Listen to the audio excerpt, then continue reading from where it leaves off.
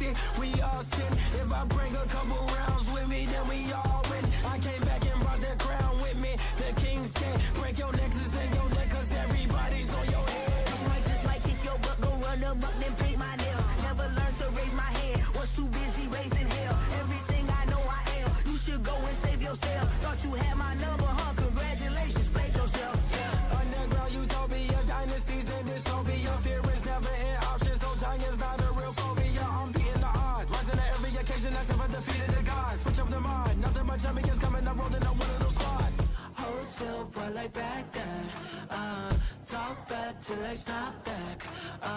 This ain't brown, this that dark black. This that pitch black, jet black. Snap your ex, watch me give them flashbacks. Pressure's rising fast as lightning, they can't stop it now.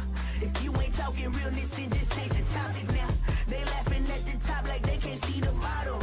And they thought I needed help, but I got hit without them. I am sharper than a pack of 100 razor blades. When the smoke clears out of here, but they name gon' fade. I'ma be here doing it my way. They said I should change it up, but what did I say? Ooh, yeah, he mad, I'm racking up white diamonds. Throw me in the sky, you would swear the sun shining. Ooh, yeah, he mad, I'm racking up white diamonds. Throw me in the sky, you would swear the sun shining. Hold still, boy, like back then. Talk back till I snap back. This ain't brown, this that dark black. This that pitch black, jet black. Snap your ex, watch me give them flashbacks. I get that magic all on me, I feel like I'm tracing my grave. Enemy circle around me 360, I count them with 8. I've been equipped with the spirit beside me since I was a baby, just getting chaotic. I made me a product for causing the chaos right here when they run this gothic underground city. We all sin. If I bring a couple rounds with me, then we all win. I came back and brought the crown with me. The king's dead. Break your nexus and your neck, cause everybody's on your head. Ooh, yeah, he mad, I'm racking up white diamonds. Throw me in the sky, you would swear the sun shining. Ooh, yeah, he mad, I'm racking up white diamonds. Throw me in the sky, you would swear the sun shining.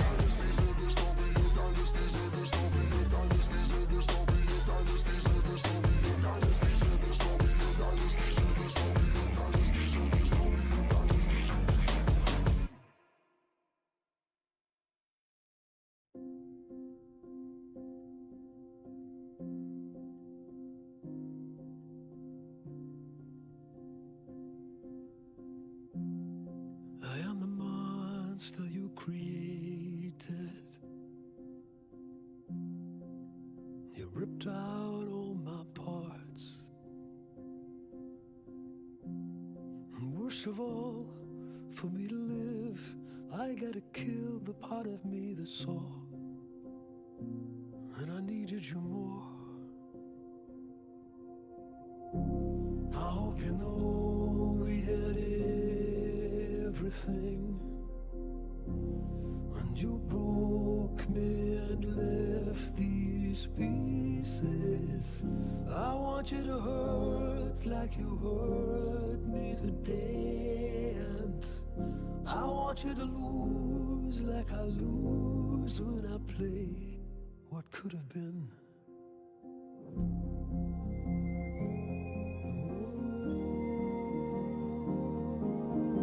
Could have been.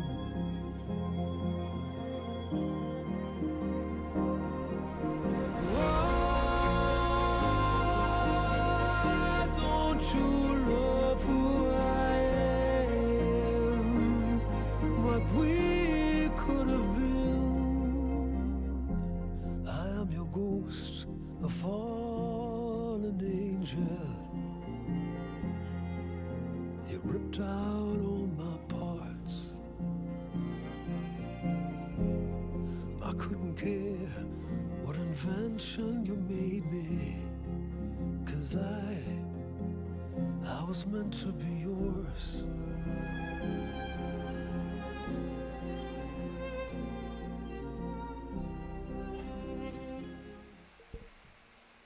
Welcome everyone to the Aphrodite tournament sponsored by Riot Games. We are not doing the Aphrodite League today.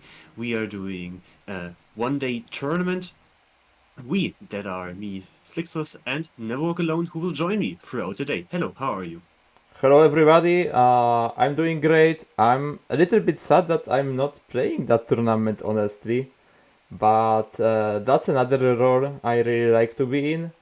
And I hope we will have a great time casting this tournament, especially that we've seen a lot of great players with us Yes, today. definitely.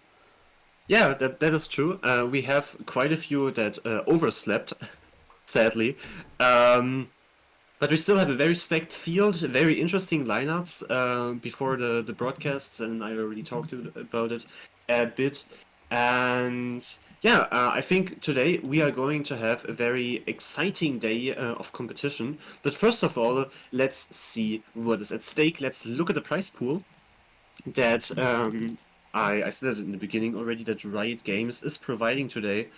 So we have the usual package of $100 and 5,000 coins that we will distribute um, Yeah, to exactly. the players. You can see here the split of the prize pool. That's a standard split that you've already experienced in all the tournaments that the Riot was sponsoring, like the ones that Prism was organizing, Marshall, or like that was happening on APAC as well. Yes, exactly. Um, so yeah, today, as I already said, we have a very stacked field of competitors. And yeah, we could take a look at the first round of the Swiss.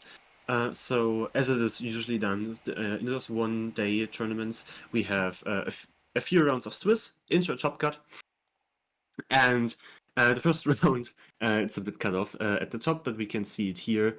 Um, Although I think it's not updated because this is it. Or hold on. Oh no, it's just a different order than on the official website. But no, hold on, I'm confused. I'm Yeah, gonna this is check. this is this is It looks like it's different. yeah, it is not the final uh first round because it is featuring a few players that sadly missed the check-in. Um, but I can just talk about it while we try to fix the issue. So we have most namely Vendorti versus Ricorex in the first round, which is a matchup I would very like to watch. And other than that, also Toss against Legacy of Yone, Lunimus against Kakura, and Ace versus Lava in the first round. So you can already see a lot of big names on the board will compete for the prize pool today. That is true. Yes. Apparently, Uh, we cannot show you the bracket yet. We are working on that, but maybe uh, in the yeah. next round that will be possible. Yeah, Uh, we'll look into that. And so yeah, I think we can already talk a bit about the lineups. We see, of course, we sadly don't have visualization, so I will just go over it and you will see it throughout the tournament day. We have a lot of the Elise Nocturne decks here in different variations, mainly Noxus, but also some PNZ and Montargon. And other than that, Heimer Victor, Jana Nila overflowing the board, but we also see one interesting deck being Draven Sejuani. Uh, and yeah, that is very interesting. It is a variation of the uh, championless Freya Noxus, but we maybe remember that Draven got somehow popular, and now there are actually 6 champions played with Draven Sejuani. What are your thoughts on this?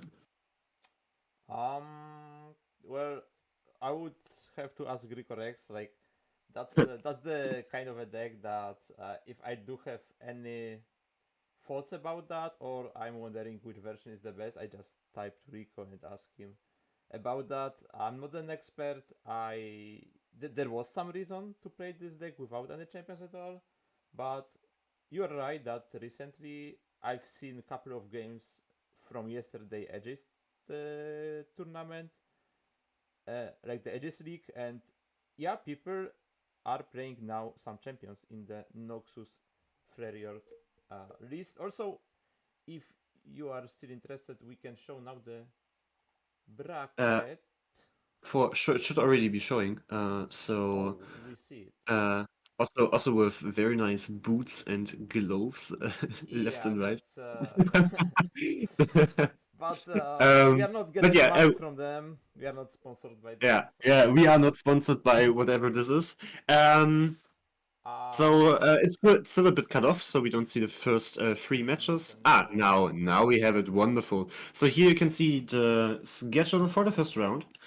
And as I already teased, our first game to look into will be Vendorti versus Rico Rex. Vendorti on the pretty much standard lineup, I would say. Playing Victor Heimerdinger, Udia Morgana, and Akshan Varus, which he performed very well on in the Aphrodite League. Meanwhile, Ricorex, being Ricorex, plays Sivir Renekton, the Draven Sejuani that I talked about, and Akshan Udia. So, just 3 times Ricorex. Yeah, typical Rico. Yeah, and I think we can jump into the game. Okay. That So already started from how I can see it. Maybe we can get it on stream. yeah, we will move there in a couple of seconds. So Alright. you are Felix spectating who? Uh, I'm spectating Eureka Rex. Okay, perfect. I will go with Vendorti then. Also, meanwhile we are setting this up, we need to tell you guys that at least at the beginning, this game is gonna be a little bit everything. Like we are doing production, talking to you, like we have. Also, we are trying like to do the stuff on the challenge, like yeah. Basically, that's Yeah, a lot of there's things. there's a huge workload. That is true, but that won't stop us from trying to make this the best possible. So yeah, what can we see here? The Action Severe, yeah, Action Severe play, Action Udian, my bad, playing into Action Varus. Yeah, that's what is happening here. We see both champions. Vendorti already have on the board. Yeah, That's a also, good sign. yeah, and look at the hand. Like, the Varus is feeling very comfortable here. Rite of Negation, a lot of protection spells, but also the Akshan just about to flip. Meanwhile, Ricorex can develop the Udyr here, and at least right now there's no removal like this. I was about to say that the Udyr with the equipment gonna be very big, but the equipment will get destroyed just when Yeah. it appears. Yeah, also, yeah, definitely. So normally you would of course take the keyword remove into the Udyr, but knowing that the Treasure of the Sands is in hand, yeah, Vendorti took the equipment removal. Okay. What is the next move? Vendorti is just playing a big doggo. The doggo Big is doggo almost indeed. that big as Udyr. Yeah, true, and it will make the upcoming units just even bigger.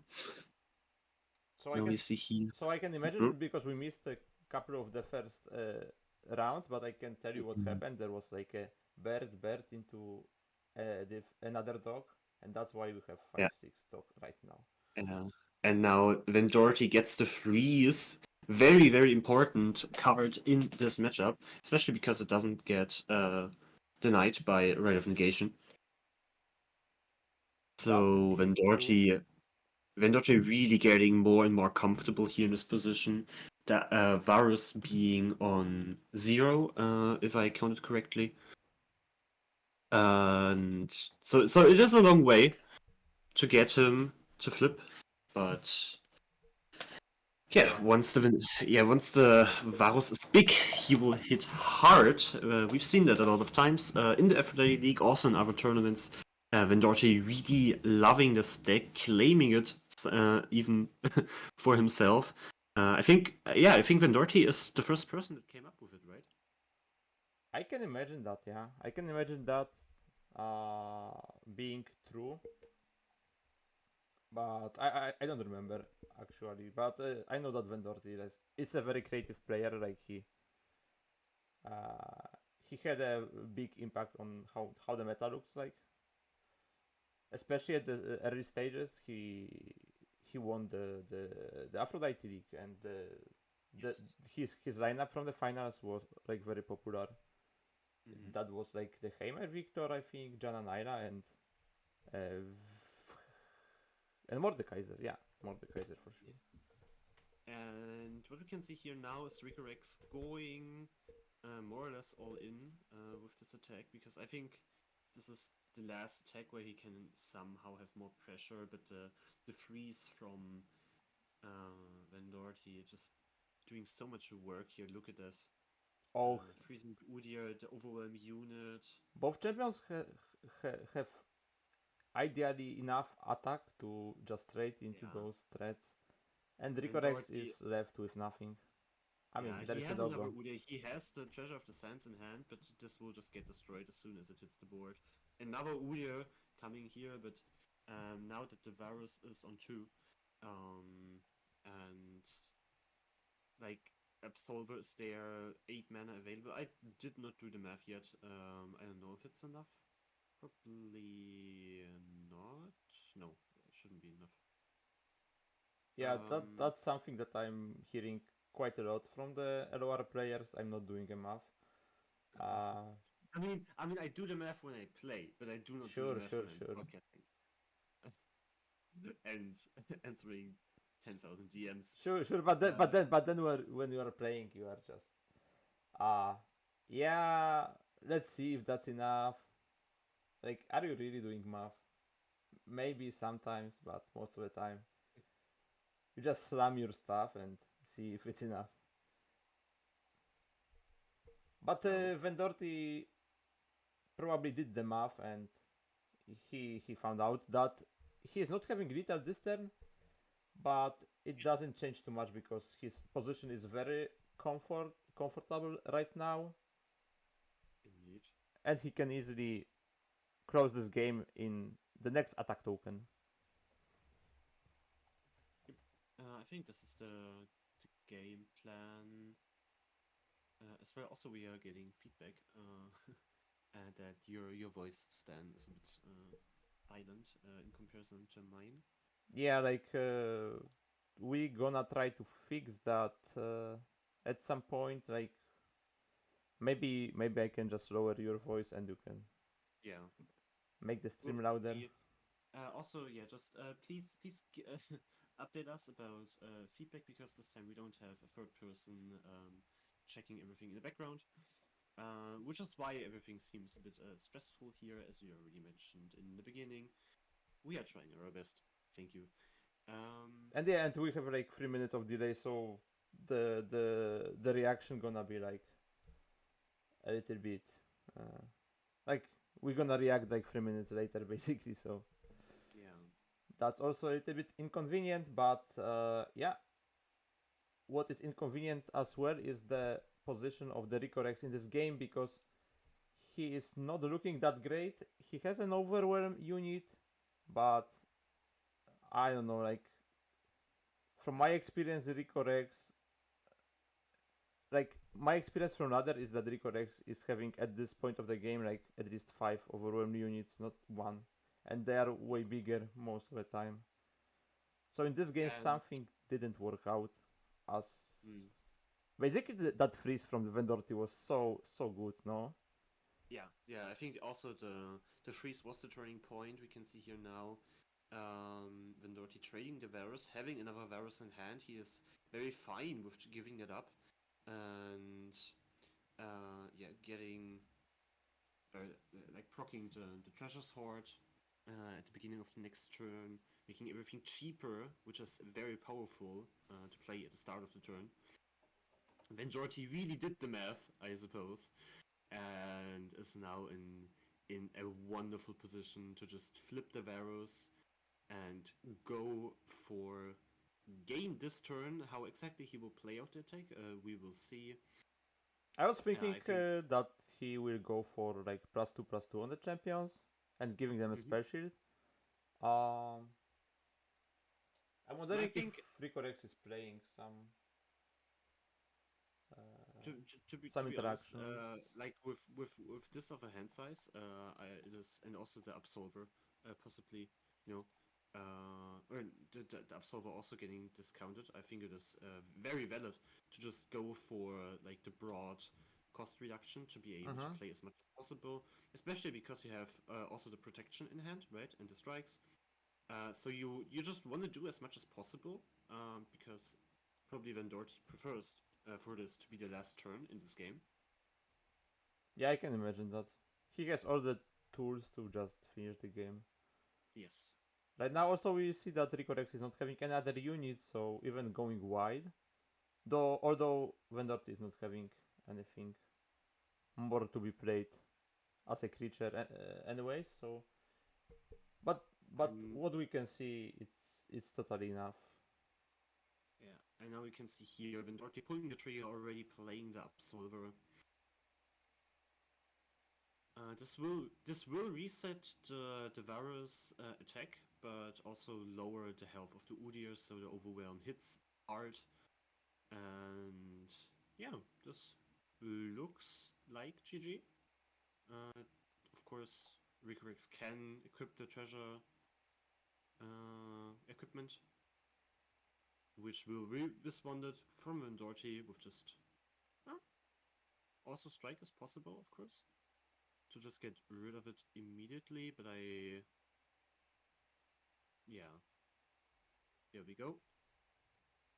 Yeah, we do see the both hands. Obviously, like Vendorti has to be more careful. He still has two cards on the opponent's from the opponent's hand that are covered, but he managed to navigate it perfectly and uh, get the first Yeah, win. and just like this, Vendorti is leading 1-0 in our featured matchup here in the FNA tournament, winning the game with Akshan Varus into Akshan Udyr. Vendorti now playing the Victor Heimerdinger and Ricorex on Javen Sejuani. Then you, as the big Victor Heimerdinger connoisseur, what can you tell me about this matchup? It's a good matchup. I mean, it depends. Like, Oh, Ricorex can just. Oh, we have a different score, right? The yeah. score should be like that.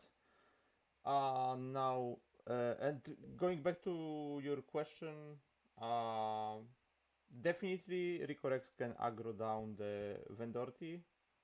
The thing is that you can kind of play around the Battle Fury and the big equipment since you have ways to record the units, right? So as a Noxus Freyrord player, you would like to go wide instead of going tall on your units. Mm-hmm.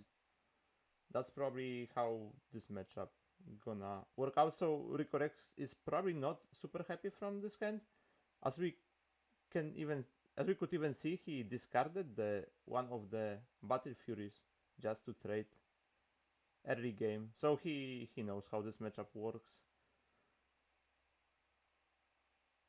Yes.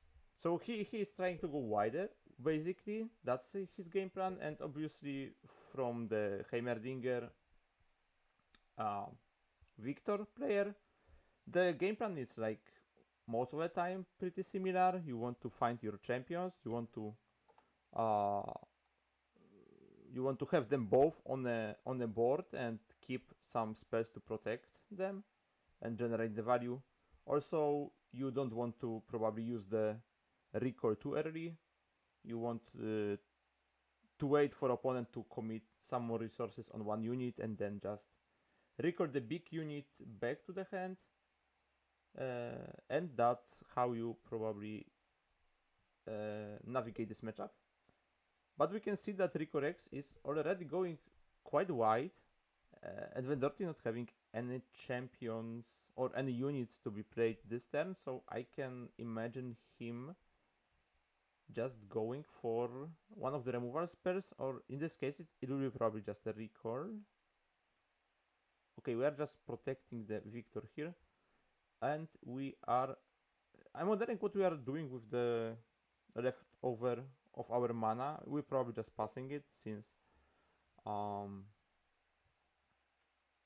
okay, let's see if Ricorex is going to use the Whirling Death. He might not want to do it since Vendorti is having a lot of mana open, but that's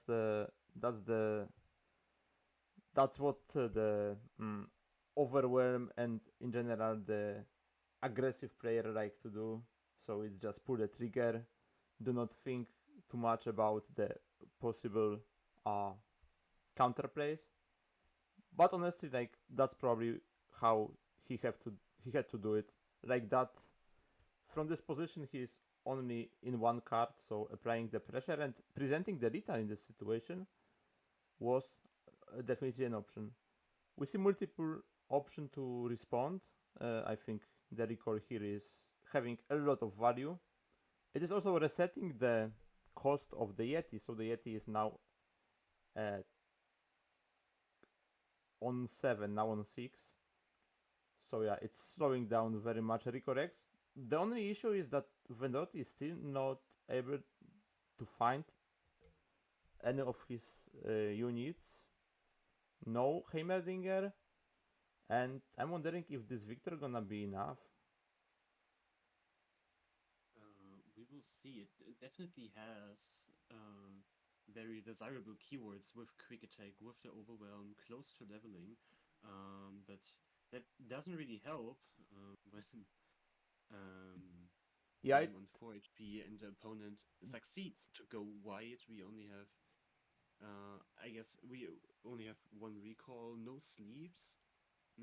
So if Ricorex decides to develop the Yeti or draws another good unit, this might be. yeah, it very looks awkward like position. Ricorex is going for the Battle Fury this turn. Oh, is Vendorti going to top out? Like, he has no option, kinda. Yeah, and this leaves him without the mana for. Yeah. So that's... Yeah, He's one mana without short mana. to use the recall, the Unworthy Soul, and we can see the Yeah. Battle So- Fury lethal here.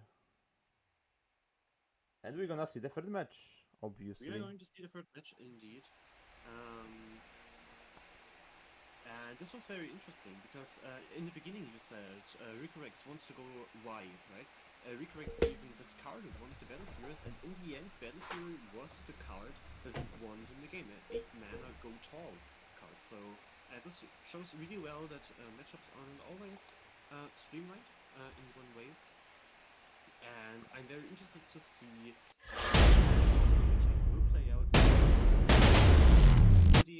It should play very similar, right? Yeah, like the Ricorex decks are all of them quite similar, one to each other. So yeah, definitely this is gonna be similar. But Ricorex is not getting the equipment from the landmark because the landmark is getting destroyed just right now. I can imagine that. Unless Vendorti wants to shoot the action. Yeah, that's what's happening. Yeah. So he does not care that much about the equipment. It's against the same case that the unit that will be built by Ricorex, that he will invest into, can be recalled at some point of the game, which means that the equipment is not that important. I mean, it's not that big of a threat for Vendorti basically, since you have recalls in the Ionia region. We already see like some buffs being applied on the next unit from the Ricorex. Doggo being played, as well the Omen Hawk, And the second action is as well on the board. And we see the spreadsheet on the Victor. Not the best keyword, right? Like in this matchup, normally it is a very important keyword. In this matchup, it's probably not that important since the Ricorex is not having that many cards that can deal with the Victor like in a fast speed way, but still. Yeah. Also very interesting. Both players have all their champions like ready on curve. I'm interested to see if we just see Ude development into Heimerdinger development here. A strong alternative is, of course, to I was about to say this to equip Treasure of the Science to the Akshan and get him going. Now, what is a keyword you really want in this matchup on Victor? You want the stats on the Victor, you want the deathless on the Victor, so he can trade one more, and you want to find like the keyword that can you win the game, so elusive or overwhelm, basically those two. Also, Right. yeah, also like having both champions on Vendorti is like it's like a very strong spot to be in, and you're gonna see in a moment how oppressive that gonna be for Ricorex. Not only generating the zero mana challengers that can pull the blockers away, but also every spell that Vendorti is playing now, he is getting rewarded by a unit from a hand, which means that every stack of the spells is basically something that Ricorex don't want to see. I imagine progress day here, or just destroying the landmark, but I think I this think is we the destroy. landmark. Okay. Yeah. Oh, not Ooh. even that. Just trying to save some health here because you can jump block the Akshan and kind of take like the Akshan and Udir and just Mm-hmm. like this. So yeah, really good Maybe position here for maybe Vendorti. that's gonna force Ricorex to play the AoE spell just to remove those uh, challenger Yeah. units, Mm-hmm. Yeah. and that means that Rico cannot put a overwhelm on the Udyr mm, or like the other stance. So yeah, like using the AoE effect is not perfect for this spot, but that's something that might be necessary to survive from the Ricorex perspective. Yes, and here is the AoE. You said it very strong into the Heimerdinger. Also pops the spell shield of the Victor. Yeah, in this Um, spot, very solid AoE mhm. play. Okay, we are just adding another blocker. Probably skip. I don't Yeah, think we probably need. skip. I agree. Maybe Forge Thief to jump block, but Mm, I think it's just a skip. Yeah. Oh, and he gets rewarded. He gets rewarded very well. The sleep interacting beautifully, not only interrupting the Akshan attack, but also de-equipping it. that is true. Uh, I mean, we also have the recall in hand, I just saw. So, we can destroy the equipment in the first place. yeah, but now But, we can just deal with two threats attacking yes, us. it is. And since we triggered flow this turn, like the recall will only cost 3. Recovex with the Rune Runner. Very good top deck here. And let's see what the Victor rolls. Deathless. That's pretty good. Yeah, that's one of the keywords that I mentioned. It's really strong, and now I can imagine Vendorti just blocking with this Victor. Yeah, probably. Like the Rune Runner is a big threat with the Curse of the Tomb in the hand of Rico Rex, so the best thing Vendotti could do is just not block it at all. So there is no double damage that can come through. Although Vendorti is having multiple options to deal with this, especially that unit. Yeah, yeah, of course, of We course. can ping the spell sheet and recall it or just sleep it. Not Yes, anymore but though. I would I assume mean, we you still would. have mana, yeah. For the... I assume you would prefer to just be as efficient with your cards as possible, But the thing, which Vendotti the is thing doing. is, if Ruined, like if the overwhelm spell sheet unit is not presenting lethal, then Victor is hitting back everything.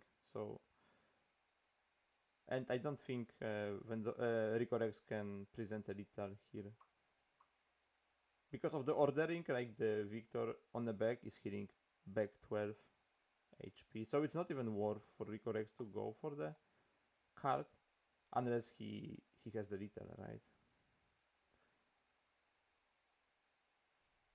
Yeah, and Vendort is still having both champions on the board and 20 HP on the Nexus, which is such a good spot for him. Yeah, the lifesteal really got Vendotti into a comfortable position. Yeah, I'm wondering if. Oh, now I was wondering if Ricorex gonna try to kill those champions, but now since we got a tough keyword, uh, the Victor is not in danger anymore, and it's probably not going for AoE just to kill the Heimer, especially when opponent has some mana open to protect the unit. I think we are getting really close to the final stages of this game. Vendorti can even present a little this turn, buffing the unit and having the Mystic Shot backup plan to finish.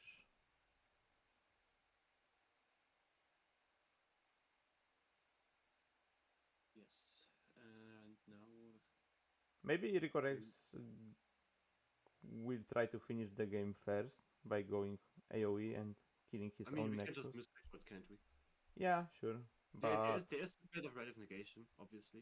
Vendorti played around it, finding Oh, the deny, but oh, now he's just also a ballistic board. The ballistic board now just playing it is a very nice play. Well, yeah. Vendorti let's is see. having some fun now. Yeah, we're not just playing his cards. I think Ricorex already knows that there's nothing he can do. Yeah, and we see Vendorti coming as a winner from this Yeah, battle. yeah, Vendotti winning here, taking his first of probably many wins throughout this day. I would boldly say. And yeah, congrats to him. He will go through the league position while Ricorex has to play his way up. If we take a look at the current standings, We can do it. We can try to do it. yeah, we can try and we see it, although the twos are a bit not very visible. Yeah, so Lino won his game, Simon won, Megapuros lost, Elder Senior won against Black Sapphire, Vendotti Ricorex should be updated very soon. But because the players do it and not us, it will maybe take a few more minutes. And Lava, I've seen that, very quickly won 2-0 in his match. So very interesting. And maybe we can watch another one. I am just We trying. definitely can watch another one. I'm just wondering if how is the tournament looking from the challenge perspective. Like, is it going smoothly or do we have Yeah. some issues? Like, Uh, did anyone reported you some issues or? Not so far. Like there are I just want to make like sure that all the matches are happening that are supposed to be yeah. Don't worry, happening. don't worry, don't worry. Okay, okay. Everything's happening.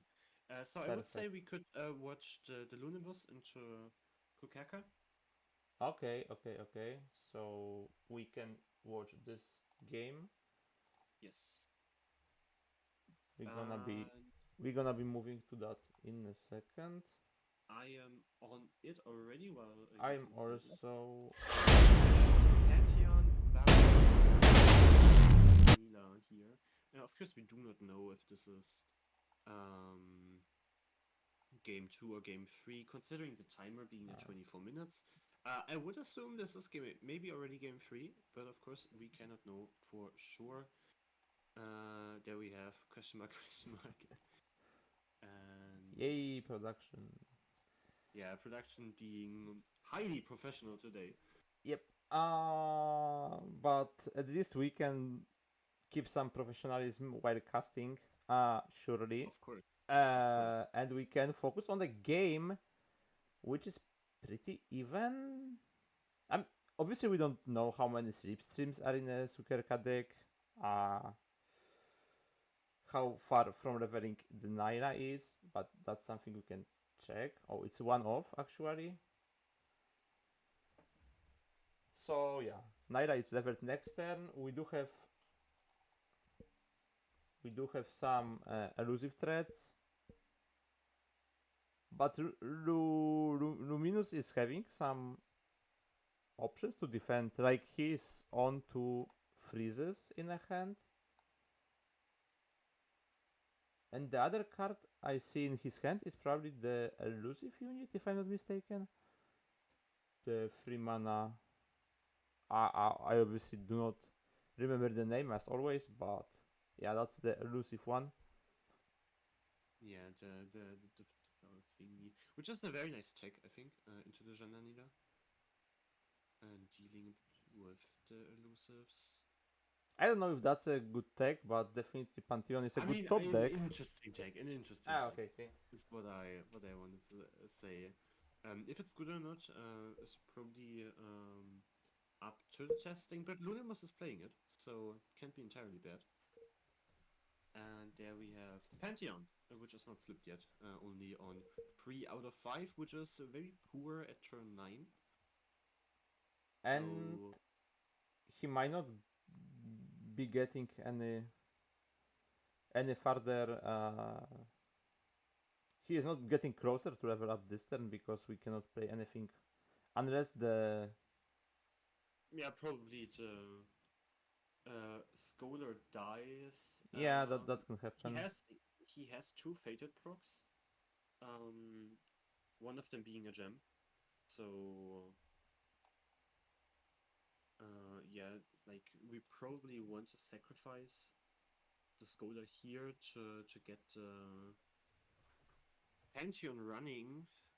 But let's be honest, Felix, who needs Pantheon when you have Varus? True. Varus is just, in most cases, just faster than Pantheon these times, and I can imagine him leveling next turn, although we are on 1 HP.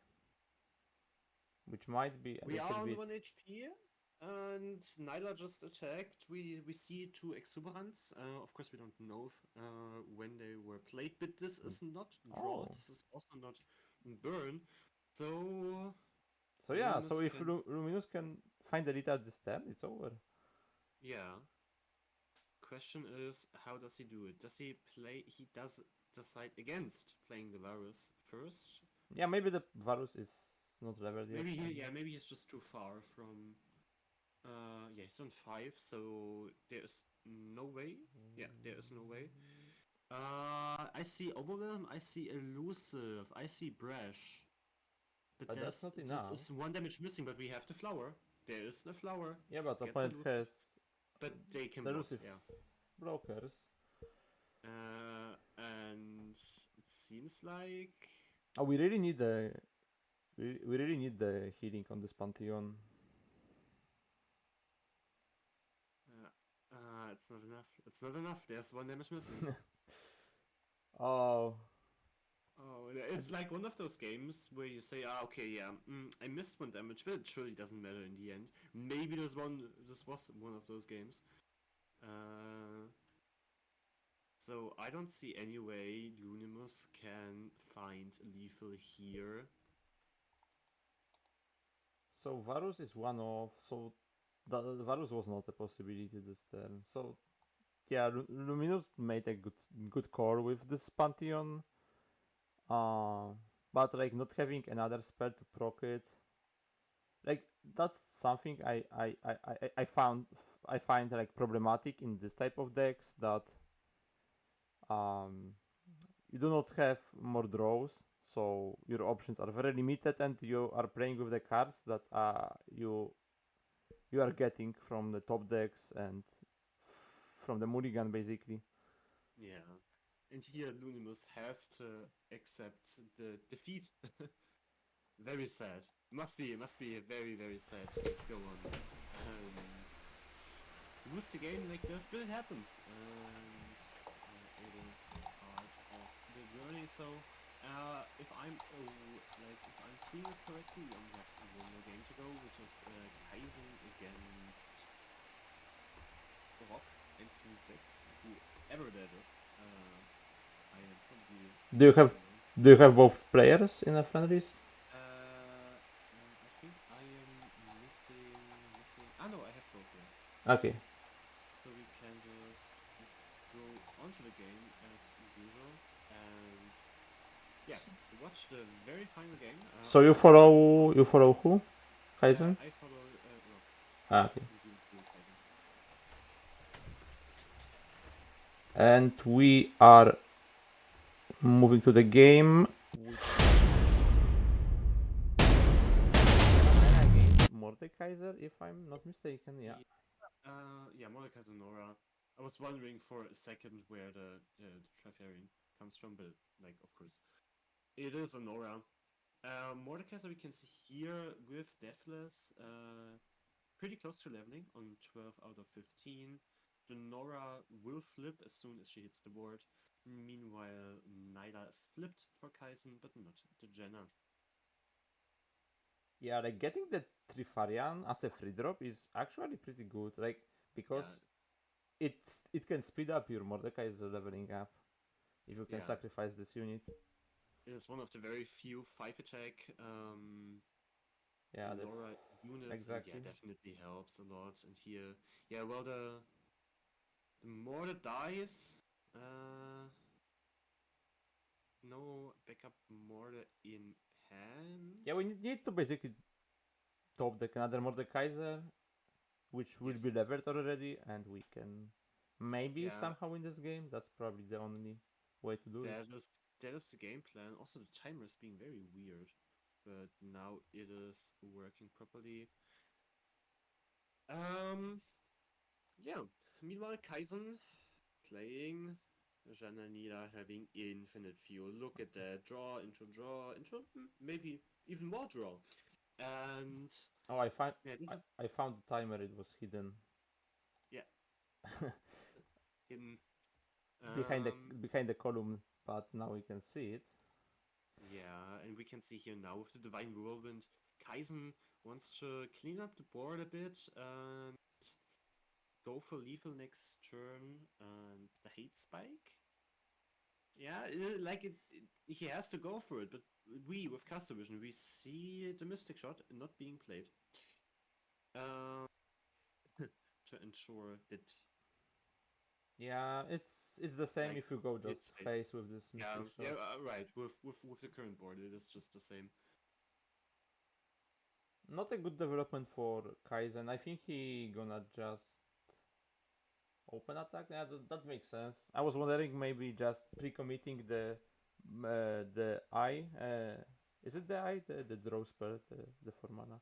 Eye of the Storm. Yeah, that one, and maybe look for some development. But he decided to use the card as a buff spell. Oh, he's playing Sunken Temple. Yeah, he's on the Sunken Temple version.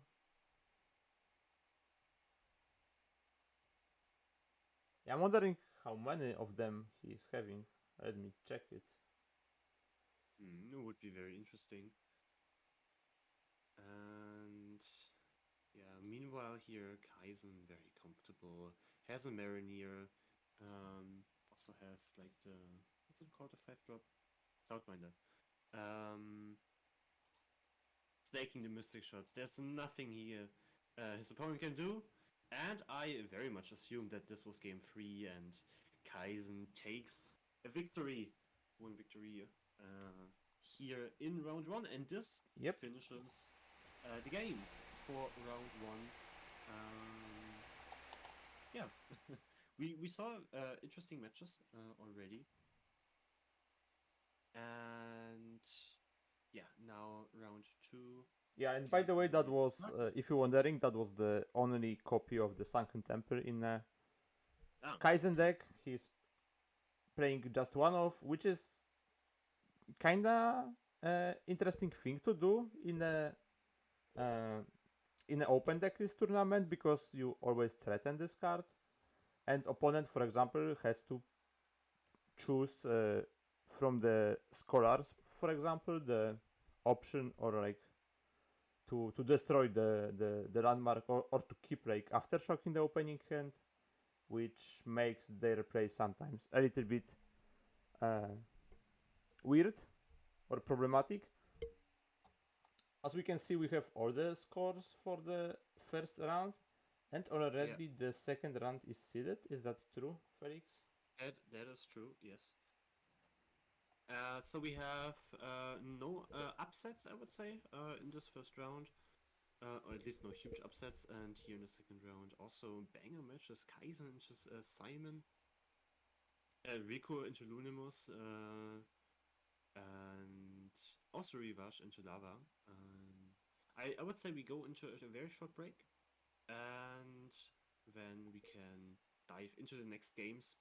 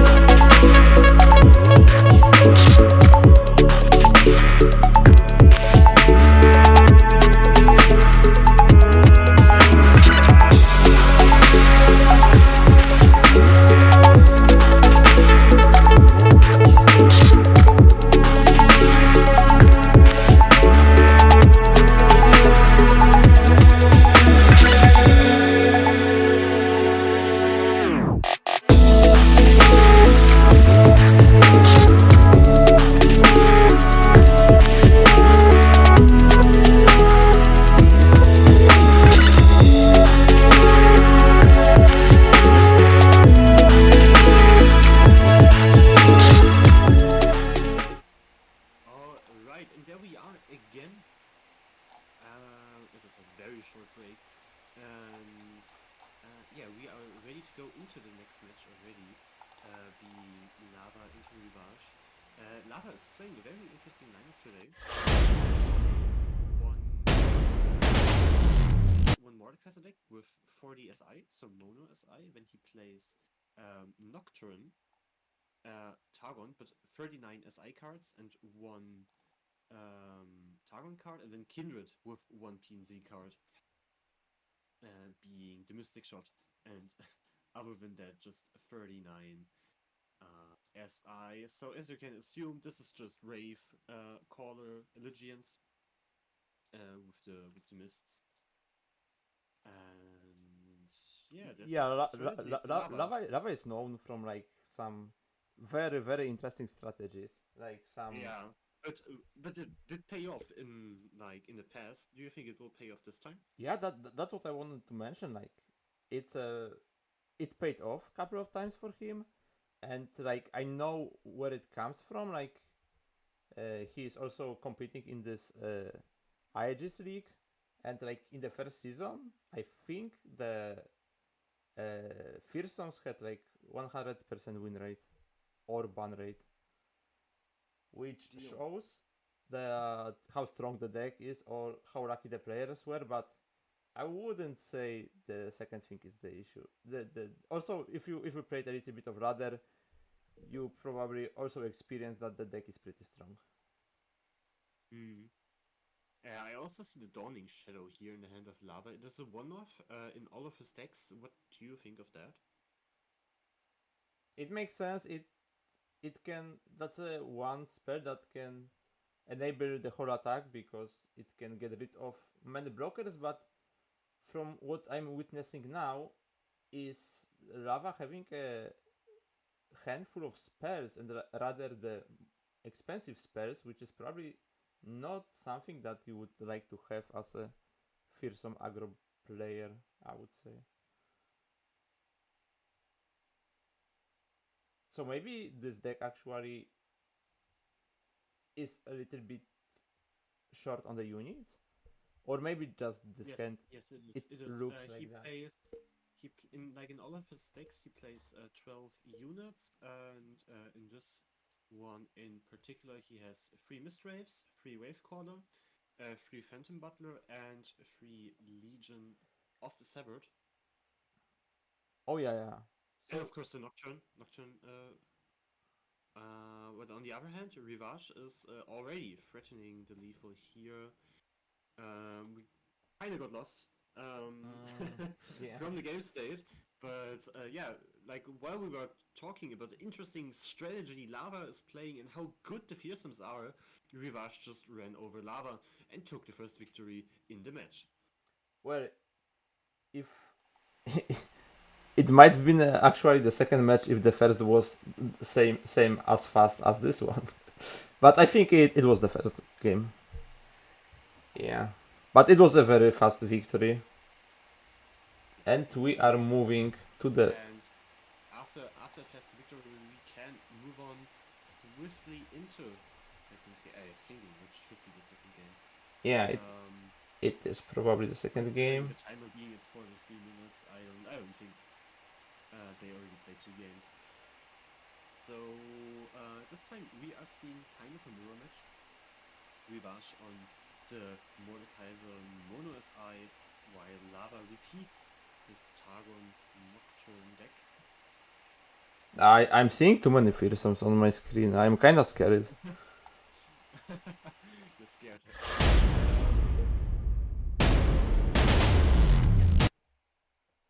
Let's move into it. I think what really will make or break this game are the harrowing responses. So we already see here from Rivage the box, which is very valuable. Also, Lava plays the Dawning Shadow. I said that. Also, one Ruination. Very strong responses into harrowing. Yeah, I'm wondering. I'm wondering why Lava is not playing the boxes. Like, he is playing very heavy on spells deck, but the box is not the card that he's running in any of his list. I think. Let me check. But yeah, Yeah, you are right. I would expect this card being in a deck when you play like way more of a spell-based deck than normally the fearsomes. Like we see here the fearsomes matchup, but like the decks are built quite differently, honestly. Like Revenge is more like Revenge deck is more about the units, while the Lava Mat is more about the spells.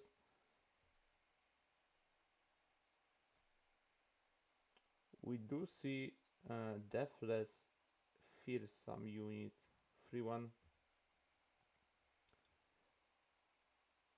Theoretically, Revenge can try to copy it. Mm. We don't see any answer, but that's just a caster vision, obviously. That play would be a very risky play, but he will get rewarded really for that play. But obviously, he doesn't feel that he has to pull a trigger right now because the board state is quite even. We see until now all units being blocked. We see 20 HP on both Nexus. And let me update the score. So Revenge won the first game, Ah, yeah. and now it's looking correct. The funny thing is that we see two harrowing on a lava in a lava hand, but we also see two spells that can perfectly respond to those harrowings, which is Ruination and the Box, which you mentioned Yes. before. Yes, I talked about it before, and if you really think like this will exactly be what it comes down to in the end, especially because we do not see any champions in either of the hands of Lava or Rivage. So I feel like in the long term, of course, the Mordekaiser will come out ahead. And with the hand Rivage is presenting here, I would say that he's favored. Of course, Lava, due to the structure of his deck, has like more pressure right now, but in the long term, yeah, the Rivage is just so much favored. That is true. I can agree with that. Um, Honestly, like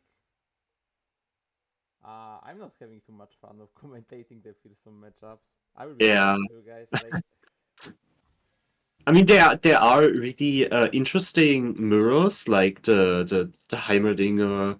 I would argue also Jananida. Jace Lux is also very interesting.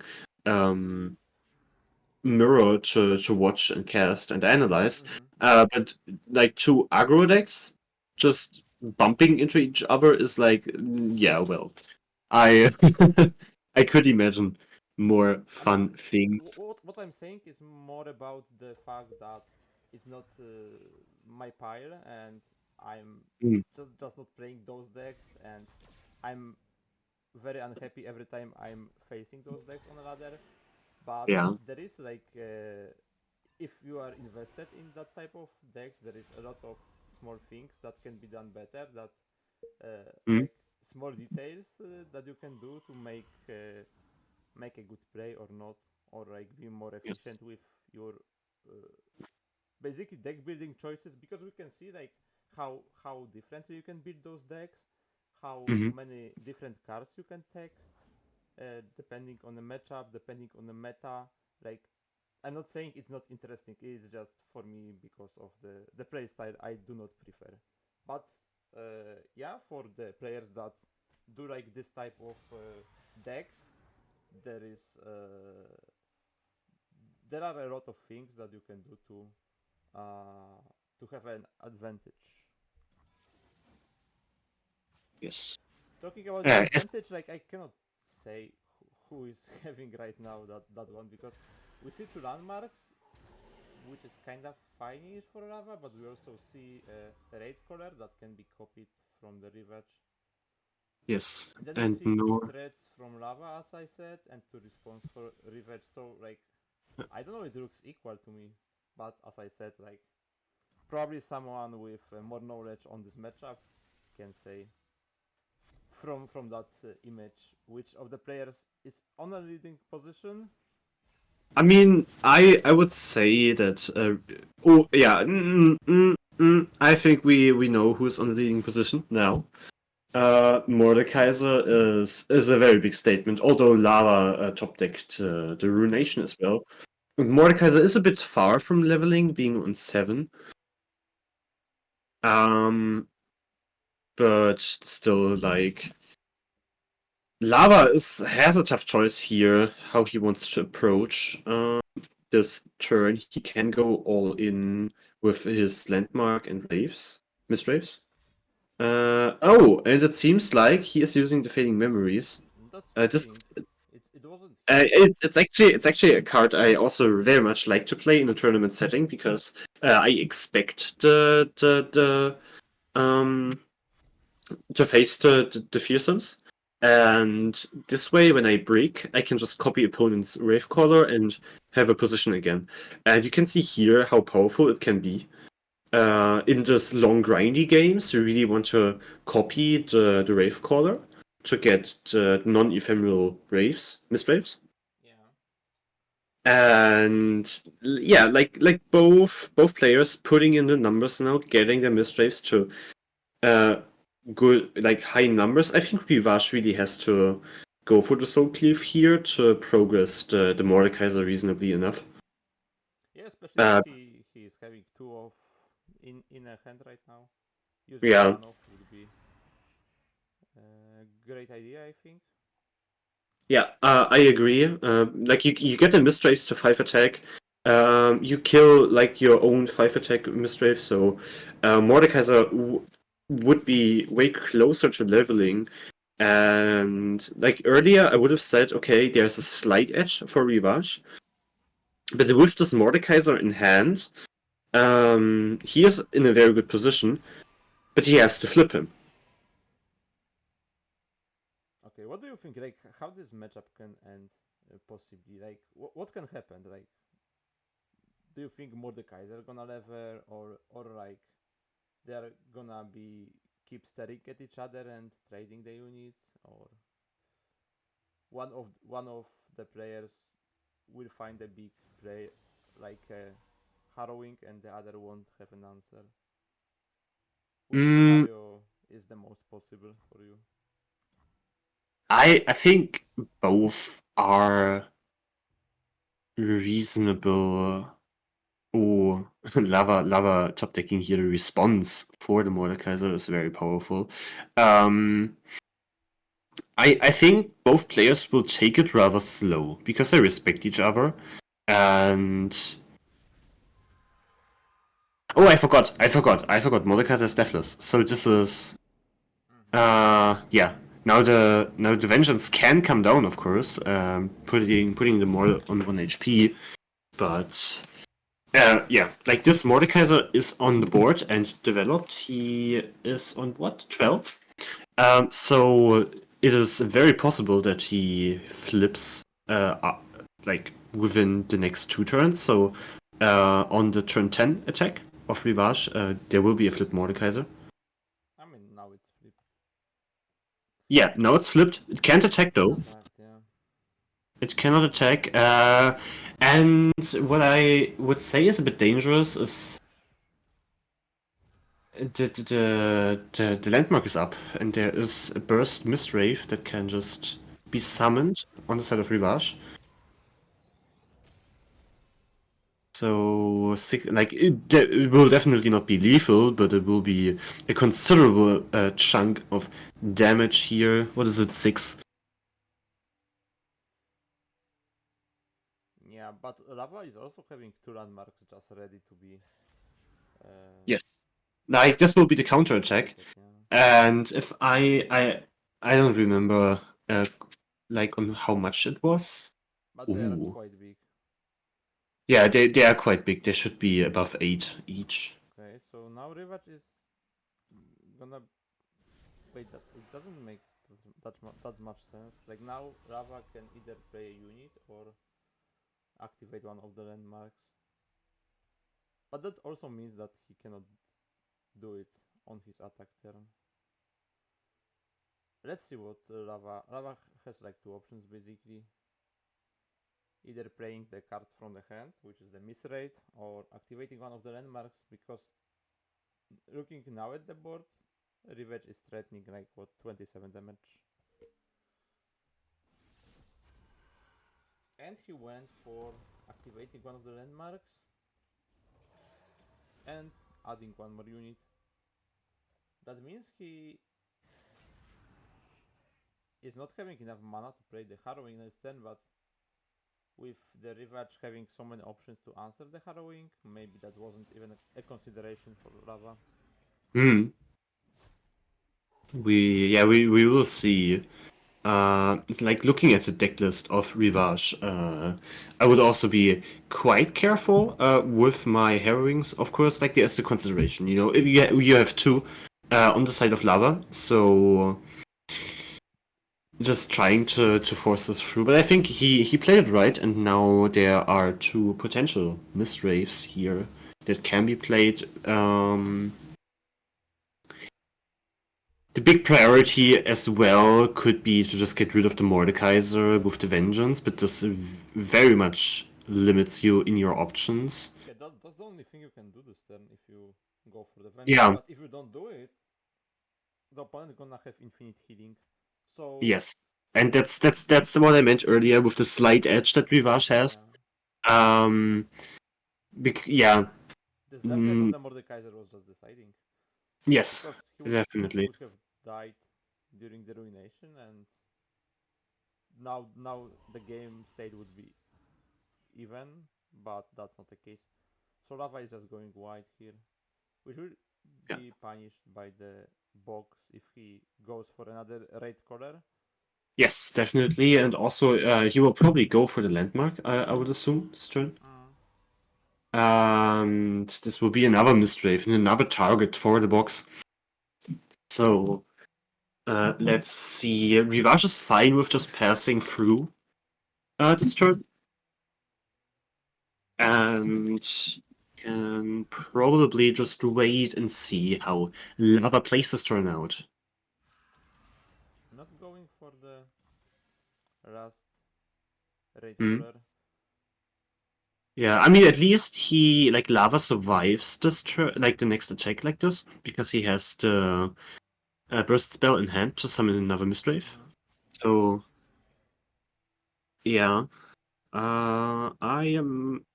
Okay. Rivage wants to go for a Soul Cleave, Go for the sword cleave. and no response from Lava possible here. I can check really quick. Here. Yeah, he's not even playing Death Grasp. So Rivage has nothing he has to play around in this position. And yeah, like the Death's Grasp on the Ravecaller will close out the game, I assume, because this hurts a lot. Oh, it was a okay. We did. There is a not ephemeral Ravecaller. I thought it was ephemeral, so I got confused there for a second. And oh, fading memories, very interesting. Yeah, Rivage might have to play around the one of Ruination. That Lava is playing. Of course, we have Cast Division, but like in these situations, you don't want to lose to a Ruination into Harrowing. yeah, especially that you don't have too much of development in the front anyways.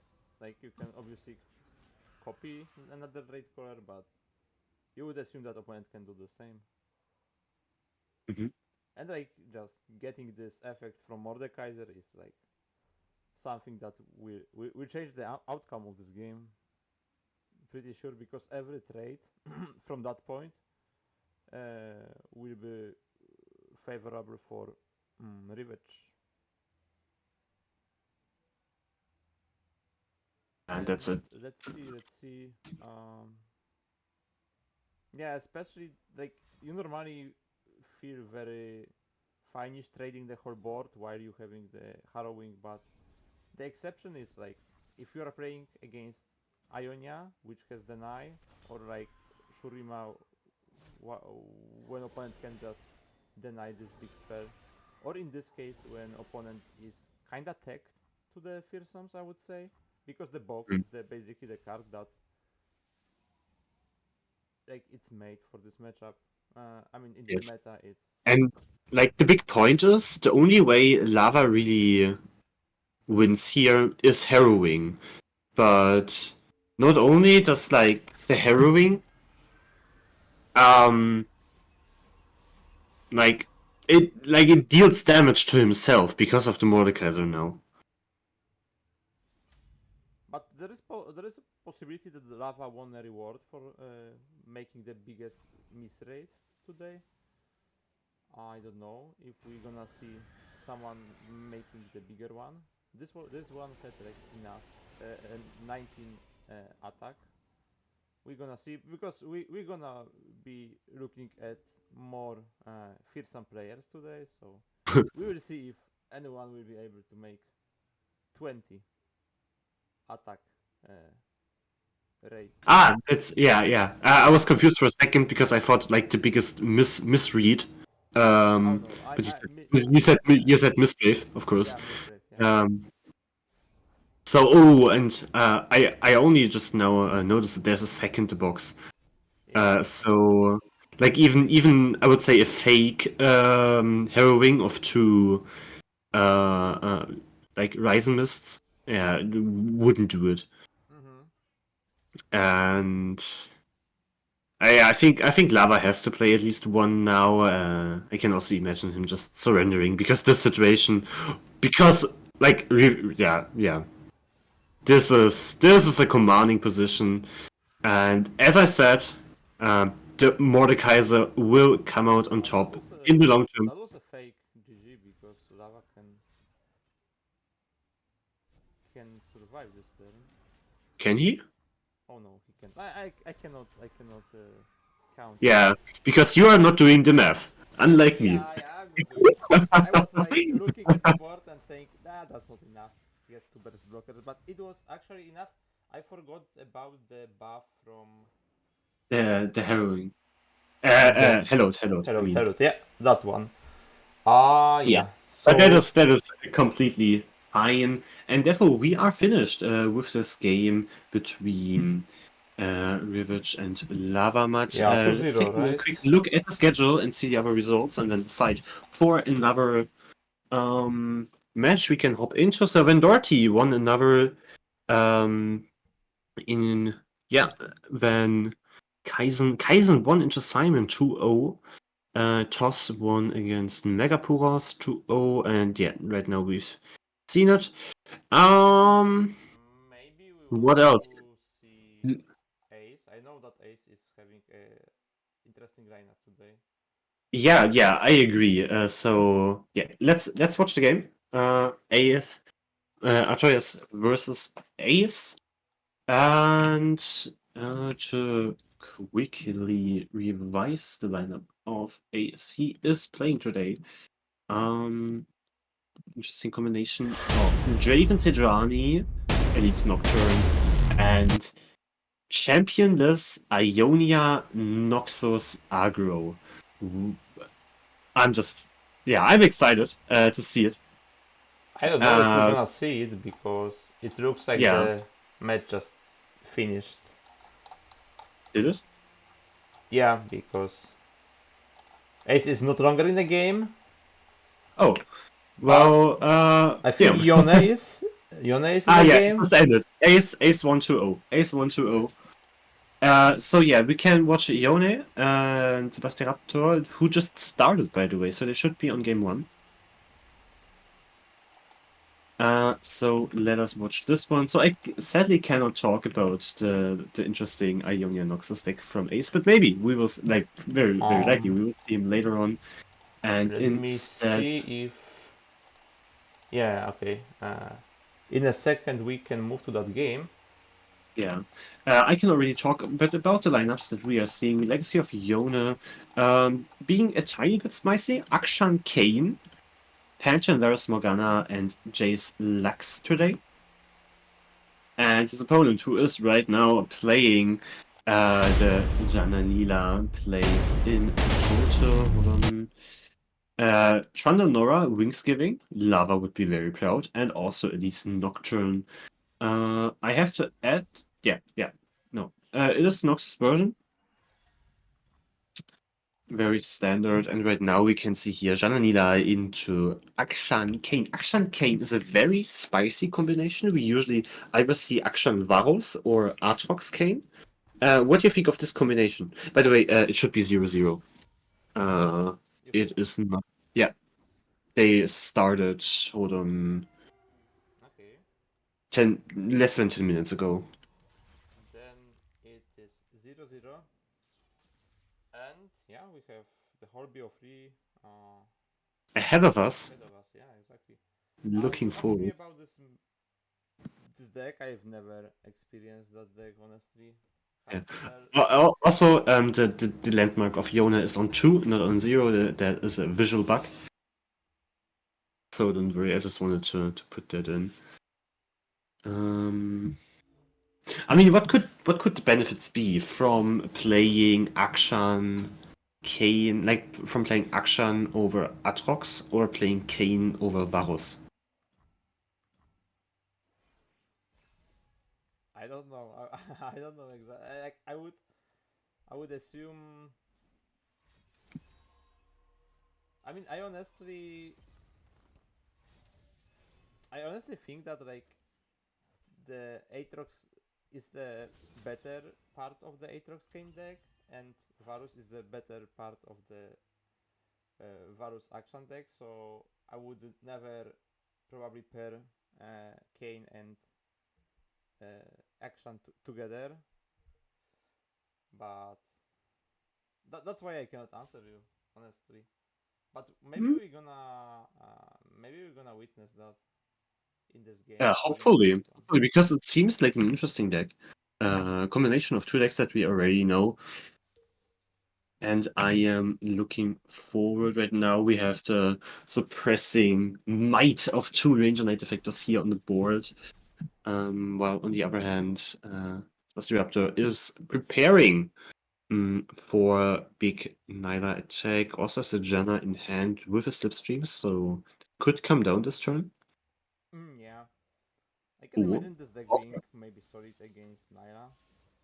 Hmm. Like especially the hand we are seeing right now, and like the board state with two tough units, which gonna be hard to deal with from a Jana Naira perspective, and also Kane threatening the Naira is a problem as well.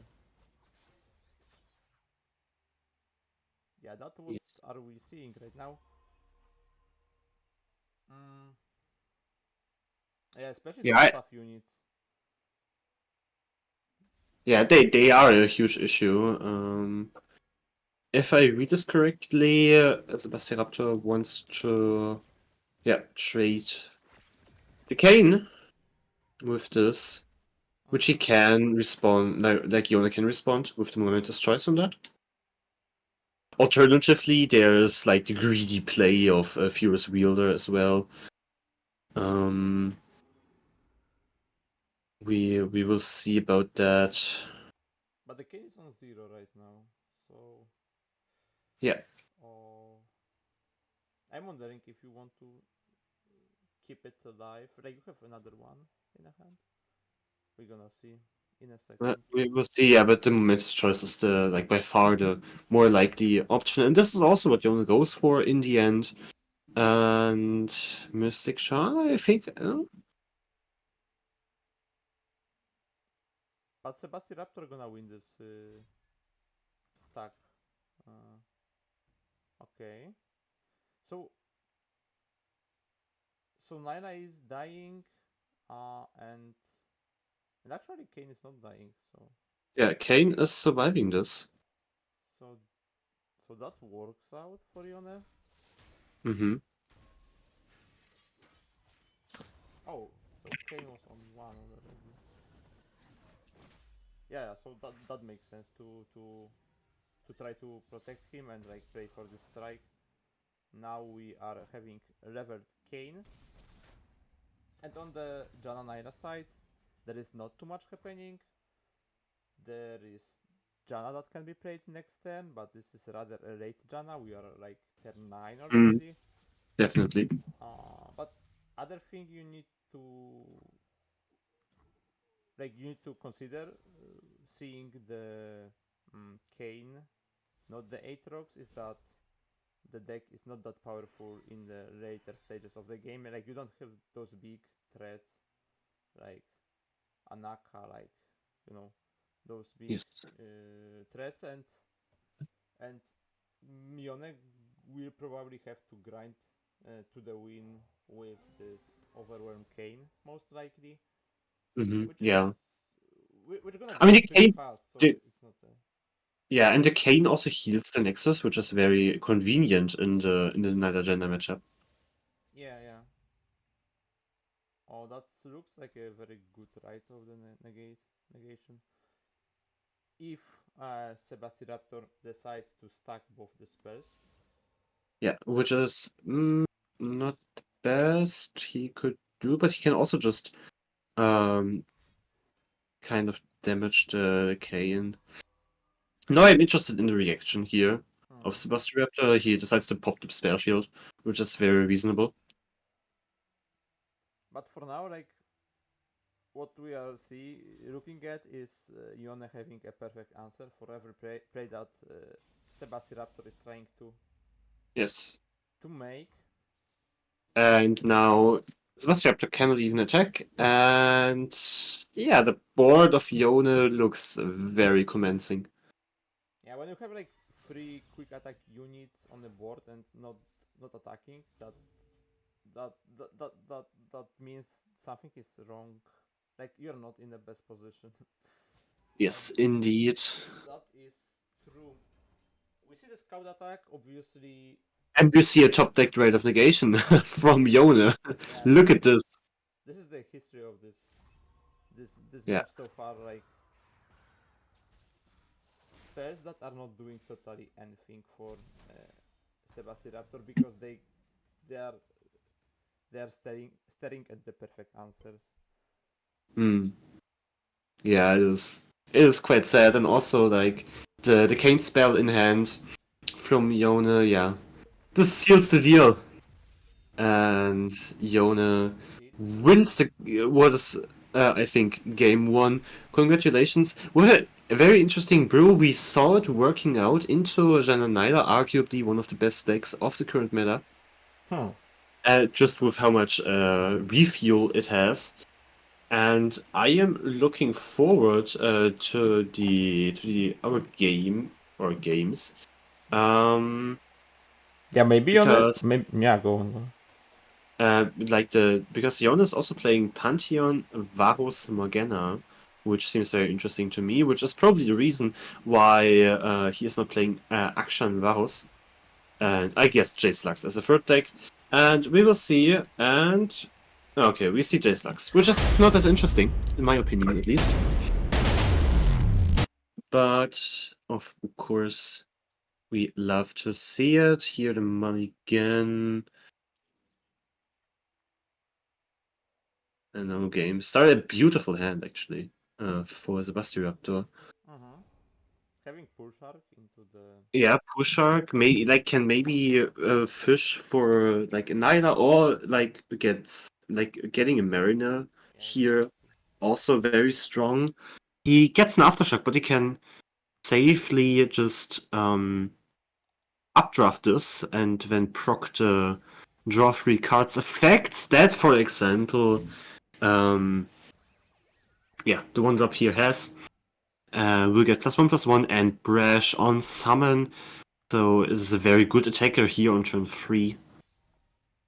And I think we should develop it. I'm not sure anymore. With the Exuberant, but Sebastiraptor makes the call. And will probably just attack with his Master Lookout Yeah, in this we pool. do see Yone playing the Porobots, the elusive blockers that if you keep the 6 mana spells in a hand, they are coming back all over again. and you can consider that as the infinite blockers. The only issue is that it's a 1-1 unit, so it cannot block the fearsomes, it cannot block the... What is more important in this matchup, it cannot block the brush units. Although it can obviously block the other elusives that Janna Naira is also running. But we're gonna see for sure the Janna this turn. It's a free play since Yone tapped out of mana. And we most likely gonna see an attack. Probably the full swing, I would assume. Mm-hmm. Yeah, I agree on that. It is exactly what happens here. And yeah, like there are only uncomfortable blocks at best for Sebastiaptor here. Just jump blocking with the pool shark, going down to 15. The only hope for Sebastiaptor in this position is that he has a Janna and his opponent is lacking champions. There is an Albus Ferris, but that will come down only quite late. And these draws that he just made, yeah, they are Yeah, pretty good. pretty Pretty solid good. ones. Like, yeah, Yone is missing the answer for a Janna. Like, Hmm. obviously he's having the challenger unit, but it can die pretty easily. Yes, and like this possible attack here, so the Sebastiaptor is building up, yeah, very strong, and also will draw 3 cards, thanks to the Cloudwinder next turn. Has another Eye of the Storm in hand. Could maybe choose to shoot the Badger Beer. Yeah, Mm-hmm. or an even better attack. That seems very solid. So Janna is like halfway from leveling up already. Yes, after just one turn, there are already 4 cost-reduced cards being played. And so Janna has a good shot of being elusive on Sebastiaptor's next attack, considering that there's also an Eye of the Storm. Mm-hmm. Let's see the blocks. Obviously not blocking the other quick attacker.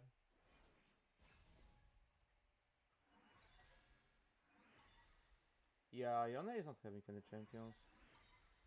Without the champions, the deck is just bunch of 6 mana spells and like some utility units for early game, but like nothing that can win you the game. Yeah. The formula top deck is nice, but Sebastiaptor assesses that the board from Yone assesses that like his opponent's board is just something to deal with, which in some cases it can just be a favor for the Jananida, because sometimes you just have so many cards, so many cheap units in hand, you are lacking the board space. So generally, like by removing 3 of the rather weak units, you do them a favor. But in this position, Yone is doing the right call and reads the situation very well. And yeah, like this, Sebastiaptor is in a comfortable position. Top decks to Nyla on 13, if I've seen it correctly. Yeah, So she flips with a slipstream. most I likely think both we, champions are gonna yeah, flip this turn. both champions will flip this turn, depending, of course, what the draw is from the slipstream. You definitely want to play only slipstream here, just have as much mana as possible to play the fleeting cards and Master Lookout. Master Lookout, Pool Shark, 2 very nice cards, and this allows you to just also play the Eye of the Storm. And because you flip the Janna after playing those 2 units, Mm-hmm, yeah, or exactly. only one of them, you get even more cost reduced cards, maybe Divine Whirlwind, maybe Mystic Shots, or even more cheap units. So I think you pre-commit the Eye of the Storm Yeah, I would Should probably we pre-commit see on the what Naira. you draw? Sebastian wants to keep up the surprise effect in case of double, yeah, just response, to be able to put the More damage, yeah. And yeah attack on somewhere. And now like either you try to trade a unit, or you just go for damage and put it on the Mayam. I think that's the point of the game when you go for the damage. Okay, Yeah, but Trail decided uh, against that. and like this is for example the reason why I said that we probably want to pre-commit the Eye of the Storm, because then we would have one more attacker, we could shoot a unit, and like this. Yeah. Like the position the Best Raptor is in is still very good, but imagine like Yone having champions, then this whole game would be in another direction. Yeah, I think Yuna is about to surrender. Yeah, Sebastian Raptor found the chain of value, so we are not getting out of value Yeah. anytime soon. Slipstream, Cloudwind, two. What's it called? Not Holding Gale. Oh, it was Holding Gale. Then I was just not thinking. And another Nyla. So yeah. Sebastian Raptor just playing the better deck. I would call it. Nyla then a very oppressive But in this. as we could see, the Yone had like one surprise deck that managed to win the game. Yes, the Akshan Kane, and now with with what is rather a meta staple, Jace Lux, he is losing one. So, Also, yeah. we've seen a quite a solid hand from Jananaira, having Yeah, a good and opener into the both champions. We found the Jace. It's too late though. We can obviously, I mean, we are losing this open attack, so we cannot do anything at this point. yeah, and like I think the biggest issue was that Yone couldn't find any of the champions, especially with the Lux. This matchup can turn out in a completely different direction.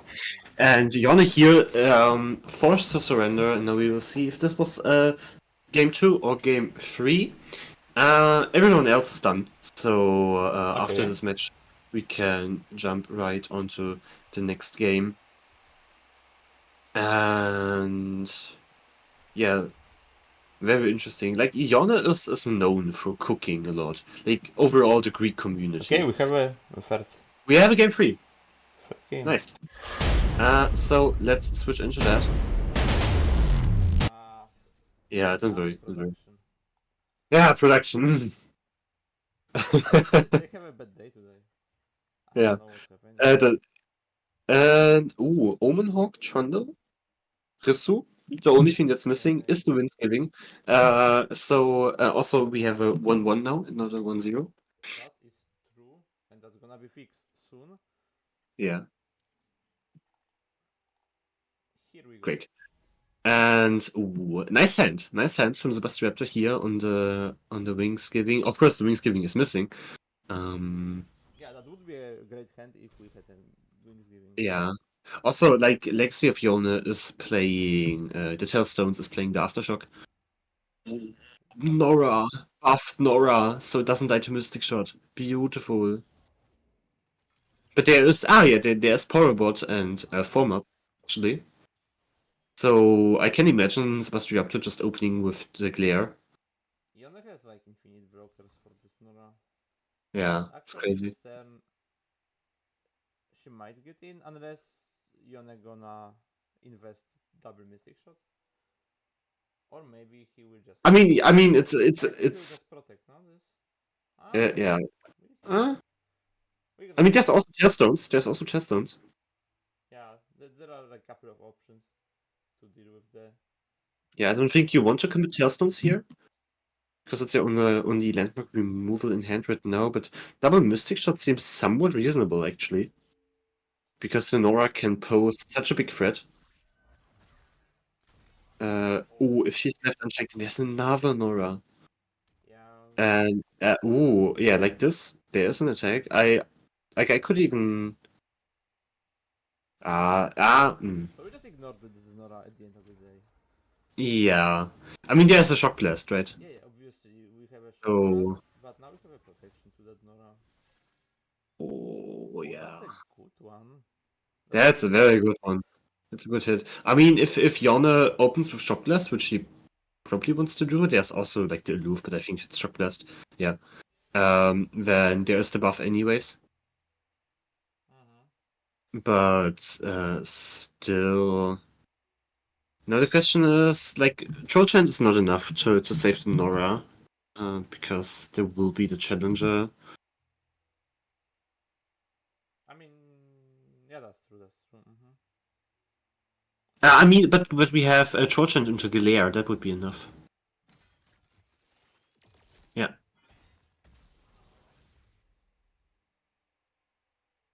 Then Nora survives on 1 HP. Yeah, but since we have another Nora in the hand, which is buffed as well, then we can just give it. Yeah, we can chill. Probably play Aloof. I mean, we could also pass. Oh, we Ooh, doing that's this. risky, considering that there is the form up. We see it through Castle Vision, but like it's a free off. I mean, form up is not won't be enough to kill that Nora, but form up plus Mystic Shot next turn will be.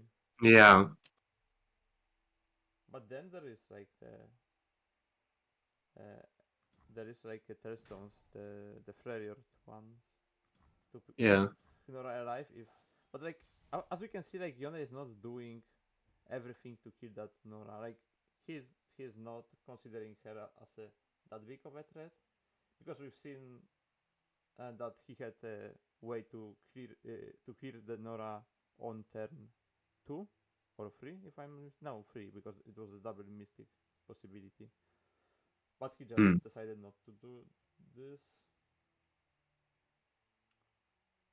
Yeah. We Also, definitely you should missing check the the messages, by the way. Yeah, what's that? Like about the volume, it's now you that is apparently too quiet.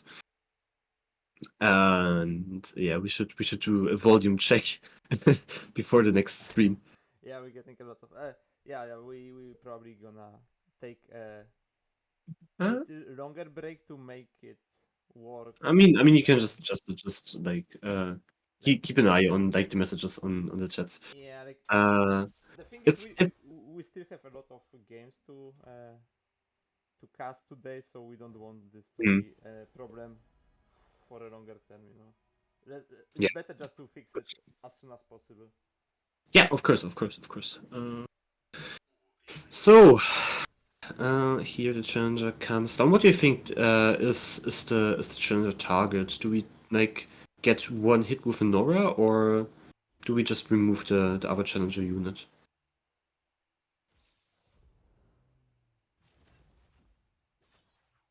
You have the answer. Yeah, thank you. High quality broadcast.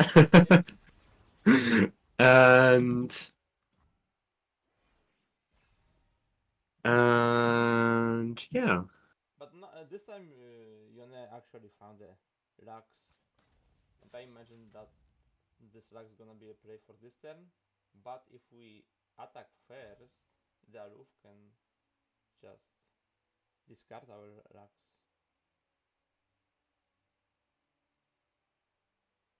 Okay, I'm wondering if Sebastiraptor is going to protect the Nora. That's his second Nora already, but Yeah, I mean the point is Nora if is you not a win con in this matchup. Is yeah, and if you protect on Nora, you cannot play Aloof anymore. Yeah. And I think going for the Aloof here is just a better play. If that will be an Aloof play, because we see Risu as well. Yeah, but Risu without the winds giving is kind of like too early in my opinion. Sebastiraptor obviously disagrees. But yeah, like I think you should just try to get out your aloofs as early as possible. I mean, he decided to apply some more pressure at this point of the game. I don't hate that. Like Aloof, Mm. sometimes if it hits incorrectly, it can just Yeah. make the Also, you opponent's can head better, right? drag the aloof and either force like I mean you probably force a double mystic shot, but alternatively like this is not seeing the hand of Yona. This is a very strong attack. That could force the Lux to block. We see the double mystic shot, which is not given in any scenario. I mean, if Yone So goes for the double mystic shot, he will be in a real trouble because we see the Tellstones, like we can buff our unit out of the removal range, and then we're gonna see. So it's just the different play, which is about protecting the Lux here.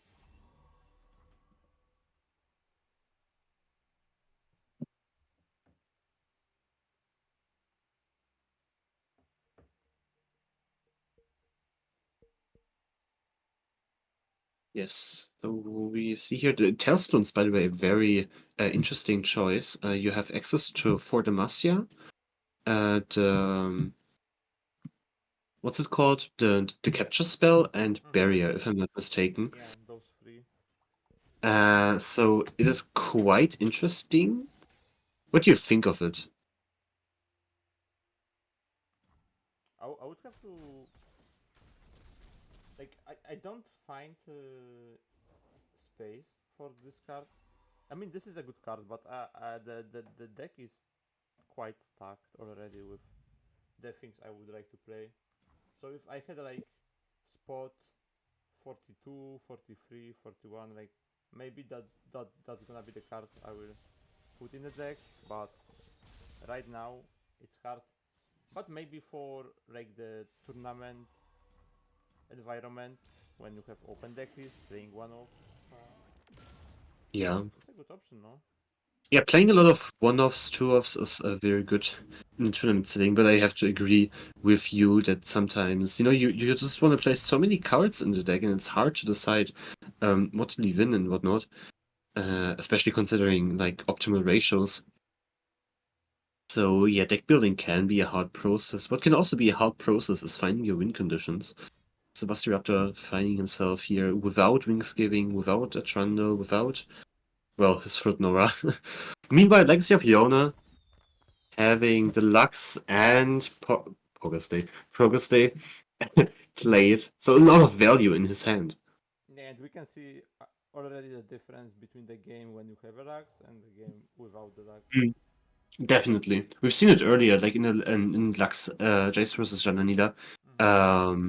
I stressed it a lot that, like, with a Lux, this matchup just completely different. Because, for example, the laser just perfectly shoots like Flip Nyla, level 1 Janna, and so much more in the deck. I think, yeah, there's no unit in Jananila that survives the Lux laser. And you can just, yeah, kill everything step by step, and Lux comes out ahead most of the time if you can protect her through the Howling Gale. Yeah, but as you said, it will take some time to get uh, the advantage on the board with Lux Mm, slowly yes. slowly killing the opponent's unit. And Sebastian Raptor is still missing the cards that make his deck like very strong. We still do not see Wings Giving. We also now we see the Thunder, which will be Yeah. one of the win cons for sure. And it will be quite hard And to be killed by the Yone. yes. Because I think Yes. he's buffed as well. I mean, you can check really quick. Yeah, he's Yeah. 5/7. And also, I don't know if you've catch that, but Sebastian Raptor discarded a formula from Yone, and like Yone is quite short on 6-cost spells. I mean, he played 2, I think, so More. far. So the Jace will flip when he's played, but um, Yeah. Okay, another Aloof. One less formula hurts. Oh, and Albus. Okay. Yone has like everything he needs in hand. Yeah. Flip Lux, Flip Jace, he is probably choosing right now for Challenger or Quick Attack. And then next turn can even try to open with the Albus. Considering that Sebastian Raptor is on only one, what's it called? Bird in Ice, that was discarded earlier by Aloof. One was discarded. Oh, hold on, is he on only one? I thought I would. No, he's on 2, but one was Okay. discarded. Well, But then, he's still my on bad. 1, right? Yeah. Okay, Yone decided to go for the quick For the attack. Quick Attack. Rather unusual, but maybe he just wants, like, he really wants to go for a lot of offensive keywords. Maybe getting the Overwhelm, the Elusive, and equipping Quick Attack increases your chance slightly to get one of those desirable keywords. Talking about the choosing quick attack on Jace, and one of the streamers and also the world champion said that there is no scenario where you pick the quick attack for Jace. Do you agree with that? No. I agree with the take that Challenger is a lot better, but it always depends, right? And there will, like, for example, here, I kind of agree with the quick attack, and yeah, like in my experience, yes, Challenger comes up like 90% of the times, and quick attack only 10. But I don't think that you should never pick quick attack. Yeah, Which world champion said that? I agree with you. Alan ZQ, Huh. the first world champion. Yeah. Yeah. Well, he does like to deal in absolutes. Oh yeah. That was one of those statements that was in his style, I would say. Exaggerating a lot of things, and Yeah. yeah, like but probably what he meant, it's like that 90, maybe 95% of the time it's correct to pick a challenger. Definitely. But for example, here, like he just wants to maximize the chances of getting offensive keywords like elusive, overwhelm. I could even think of nah, okay, they still would probably not do too much here. Like you don't want to stabilize, you want to win. Also, there is like not anything you would like to challenge, honestly. Yes.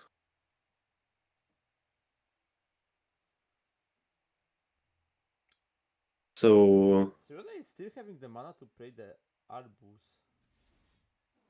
yep. and that's probably what's gonna happen now, because Yep.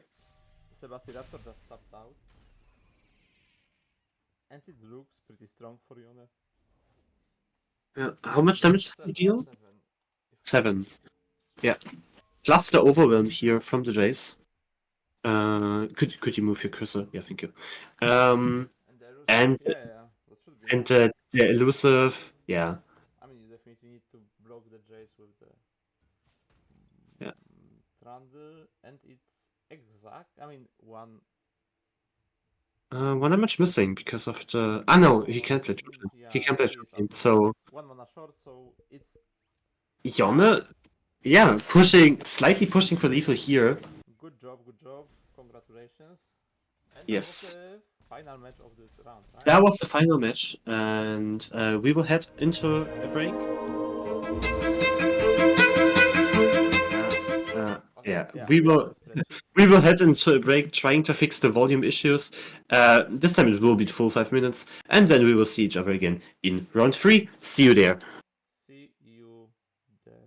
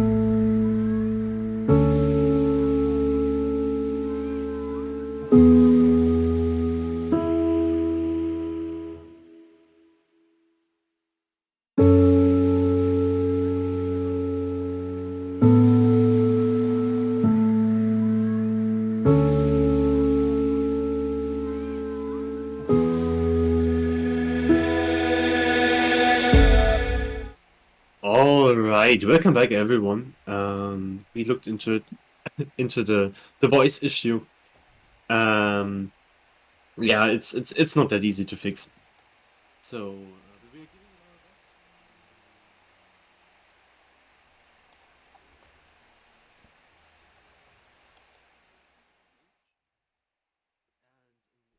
in the last round we had we have seen what was the first match again?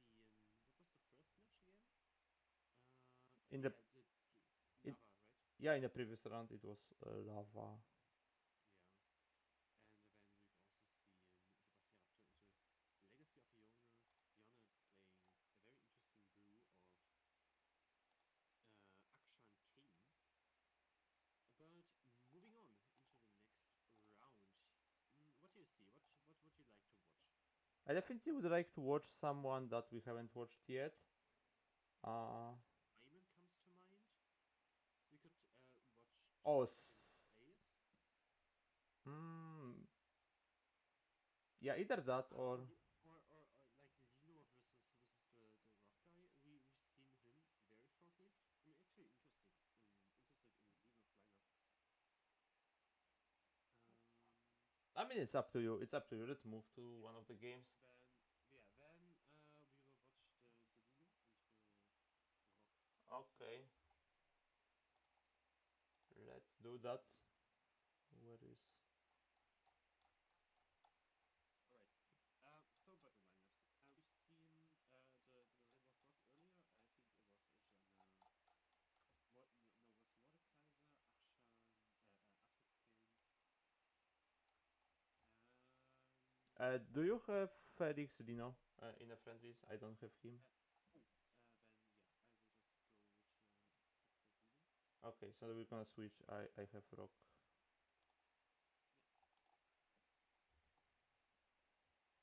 Just tell me when you're ready, and we can go to the game screen. Take a look. And we are getting there. So Lino playing. He's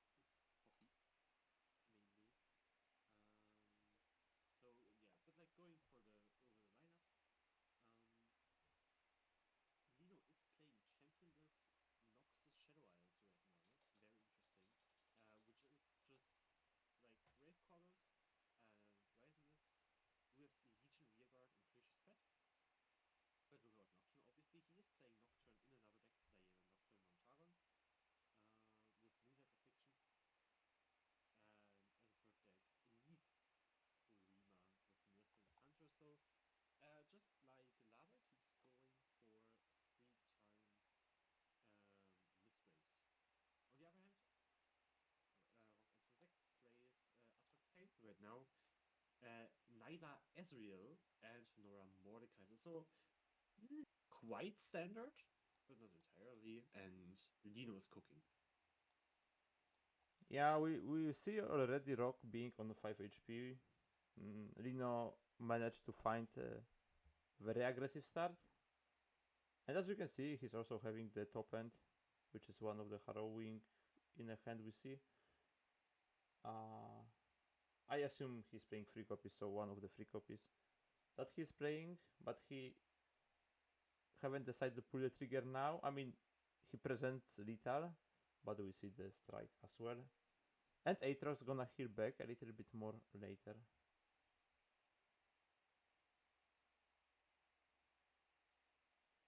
Yeah, it was looking very hot for Lino, but maybe Rock will be able to stabilize. It also gonna depend how many elusive blockers he will be able to play before the harrowing happens. Yes, but the healing from Aatrox and also the Rast will help through this.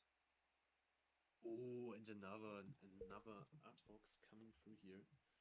So yeah, this is a very nice position that Rock finds himself into. Of course, the harrowing is still a threat, but not as big as Lino probably wants it to be, as it has to be to close out this game. That is definitely true. Yeah, I can see Rock stabilizing this matchup, and something that looked a little bit scary for him for a moment. Right now, maybe it's not that scary anymore. Especially that we have another strike. Yes.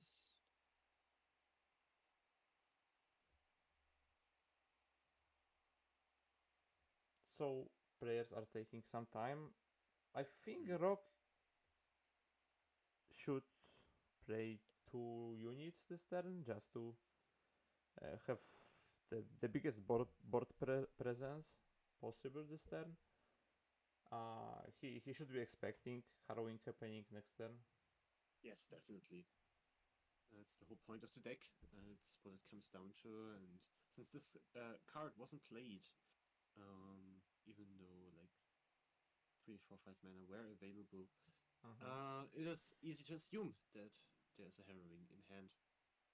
Also, at this point of the game, this is the only way how Lino can win this match. Yeah, There is like definitely. literally no. I mean, maybe no. I don't think there is any other. Like even Nocturne is. Oh, he's not even playing Nocturne, right? You said he's on the Yeah, Tempress list. Okay, then it definitely. is. I think like Shadow Isles Noxus with Legion Rearguard is something we haven't seen. Especially like in this list, you want to play Elise Nocturne because your usual Noxus card is Precious Pet, which is Uh a huh. spider. So you most likely also play Eric Knight Horror um, to be able to flip the Elise. Lido plays the Eric Knight Horror, but not a Elise, which is interesting. He does play Elise in combination with Shurima and Mrs. Hunter, and I would boldly say that maybe Elise would be a better fit in the Noxus, and maybe the Shurima would be better off as championless. But like I haven't thought the lineup through, and maybe Lino has some deeper reasoning behind this. It's just what I think of it initially. Back to the game though, Lino now has to pull the trigger, has to play the harrowing, but we have cast vision. We see the strike spell, we see the Aatrox and the Rast all being able to heal, and Dino realizes that and surrenders, saves some time, Yeah. so we No. can move on to game 2. It wasn't enough. Yeah. Not even going for the attack. Just realizing it's not enough. It's not worth wasting time, and maybe brain power as well.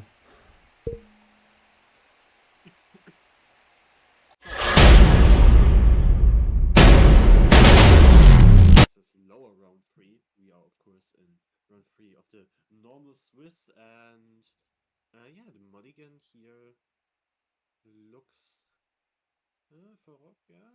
Mordecai is always nice to see. Did he full keep that? Or were we just late? Maybe we were late. Yeah, for that. Yeah, probably Probably. we were late. Probably. Mm-hmm. Um, like the junk construct is nice. Also, having targets to interact with up to one Misdrave. The issue that Nora Mordekaiser has is that it kind of lacks the fearsome blockers, especially without Nora. Like you need, like if you have Nora going on, you often can find the fearsome blockers you need. But without it, with a hand like this, it can get pretty difficult if Lino is able to swarm the board efficiently. That is very true. Mm-hmm. Um. Yeah. Like having Mordekaiser in this hand, like having Mordekaiser is most of the time pretty pretty good thing to have, but there is already many turns uh, that gonna happen before we actually can play the Mordekaiser, and for now we do not see too much of a plays that we have for the next rounds.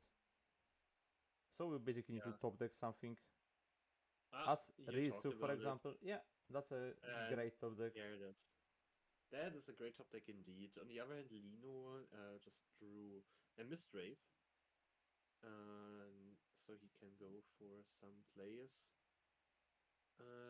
Now mana efficient. I'm currently like wondering how the next turn will look like for Lino. Is it just play spell open? I mean, now we have one more unit. Yeah, I think true. I think opening with rear guard shouldn't hurt. Although the rearguard is just getting broken by the 2-2, so it's kind of irrelevant. But it's like a slow pass, I Yeah, but guess. it kind of buys time because now there's the Rousseau, and now you can at Mm-hmm. least attempt to use your Quietus, Mm-hmm. which will be replied by with the hate spike, but you know we have caster vision. Yeah, but I like just playing like two other fearsomes and attacking with everything.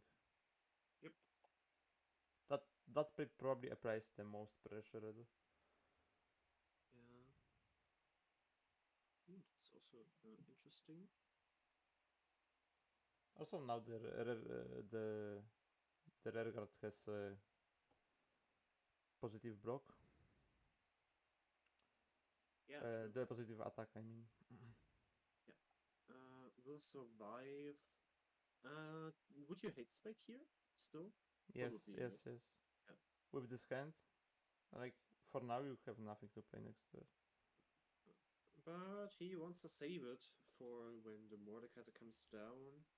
I mean, if you top deck another Risu, for example, then that wasn't a good play. But now you definitely would love to see this hate spike last turn since we are passing all the mana anyways.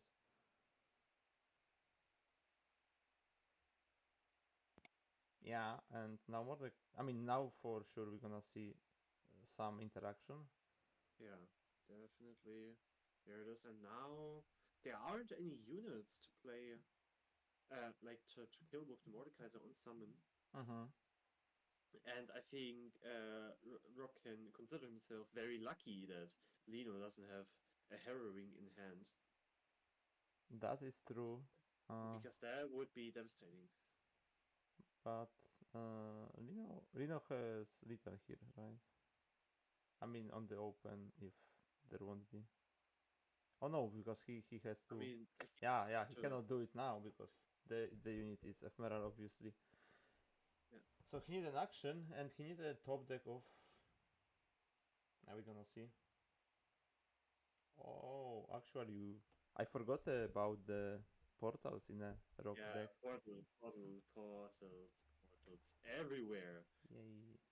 and yeah, this gives Rock like the opportunity to play Mordekaiser. Now he definitely has to, right? This is what happens, and I mean, Lino will still probably go for the copy train here. I actually need to read what the card is doing. That we see. It's +1/+1 if you have predicted the game. yeah, okay. So, but it's like a solid card, right? 3/3 is a Pearson blocker. So does a lot in this matchup. I mean, Uh, is it and like like I for? mean, like because you can block, right? So you block the 7/3 ephemeral and hate spike on the 6/2 that's not ephemeral, and you only like unblock the other 6/2 with your Mordekaiser, so you don't take any damage. Oh, you mean in this scenario? Yeah, for sure. That Yeah. every card that can block Fearsome is a good. I thought you were saying like in general. No, no, I said like in this Yeah, yeah, specific yeah, matchup. yeah, yeah, for sure. Like in this scenario, and if he, like, all you need was just the Fearsome blocker. Yeah. And this is what happens. You definitely still I don't know about that, but um Yeah, I think it's okay. okay. You still want to have this. I mean, it saves you the free, and it doesn't matter because the unit was ephemeral anyway. We are Yeah, like attack. I meant like shooting the non-ephemeral, so you can avoid any shenanigans next turn Okay. and push Yeah, for yeah, more yeah. damage. That would also save the free free. That was probably a better play. You Yeah, are because right. now the Mordekaiser is damaged anyways. Mm-hmm. So yeah, and now still no herring. Still no herring for Lino. He finds another Mistwraith, and this is definitely worth hate spiking in my opinion. Because we see the landmark being open. There's also the consideration because like there's the other card that Lino just didn't play last turn. So it could be a harrowing. Mm-hmm. Then Which is why we probably didn't see the hate spike here, just to be a bit more safe. I don't know. Oh, okay. I was thinking about using the equipment, but it does not matter that much. Uh, Once again, I don't really like this play.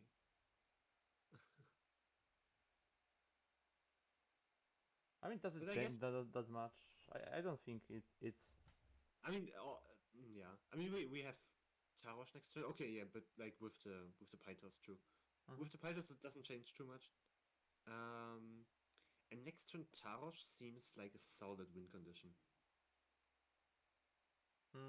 Rina is not playing Ruination, no? No.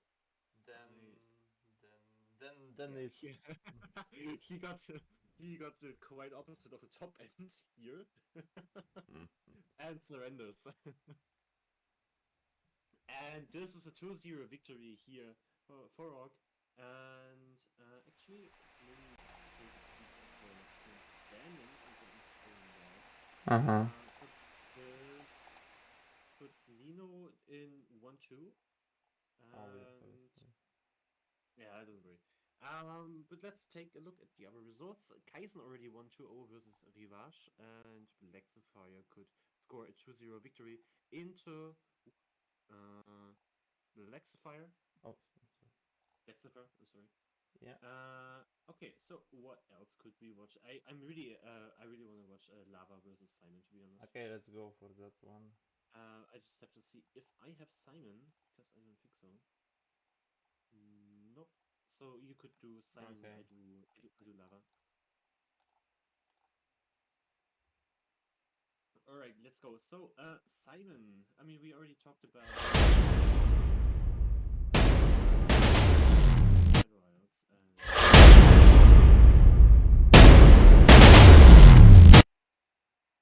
He plays Draven, Sejuani, Ude Morgana, Elise, Nocturne. So don't worry, it's not another person playing. Oh God, I'm confused. It's not another person playing three Shadow Rides decks. We just saw Simon losing a game. We are not sure if this is like now over or not. Yeah. We will see into that. But I know for sure that if there will be so many fearsomes today, I don't think I can. I, They I are don't worry, they are done. They are done okay. now. So Lava 1-2-0, I presume.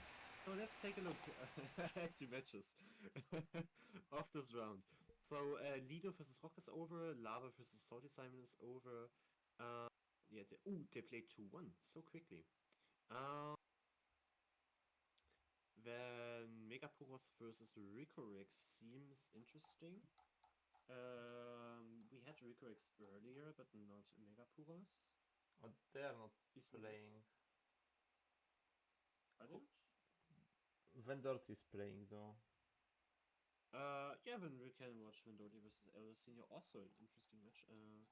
Both competitors of the most recent Aphrodite League, both Yeah, finalists. that is true. That is true. And like maybe we remember like the storylines. Vendorti trying to get his back-to-back title, meanwhile Elder Senior being like definition of an underdog in the tournament. They are facing each other. Elder Senior on Zoe Diana, very interesting deck. Meanwhile, Heimerdinger Victor. Was it just two after another, or did I just see it wrong? Yeah, twice the same play. one after another. Very interesting. And it wasn't a visual bug, huh? Hmm? Was it a visual bug or it wasn't? No. It happened twice. It happened Okay. twice. But yeah, like it happened so quickly.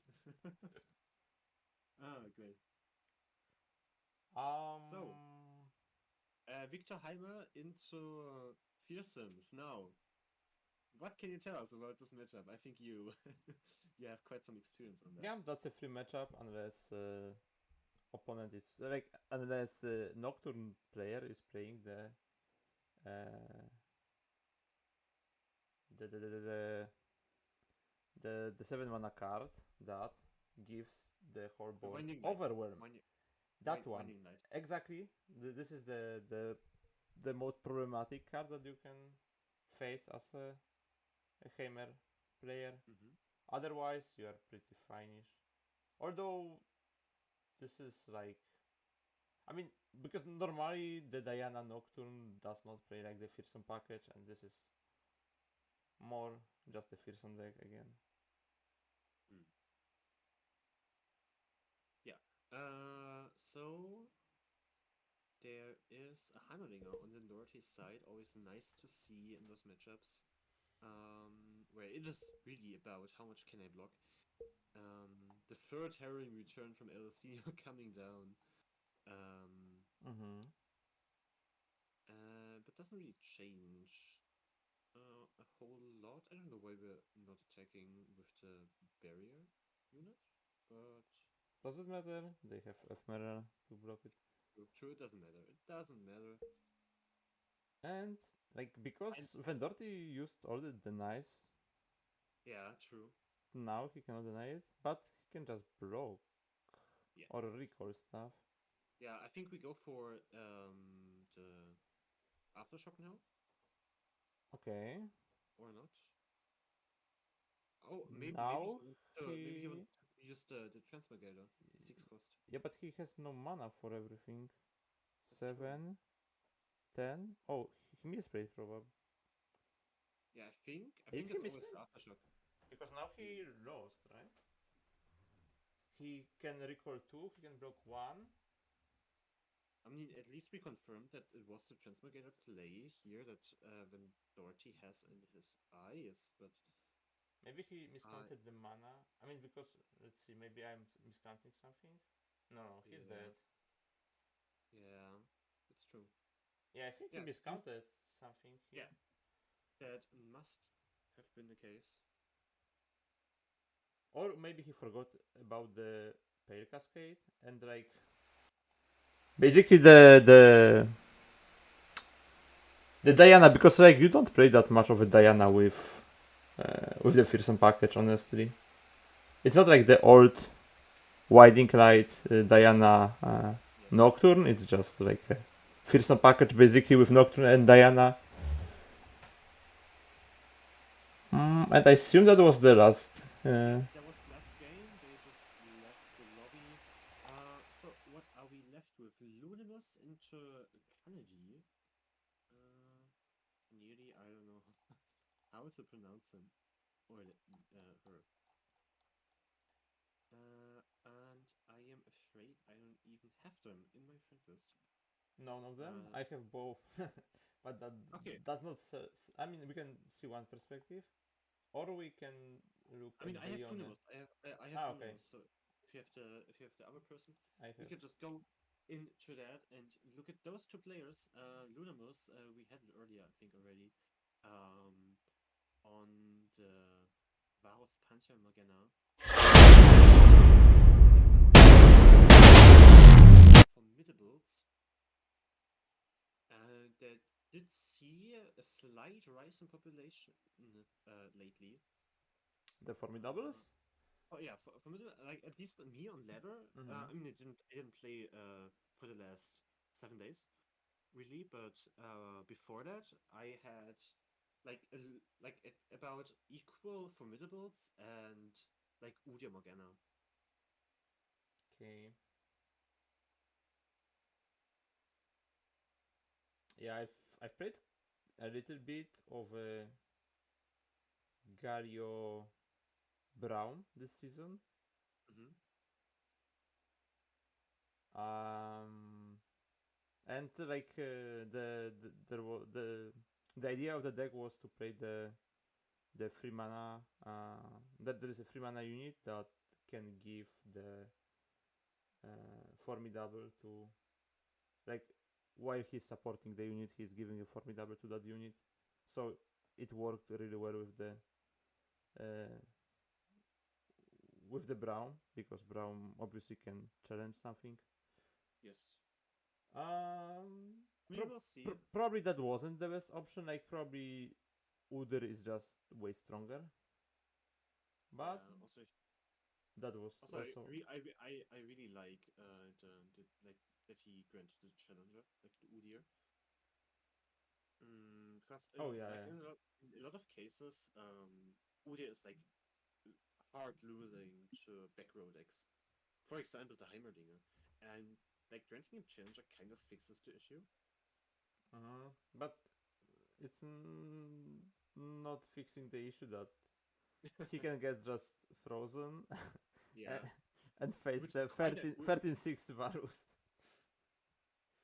which is quite unlikely in Heimerdinger, but of course in this match you are Yeah. totally correct. The idea was good, definitely challenging the Varus, the win condition of Lunimus, but yeah, he able like with three unforgiving goals, being able to react, cannot even save into Udyr anymore, has to go for the trade, and yeah. I mean, this ramp card is very interesting in the Kennedy hand. Like, Yeah, what are we ramping for? Is there a yeah, filter rush I'm in this? looking. Uh, I just love how we both audible out tapped into the spreadsheet and clicked Yeah, heavily. because Yeah, I think you can look. He's like 21. yeah. I'll just. So yeah, he. Oh God. I think is he playing? Okay, so like he's playing only one-offs, except shared spoil. He has two, and he plays two Udyr. And Okay. the rest of his deck are all one-offs, and he has Lord Eldred, he has Sifria, the Tenra, Okay. and he has Buried in Ice. Yeah, I was wondering why you reacted like that, but then I entered the the deck code, and there was like a Uh, wall of pictures. yeah. It's like a zero. That's like when you when someone told you that it's good to play a lot of one-offs in the open deck list tournament, and Yeah. then the other guy is like, wait, hold my beer for a moment, and then we end up with a deck like that. Yeah, they really listen to Lava too much. Yeah. Um, yeah, and like the other decks he's playing is Cyan Mordekaiser, which is a good deck. I can confirm that. It's quite a sleeper. But with I don't know really that player. Maybe it's because like his collection is not that big to make like more like this deck in a different way, because he's also not playing six champions, just four. So hard to tell. What's the reasoning behind that? Like, that wouldn't be like uh, very surprising if I say that that's probably not the optimal way to play that deck. yeah, but like we have to always assume that there is a hidden strategy behind choices that the player makes, and the choice here is to surrender, probably the Yeah. correct one. And Surprise factor didn't work out this time. yeah, sadly, so the player continues on his the journey and is currently 0-2 after getting a bye in round one. But hey, he took a game in round two, so it can't be that bad. I mean, the other decks he's playing, they're more standard. Yeah, So, we still have one open game, but due to still there being sound issues, I would say we go into a break, try to look into it a bit more, and we'll be back for round 4 out of 5. So, the second to last round Yeah. of the Swiss tournament already.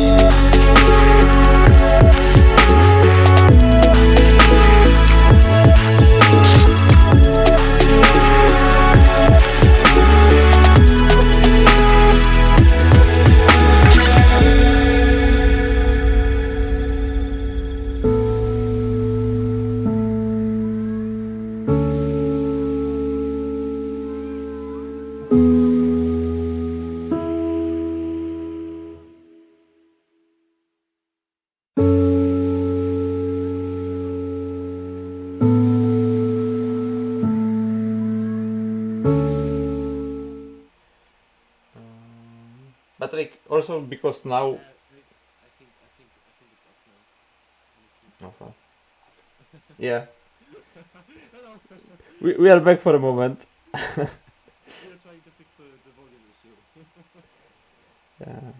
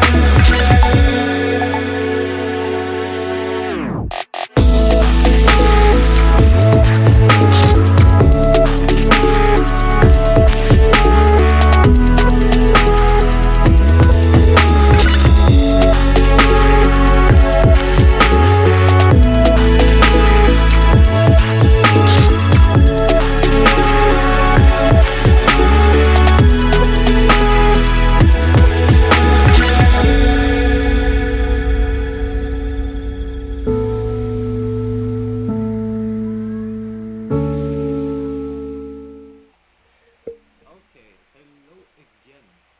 So we did try to fix the issue a bit. We are not sure if we succeeded, so please give us feedback on how the volume is right now. Stan is, as you can see, very focused on the OBS right now, trying to fix everything. Also, what we will do is, in case it does not work, we are lowering the music. Um, so like it's a bit more silent. And round 4 just finished. Round 3 just finished, so round 4 is up, and we can see the matchups of the upcoming round. Um, yeah, just a bit.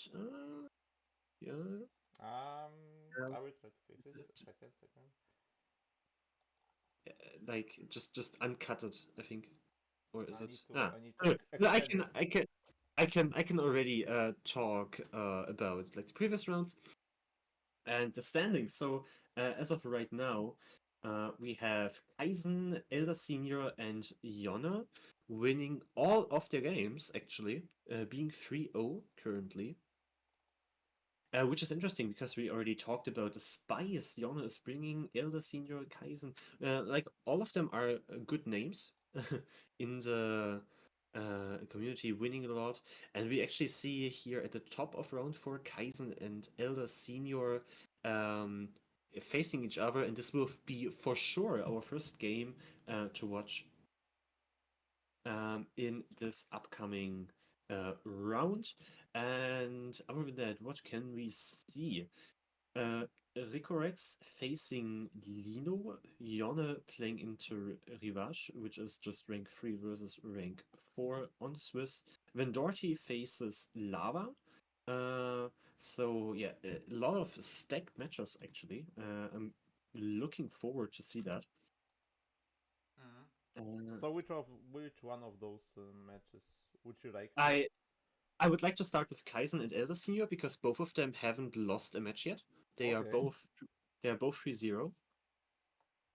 And so like they are leading the standings and are in a top position to qualify for the top cut. Also, for you, once again, as information, we will have a short break of 30 minutes after the fifth round of Swiss. So before the top cut starts, we are going into a longer break.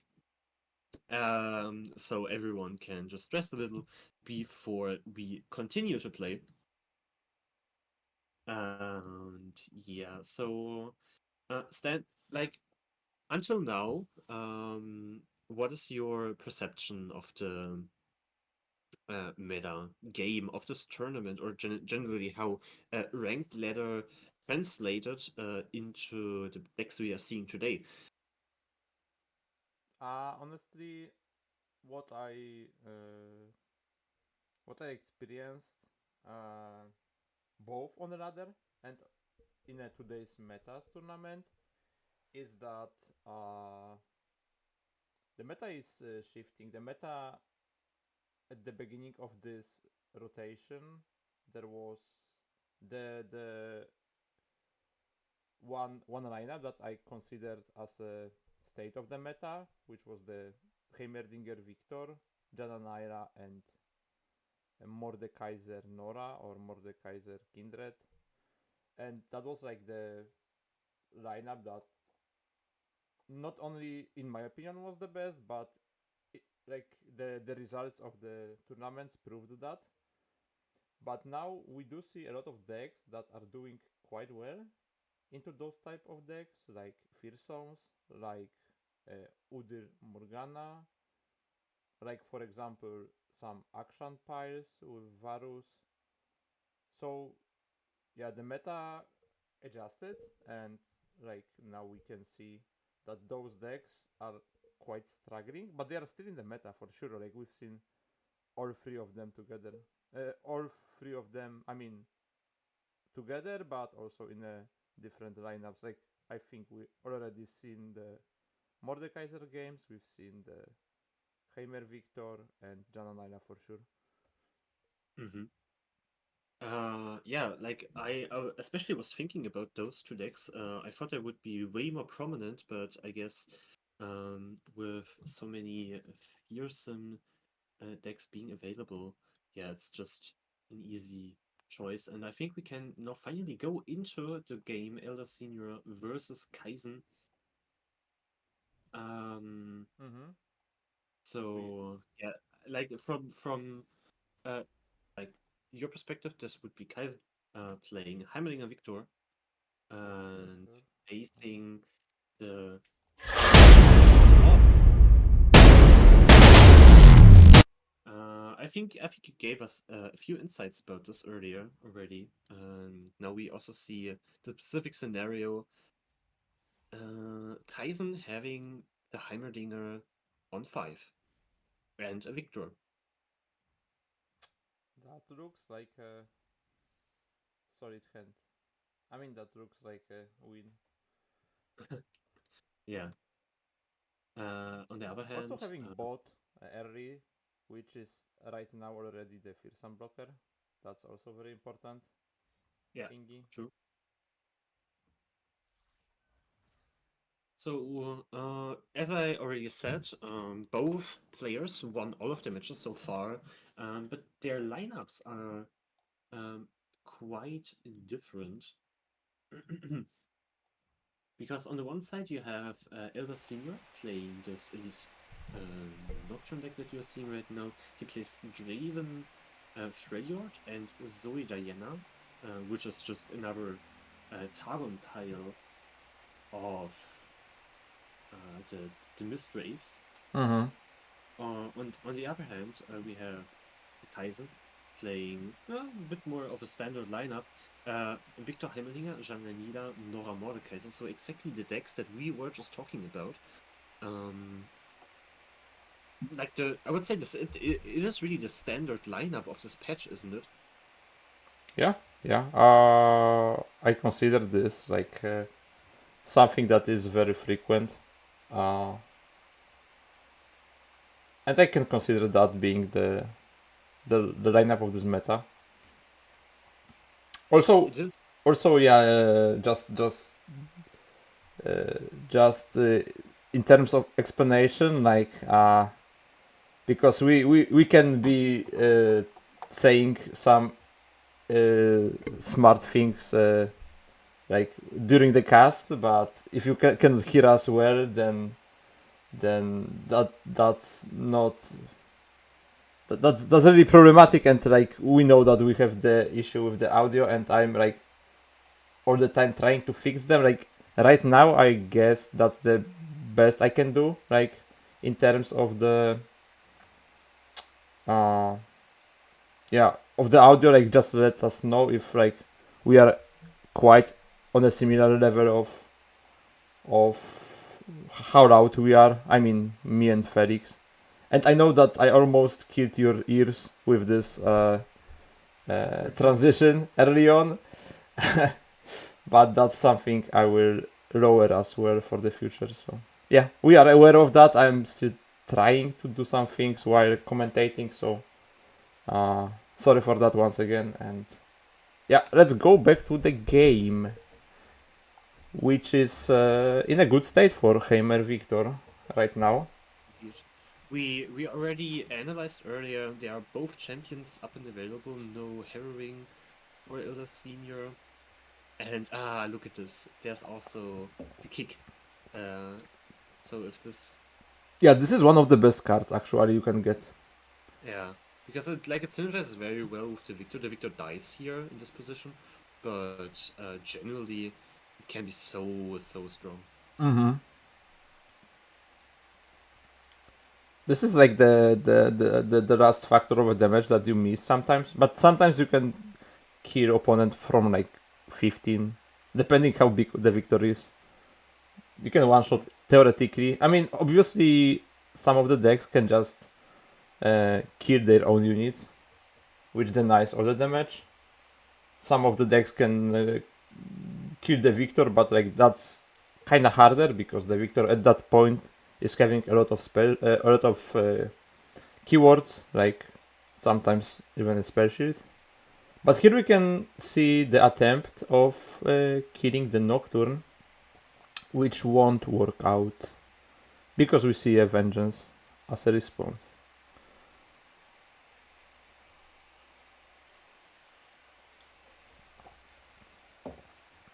Okay.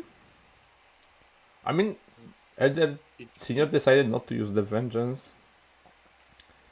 because he wants to keep the mana for using both spells this turn.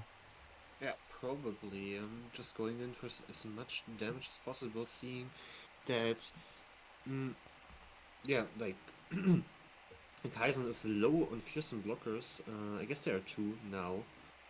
But now Herring return, and this looks quite lethal considering that every of the Mistwraiths will deal 7 damage. Kaizen realizes that, surrenders, and so the first game actually goes to the Elder Senior.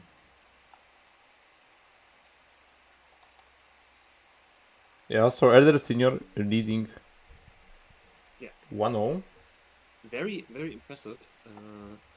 And yeah, we will see what will pay off if we go back. He also plays the Draven, which I would like to see.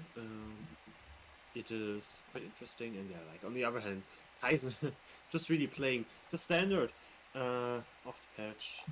Mordekaiser, and now Janna, Nila, on the other hand, Diana, Zoe on the side of Elder Senior, so the Draven got banned, sadly. I would have loved very much to see it, and what a curve, what a curve.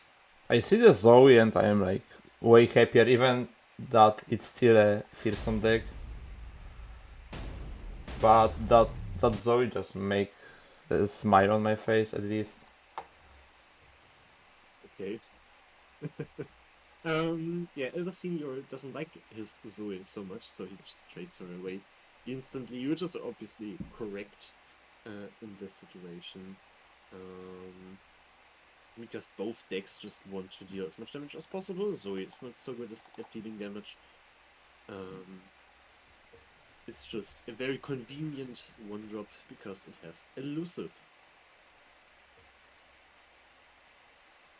Yeah, I actually surprised how the previous game finalized.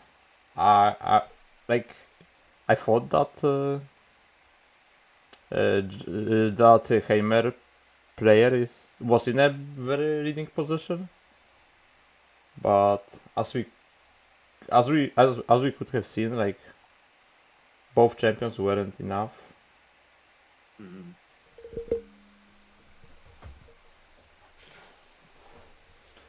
Which is quite unusual for the Heimer Victor because normally when you have those champions, you can already say, okay, yeah, GG, go next. But yeah, fearsomes, well, with Mistwaves, sometimes feel like they have infinite champions Yeah, because like mhm. later on they just deal so much damage, it's impossible to deal with. It's a little bit like with the lurkers when you can have like a big unit, like very cheap unit with a lot of attack, but here you have a Yeah, fearsome uh, on the top of that, which which means you cannot just jump block them. yeah, and this is what really makes the stakes so strong. Right now, it's not about the possibilities to have to copy them. It's really about the Mistwaves having the fearsome and being able to, yeah, put so much numbers on, so many numbers on, and yeah, Elder Senior trying to sacrifice the Diana here will not succeed in that, and now the holding game. Do you agree on that instead of passing like on the attack and then instead playing Yeah, it was for discounted. It works with Jana level up, so yeah, I was agree with that. okay. Yeah, no, next turn. The Elder Senior has to harrowing, so is free to play it slow. In this game, and yeah, just we'll go for the value. It misses Allegiance. Ooh. Oh damn. You will be not very happy about this. And on the other hand, Kaizen now unlocks zero cost fearsome blocker, a supreme card in this matchup. Also generally, of course, but like 0 mana fearsome block is Wow. and there we have Nyla, 10 out of 15. I'll do this for every single draw, please. Yay. I guess Um, that's the easier way, but that's the more fancy way to do it. Okay. What's important here is that we are staring at Jan and Nyla, both champions on a board. Both champions are getting closer and closer to level up. Jana is as well in a halfway. And next turn we gonna see like depending if Kaizen decides to give up on those champions, like you can definitely give up on Naira since you have another one in a hand, which is also discounted. So you also progressing the Jana level up by doing that. And at this point, you are aware that only real threat is a harrowing, yeah. which is in So the senior's hand. Yeah. it is really about putting on as much pressure as possible in this turn on this very attack. Do you have a fancy graphics showing us on how much Jana is? No, Sad. but Because I it would be have quite interesting to see. Yeah, so other way to do it. I think a proactive gotcha Uh-huh. should be good here. Yeah. So Jana can add. Oh. Okay. We're not. Uh, Not attacking. Not attacking at all. You think that was intended? I mean, I don't think so. like, I mean, obviously there is one So, I mean, there was a point. So the the free is not dying, right? And it's not getting back. But Yeah, I think it won't get doesn't back change. because it wouldn't be big enough to be summoned. I'm not sure though. Yeah. I mean, it does change because those three attack units would be two attack, which is Also, actually by the way, quite big. Elder Senior missed Allegiance again. Oh, that actually is something that matters. Okay, how many cards is he playing? Is he that unlucky or he just? He's quite unlucky. I can check, but I Yeah, think I will take a look on that as well. it's like 3, I think. Yeah. So he's playing 3 Zoe, 3 Diana, that's it. And he already played like 2 of those and has a Diana in hand. Mm-hmm. So yeah, he's very unlucky in this game. Yeah, but that's like most of the people are saying that free copies is like you can play of the other region when you play the other giants decks, and like 4 is the maximum. Like obviously we've seen some Targon cards being played, but yeah, like that's probably a little bit too much. And but it's still unlucky if we take a look at the chances, right, at the probability. But yeah, I think that like By the way, 3 or 4 units, it's a sweet spot to be in. yeah. By the way, I have good news for you, Stan. I just got the info that the the audio on the stream is good now.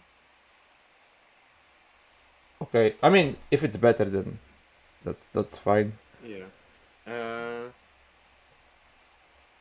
No, great. I mean, And it is we yours. And this is 1-1, so I think we see game 3 if I saw that correctly. I had yeah, the yeah, mouse on the second because screen. So now we will see the final game 3. Yeah, Elder Senior was really unlucky last game with just getting so many, like with not getting Legion's hits. And Kaizen also was unlucky, drawing his champions, but not winning the game. So now we will double see. deny. Double deny is very important in this matchup. And maybe we will see it again. I don't know if you guys, like who of you were there earlier, but we had a very beautiful play of like 2 Harrowings return, just getting denied one by another, and it happened so quick, we thought it was a visual bug. Yeah, but at the end, I think the player that played Haver Victor just died to the third copy of the Harrowing Yeah. Return. And then, yeah, exactly. And what is not a visual bug is the big spider here in the on the board from Elder Senior. And Kaizen not having any plays, burning 3 mana, that hurts. Quite a defensive hand here. Not a fearsome blocker inside, so Elder Senior can just be aggressive in this position. Go for even more damage, putting Kaizen on 8 and then on turn 4. That really hurts. Memory Croak is a fancy way to play the Hammer on curve on turn 5 and still have a protection for like Vengeance. But in this meta, I would rather prefer to play Hammer on 6 and have this deny, because the deny can, as with witnesses, can deny like the Harrowing or the Harrowing Return, which the Memory Croak cannot do, but obviously it's a good spell to have to protect your champions. Are we going to see the Hammer? Like, we don't have proactive spells to back it up this turn. So we decided to Yeah, go I for a think- victory. It makes more sense. Yeah. Yeah, I agree on that. We have 2, so maybe it could be a play to just, yeah, to play the champion spell and hope for like getting the 2 damage, or we just use the 1 victor to trade. I think it should be the better play actually. What I am interested about is the reaction from El Cena, because I can see him just passing this spot.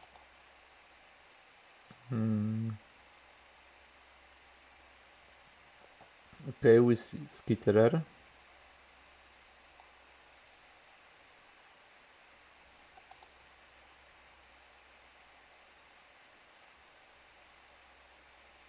Victor being 1 out of 7 and getting the elusive as a first. Yeah, that's Keyword, that's very good. but we got used to that, right? Yeah. But It does not Victor, like, surprise anyone. what is actually important is that Victor now serves as a fearsome blocker. Yeah. I mean, I think Kaizen would really rather have maybe Tough or Region or Deathless on the Victor than Elusive, because it's like, for him, it's not about winning the game first, it's about surviving long enough. Yeah, like Victor is nothing more than a fearsome blocker at this point. So like having, for example, lifesteal on him would be really great. So at least can gain some life from him. Oh, and there's the Memories Cloak coming into play. And we get Impact. Well, that is not the best keyword. We're just dead here. That's so stupid. Kaizen doesn't like it. And that means that Elder Senior can continue his journey. He is now on 4-0 in the Swiss, and therefore guaranteed to advance to the top cut. Very, very great performance from him, being on 3 very aggressive decks and obviously beating the best of the best on the meta lineups. And now, if we take a look at the matches, We can do that definitely.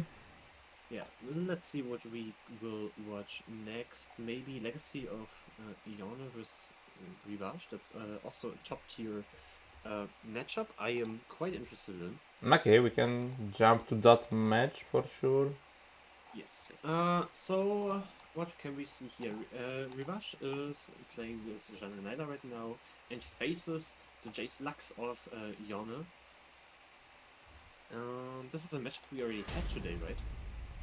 Oh yeah, that's true. But we are seeing now this is definitely Lux Jace against Jana Naila. But this Jace is dead on my screen. But it takes at least Naila with him. Yes, indeed. Which is a solid trade, I would say. Especially that as a Yone you still have Lux in a hand, which is more important at this stage of the game than. Okay. So Naila is not dead yet. Naila is not dead yet, that's true. And next turn there is a Lux to come from Legacy of Iona, while Rivage has the Janna in hand, so maybe we just see 2 engines now hitting the board and then doing fancy stuff next turn. Since Rivage is like doesn't have a lot to deal with this Lux anymore. So I think it's the most natural play to just go for Janna in this position. Mm-hmm.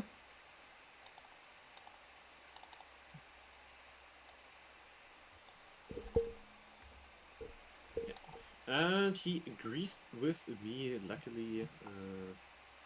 Now I can swing for some damage, which has to be taken, but both players are still relatively healthy, although we have to say, yeah, thank you. Both players are on decks that can shred HP very quickly, especially the Jana Naila, but also Lux Jace can deal a lot of damage in just one turn. I mean, that's a funny how I just displayed that Naila is on 5, but she can maybe even get to the level up position this turn with this double slipstream. We're gonna see. Yet it is possible. Like if he, No, yeah, she was 5 before Rivet drew like 3 cards this at the beginning of the turn. So now it's 8. It's 12 after those 2 slipstreams. Mhm. But yeah, like I'm just Like one saying of the, I'm just saying this as an example, like how fast Nyla can progress in this yeah, it is. deck. That's I want to emphasize It basically. is. It is crazy indeed. And ooh, 7-mana Helmsman is definitely not something Rivash wants to Yeah. see in the hand. Probably has to go for another draw, just to see for an opportunity to updraft it. And one of the champions of Rivash will definitely die now. I'm not sure Um, about this elusive unit because you are putting one more slipstream into the deck, but you kind of don't want to draw it this turn again yeah, because you are short on the mana. So I'm not sure if putting right now. Maybe this unit is just maybe it's here. really just to stall time. Hmm. But Uh, I think this Eye of a Storm is a uh, yeah, I it's agree fleeting, with you right? there. So we're gonna use it anyways. Yeah, I agree with you on that. And actually, hold on. I just had the insane idea that we could look up the Runeterra ARs and know the current score. Yeah, we can do it, but we need more people for for that actually. Like, Yeah. I mean, yeah, but I mean we can do it, but like while we're Yeah, gonna be yeah. doing this, we cannot cast the game. So like Of course. there are some possibilities, but yeah, sure. Also like yeah, that's true. Back to the game, Joe.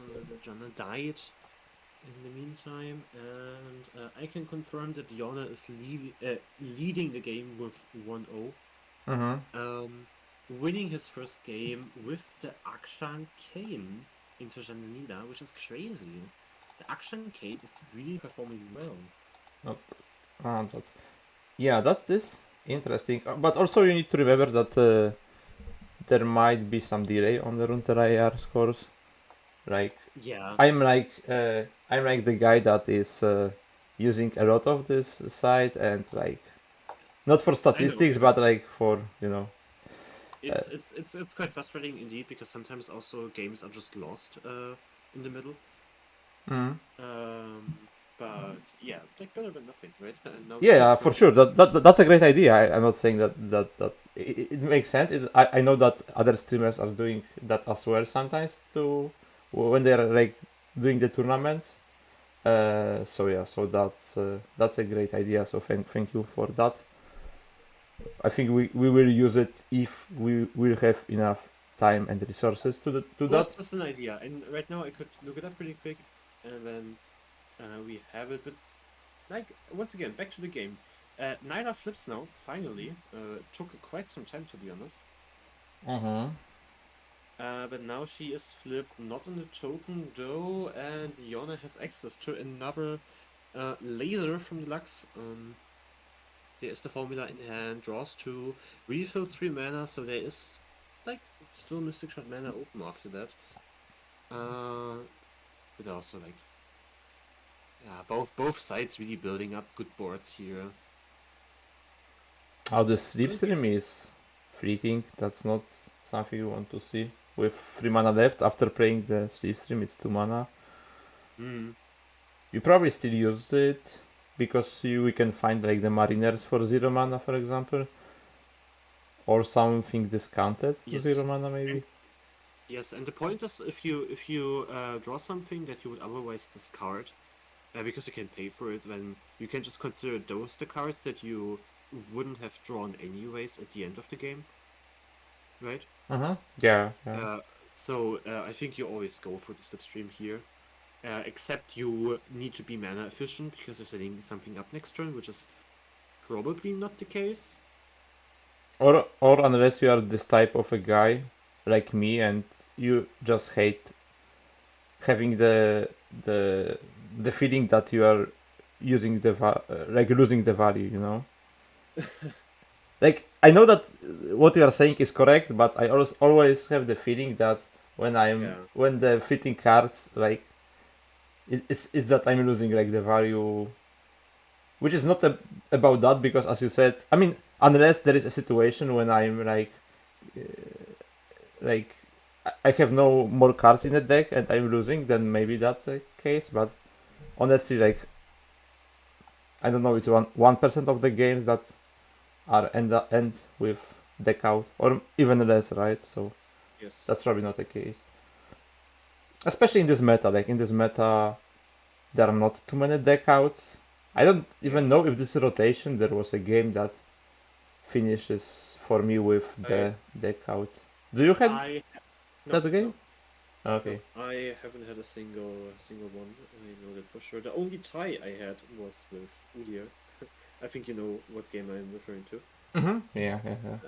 And Yeah, the tie is very possible with the AoE yeah, spell. so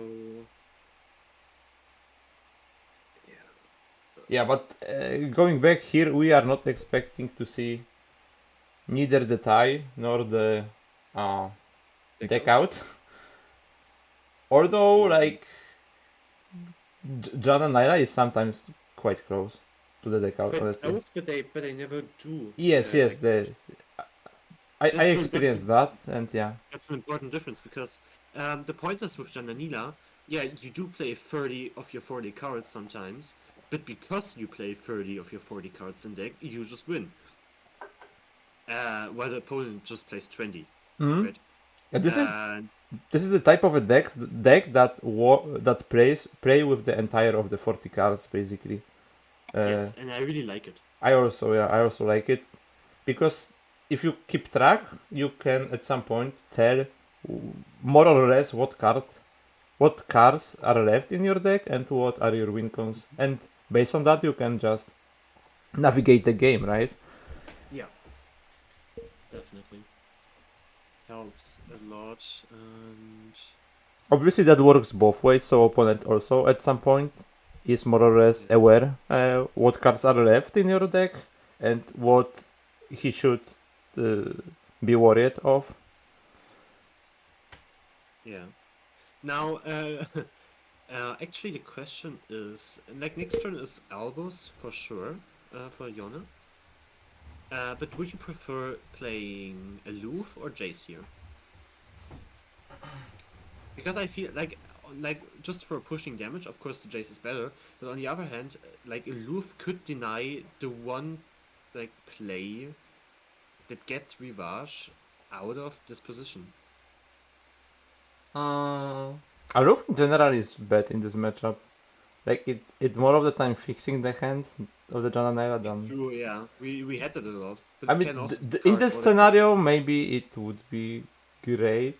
I mean, I don't even think if that would be that good to play right now. So you would just go now Yeah, for the Jace, Mhm. and next turn Albus. So next turn we have what? 9 mana? 9 mana. Yeah, we could do play. No, I will just play the 6 mana spell, and go white. Okay. The assembly line here. Because of the copy. Yeah, I can see that. Yeah, we can go 6 white this turn. I think we're still open with Reggie, just to see what options we have. Feroz is on a 6 damage. Yeah, but I think the danger of holding Gale in Reverse's hand is too big to like put it all on Albus this turn. So I really agree with you with your approach. I mean, Revenge is on a 7 HP. Like, putting 6 units in one action, like how they can respond, like they need a specific hand to It respond is to that, generally right? it is generally Yeah, obviously they can do some, but sometimes they need like more action to do it, you know, because you are putting like 4 units at one action, and they can have like couple of small units, but they need more action to put them on the board as a blockers. That's actually not that good, because instead of you are losing 1/3/3, and you are having instead 2/1/1s elusive. Oh, I didn't catch the power bots. Yeah, that's right. Yeah, we haven't seen that the bots were attached to that card. And obviously Rivage is playing the strongest card, which is not only a blocker but 2 spells that cost 0 mana, and Yes. one of them is probably fast speed spell. Yeah. And the other gonna be Gale, that is gonna just kill the Jace after the attack. Most likely. So yeah, but Rivage is still taking like what, 5 damage here.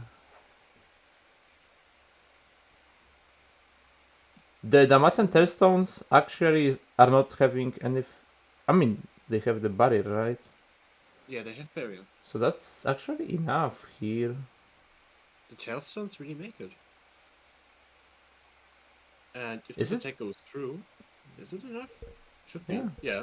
We are dealing 8 damage. GG. So that's a second game for Yone. Yeah, and also Yone will continue his win streak if I am. Yeah. So Yone is now 4-0 as well. Continuing a crazy run for the tournament, and I think we can for sure look forward to the match between Elder Senior and Yone in the last round of the Swiss. We can see Toss and once again Rock 1-5. What is it? 1-5-8. Delaying. Toss against Rock. We haven't seen Toss yet today. That's true. Let's take a look at this game. Do you have Rock? Yeah. I Okay, have. that's perfect.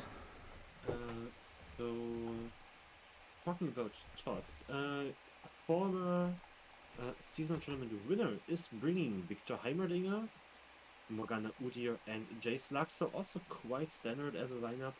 And oh my god, Oh, that's what a. do my eyes see? Oh. I am in game already, you're sadly not. But I am seeing 4 flip champions on the board, and Mordekaiser, and Nora, and Jace, and Deluxe. Now we all can see that. Now we can Now all you're- see it, I'm glad, because this promises to be a festival. Also, like, what's the curse there? Terror. From the Nora generated unit, Lux has reduced attack. There's so much happening right now. Yeah, the game is trying to catch on, but I think the most important thing from what is happening right now, from all the things, is that Mordekaiser is flipped and it's attacking, and it's probably not the first time he's attacking, I would assume. Or maybe it is, but like -2, so yeah, it was the first attack of the Reverend Mordekaiser, but it looks like it might be enough, especially that Toss is not having any big spells to be played. Yeah. I really hate Mordekaiser, it's insane. But actually, we haven't seen that many of Mordekaisers today. Like, we've seen one Mordekaiser that was played with the Fearsons, if I'm not mistaken. No, maybe it was not on today's cast. Maybe it was just my ladder experience. Maybe. Did we see the Mordekaiser today with the Fearsons? Yes, once. Okay. And we've seen once, I think, with the Nora, the standard. Yeah, I don't remember who it was, but we definitely have seen. I think it was Lava actually. Hold on, let me. No, Yeah, no, yeah, Lava. Lava? Lava Oh. played. Lava, yeah, Lava's playing Mono SI Mordekaiser with Fusims. He's on the lineup where he just plays. Like, he plays the same deck 3 times, just changes the champion. So he's Yeah, I know. playing Mordekaiser, Kindred Nocturne, and with the Nocturne he's playing. What was it? I think a Pale. Yeah. Yeah, and he is with playing one of Kindred- the pair. And with the Kindred he's playing a Mystic Shot. And that's his lineup. So basically, he's just playing 3 times, 38, no, 35, 36 times the same card, and just changes the other 4. That's cheating. That is cheating. Well, it's not cheating. Is the surrender here? So the series is tied. 1-1. Do you know, No, or no. you just No, assume on this? No. No. Actually, I was just referring to the 1-0. Okay. But considering that there's another game opening, it should be a 1-1. So actually, that was correct. Because we have one more game happening. Yes. I mean, I hope that wasn't game 1. We have. but now, That is very unlikely. It is very unlikely considering. So it's now gonna be we 8 minutes. let's assume it's 1-1, right? Jace Lux intro, not Jana Naila, it is Ezreal Naila actually. Okay, Ezreal Naila, that's a interesting take. We've seen recently way more of Jana Naila than the Ezreal version of the deck. Yeah. So when you're playing Ezreal, you really want to play Tempo because like of the procs you get through Ruined Rex. So let's see how this Yeah. turns out. On the other hand, Lux J is, they play Aftershock. You can be sure of that. They play Aftershock, they play Tearstones. So with landmarks, with big landmarks, you do not really have a great time in this particular matchup. On the other hand, 3 Make It Rains here. This is already enough to make Ezreal flip. Oh yeah, that is true, but they need to find the targets first. Some champions in a toss hand, but the only... Yeah, the consideration is if you want to play the Jace and give opponent pretty good Make It Rain, or just play a 6 mana spell to progress the Jace. So we see another case when player decided to not take a challenger on the Jace, but a quick attack instead. Which makes sense since the Jana Ezreal is mostly about the spells that want to kill your units, so you don't want to damage your champions on the top of that. And we can see that Jace just died from the spells. But we also see that Rock haven't used any of the Make It Rains to do it.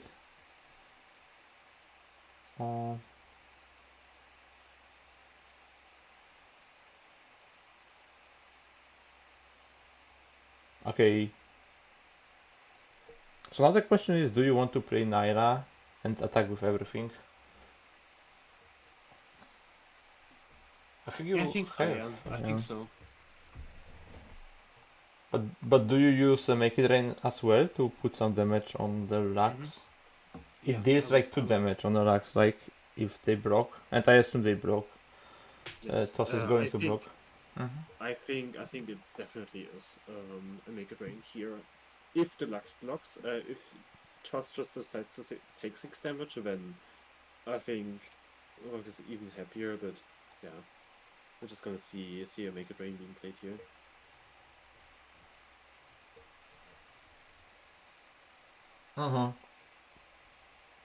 We don't see any landmark destruction in Toss hand, so Rock top decking Temple would be great.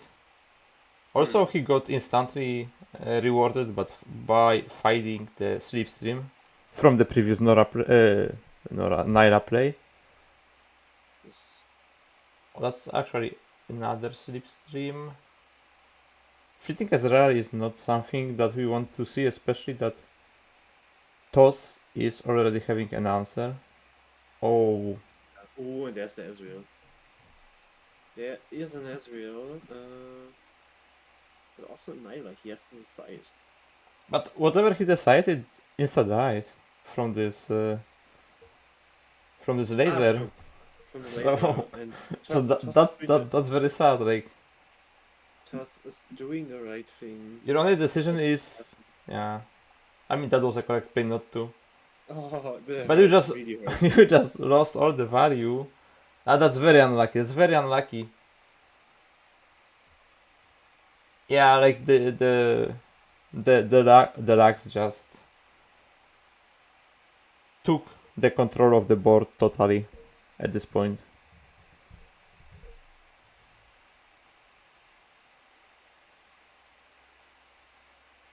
I mean, honestly, that's probably one of the weaknesses that the especially the Ezreal Nyla version of this deck is having, that without the temper your games are way harder, or when opponent can just destroy the temper.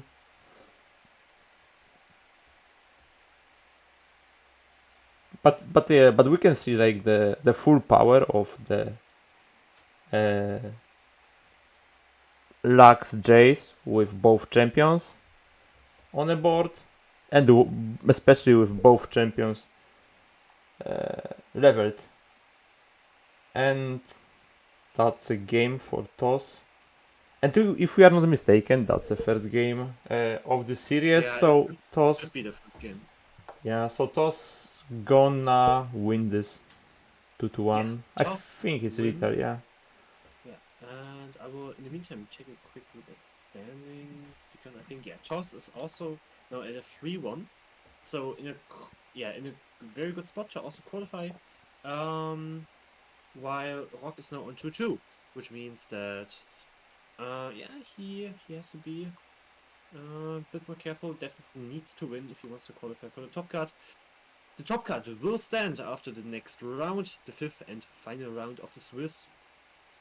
And we will take a small break until we start with that. So see you there.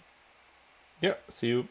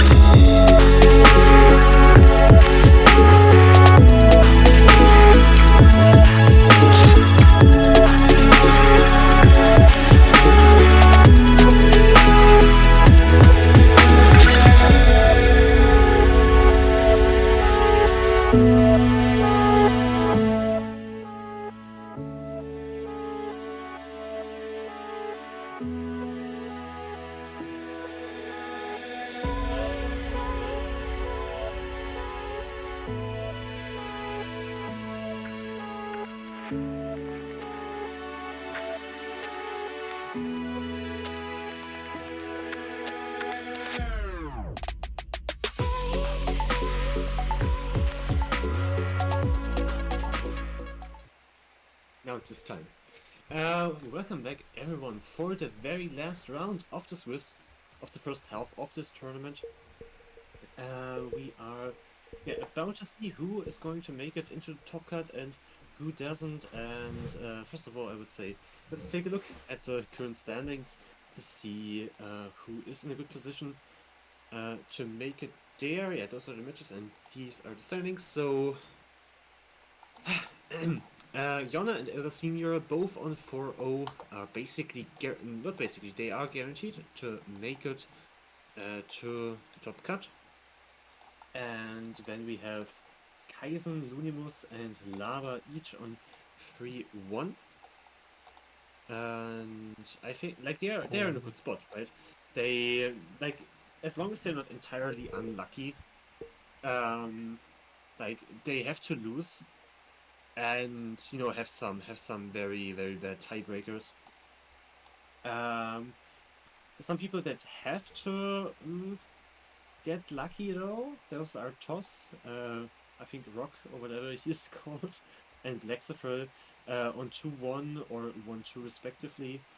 Also Vendorchi, Sebastiaptor, Ace, Lino and Rivage on 2-2. Those are the 13 players that have a chance to make it into the top cut and play in the double elimination bracket for the $100 prize pool that Riot Games is kindly providing. Thanks for that. By the way, why Black Cipher is on 3 games? Is not updated or? He got a buy. Ah, okay, makes sense.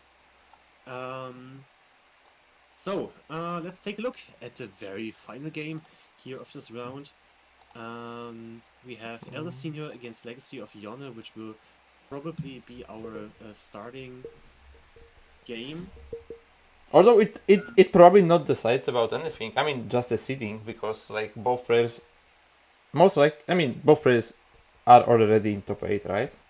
Yes, but like I would like to see it because they are like both, they didn't lose a single game yet or a single match. So they are leading. Yeah, definitely.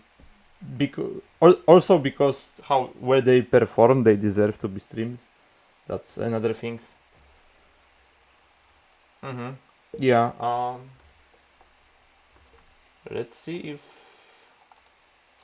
they're already playing. Yeah.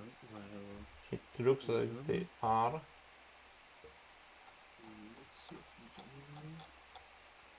can. We're gonna hope they're in a second, but they're not. They haven't started yet, though. They haven't started yet, so this gives us a second to talk about their lineups once more.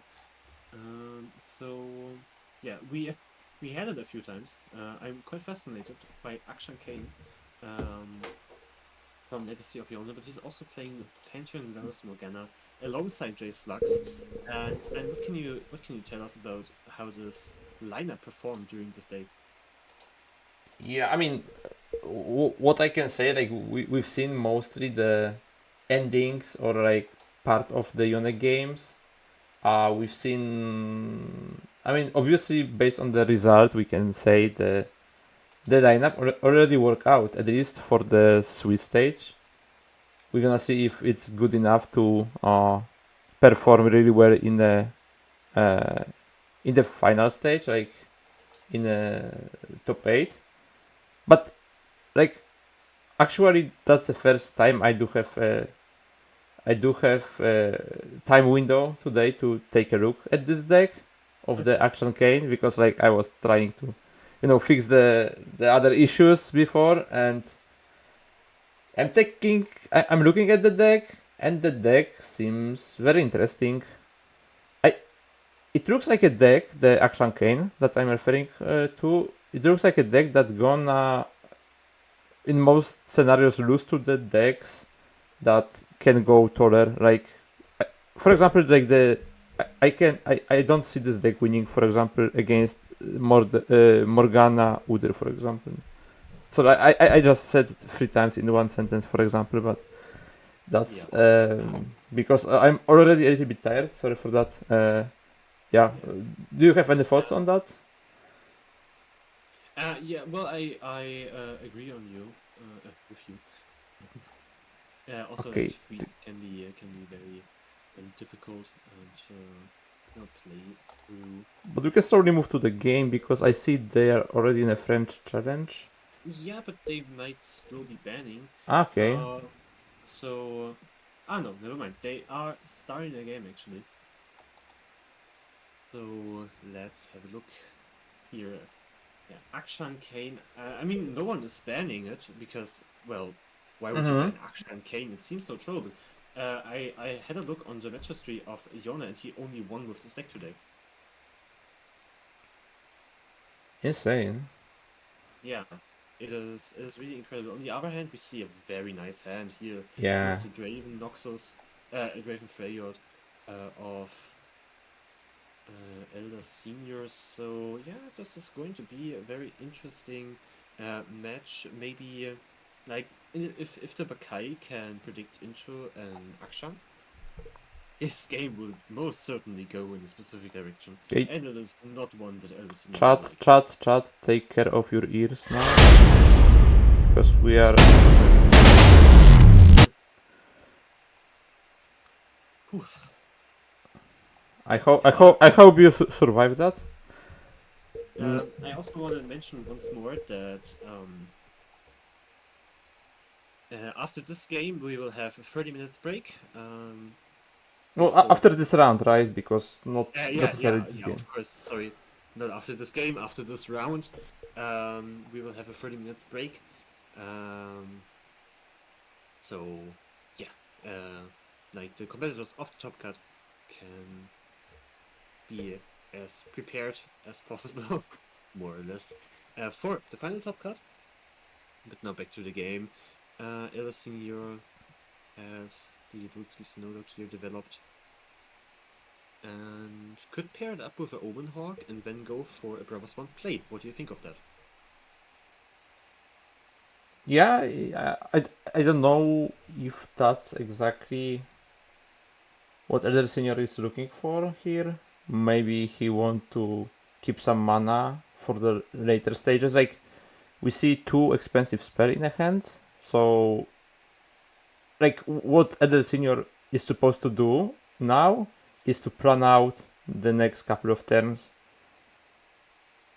because this 2 mana playing now might mean like on turn 5-6 that he won't be able to play the 8 mana spell. Mm-hmm. Also, the when I was referring to the Akshan Kane gameplay and like what I'm thinking about the deck, I said that it might struggle with the decks like Udyr Morgana and in general the decks that are going Thor, and I think that might be an example of the decks that will be hard to play for Kane 8 action, because we can buff our unit pretty high with the Battle Fury and with all the buffs we have in the deck. But we will see. We will see. But also Yone is like out of like not having any champions. Mm-hmm. Before we've seen the games with Kane and with Akshan also being played. Here we do not see them, but also we don't see anymore the overwhelm unit. Okay, never mind. We just see a big one. I mean, we open with rearguard always, Yeah. but Elder Senior has a nice lizard on hand. Yeah, great. Yeah, but how Yone gonna trade into that? That's a problem, right? Like, That's the point. He doesn't. This is ouch. Because like even if a Yone plays a blocker here, he cannot play for the curse anymore. It's just so much damage. Elder Senior hitting, oh yeah, like hitting so good. but that's also the point of what, that if you consider like the standard Aatrox Kane list, you have then at least the Aatrox on turn 6 that can trade with this with this overwhelm unit, right? And now you have no followers that are having enough attack to just trade into it, you know? Yeah. You have quite a lot of small units, and like Kane is pretty useless against those big threats. He's really good at picking the small ones, but his stat line is kinda useless against the 6/6 overwhelm unit.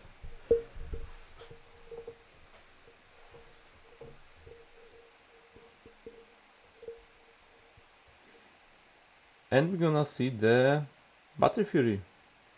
Yes. Battle Fury, there's the freeze that Yona has, luckily. Mhm. Otherwise, this game would take a very grueling turn. That will buy some time for sure. It will buy some time, but is it enough? That's the question. Because the Battle Fury grants the stats, it just does, it doesn't Yeah. just give it. So on 2 turns, Legacy of Yona has to answer this question after Razor Mace once again. Yeah, 8 HP still on the Razor Mace. Also the Withering Death that we can consider as a defensive spell if they try to pull it with Kane, for example. Yeah. Yeah, this unit is not dying soon. Definitely. I mean, yeah, it is not dying anytime soon. And Yona takes more and more damage with the curse in his hand. I mean, Yone can definitely go wide. Yeah, The- but is it enough? yeah, that's the Look at his question, right? hand. And also the Whirling Death that can interfere. Yeah, you can go 6 wide here and even buff everything with the landmark thingy. Like you can summon the Yeah, true. or you can summon the 5/2 if you want. But yeah, like that won't be enough for sure. Especially with this Whirling Death. But maybe we can predict into another freeze, no? And Is he playing multiple? I'm not sure. I think he is on free of.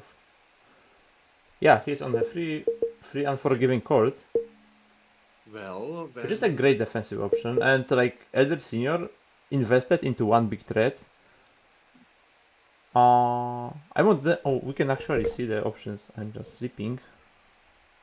Yeah. Sadly for Yona, he is not playing any quicksand because this would be very good in this matchup. He is going for his one of ambitious cultist. Oh, that's a good card. Yeah, that's a good It card. gives you one more Yeah. chance to find the. Yeah. Also- Galea is very nice. Also, the other question is if that. Oh! Do you see this?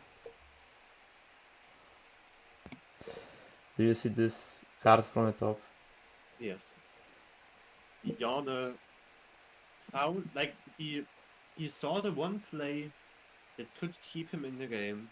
He found it and he played onto it. Now I think Elder Senior is forced to play the Saboteur. Wait, but did he predict it into Cultist?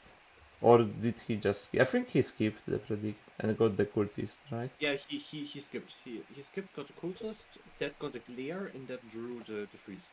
Although we have, of course, to say that he would have naturally drawn the freeze next turn. Yeah. So, but still, it's a nice play to see here.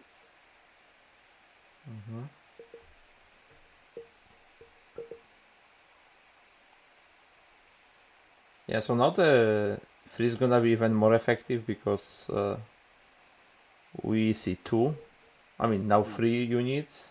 But like, it's hitting like those units that are the most important. So both overwhelms. Draven. Not yet. It's not time yet to play the Draven.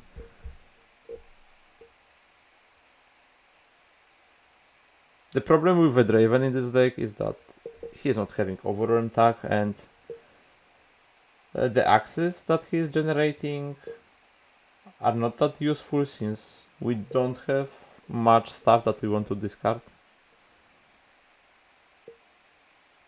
Also, we are not getting any value from discarding stuff in this deck. So he is just because it's like a free good unit that can get overwhelmed by the time, and like probably because we don't have that many of good champions to be played. But also like the champion spell, for example, is very good because we are even main decking the Withering Depths, right? Yes. And like the Draven spell has really good synergy, not only with Draven itself, but also with Overwhelm, reducing the HP of the blocker significantly, most of the time even killing it. So this is what we are seeing here, but Kane flips, and that means there is an access for healing for Yone here now. Let's see if Elder Senior can close this game out, but in my opinion, Yone, through that second freeze, is now in a very commanding spot. Yeah, I'm just looking. I'm just looking all the time at this deck, and I cannot believe that Yone actually managed to win so many games with it.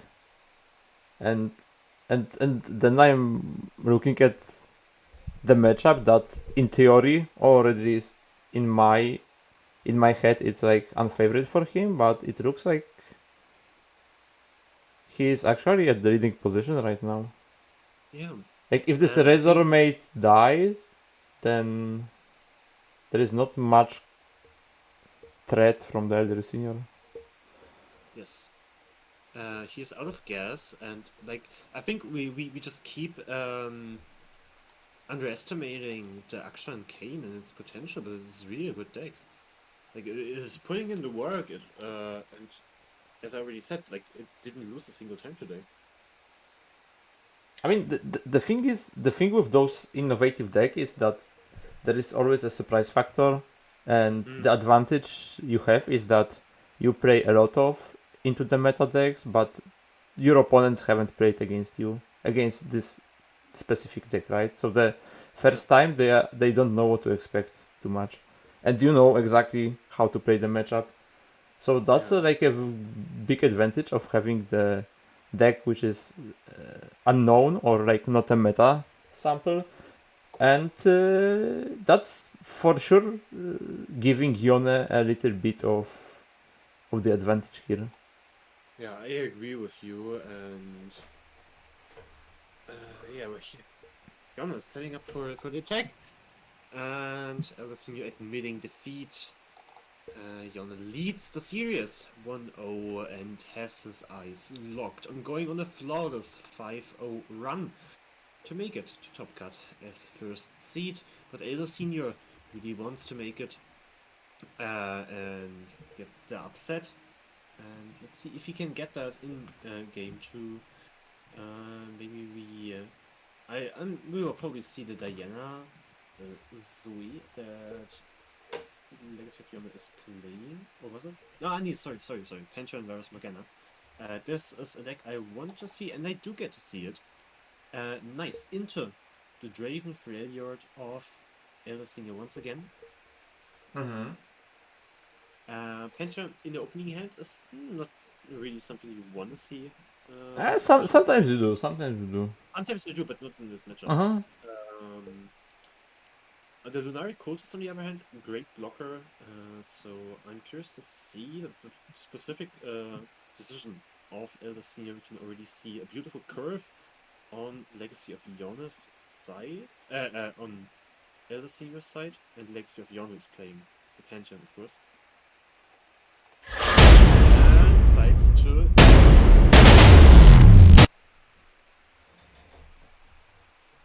So we have Elder Senior leading 1-0.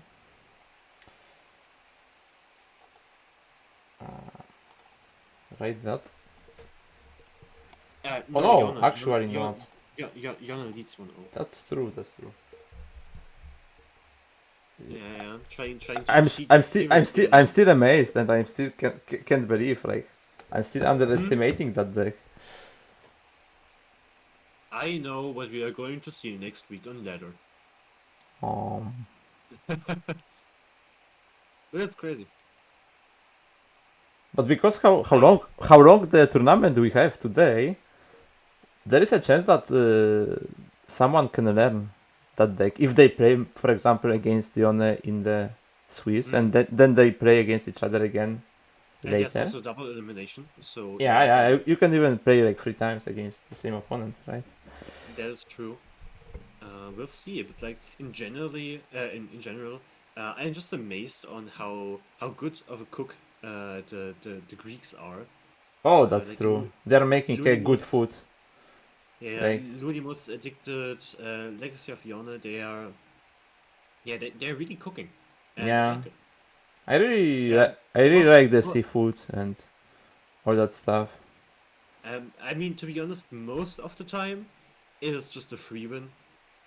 Especially the fist piles Addicted has been cooking in the last weeks. Hmm. Uh, um, but there are always nice ideas, and I really like it when people come up with new ideas, try to redefine the meta, and yeah, and we can see that here, and it does work in the case of Yona, playing not only one but two rather unconventional decks, and carving his path to the top cut with it. I mean, I guess you are talking about the Greeks, how well they are like how good of the ideas of the decks they have, and how well they are building them. Like you have the example of Aragon, if you remember the Yeah. worlds, and that's probably the best example because his lineup was not obvious at that point of the of the season. Mhm. That wasn't like the most meta lineup, and I know that like he prepared like also with Ione and Addicted, they were all in the same preparation group for that world. So yeah, there is something in what you said about this part of the community, and or maybe just about those people, right? That that they are very creative and still are building the decks really well. We see the trait of a Pantheon. We have another one in the hand, and probably we're gonna be try to make a big one from this one.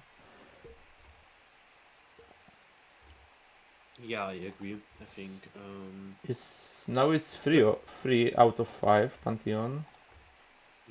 are you going to show us? um, No. yeah, like I agree with you. Until now there was like a lot of stabilizing, and now it's the point where that comes down.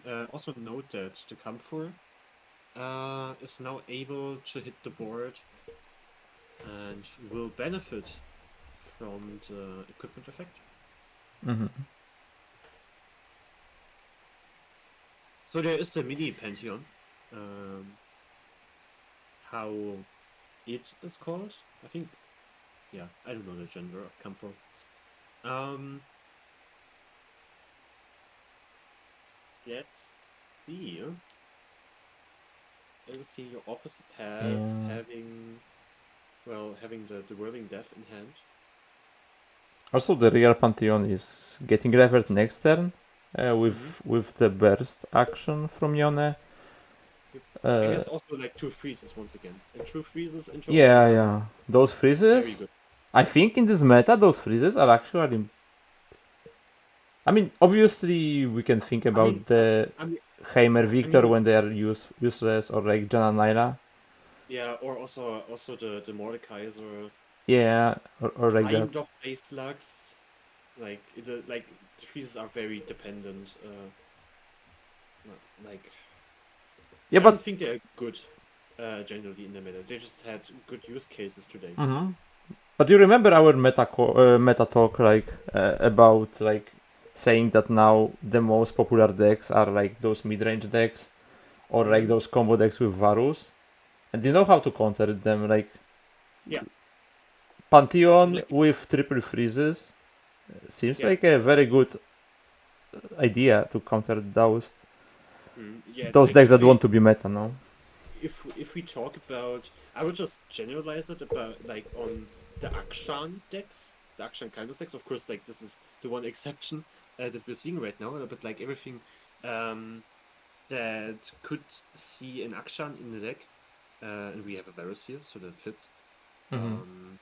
Is like countered heavily by the freeze, but as soon as we go into the other matchups, except for Udyr, obviously, where everything else more control-y, just take the Mordekaiser, the Jananida, the Heimer Victor, that doesn't perform too well. But what I have to agree on with you is that we see the meta shift and we see lifesteal on this Pantheon. To be honest, this Pantheon level up is very thematic with our Aphrodite layouts, with the columns, with the Greek stuff, and yeah, more Pantheon, please. More Pantheon, please, indeed.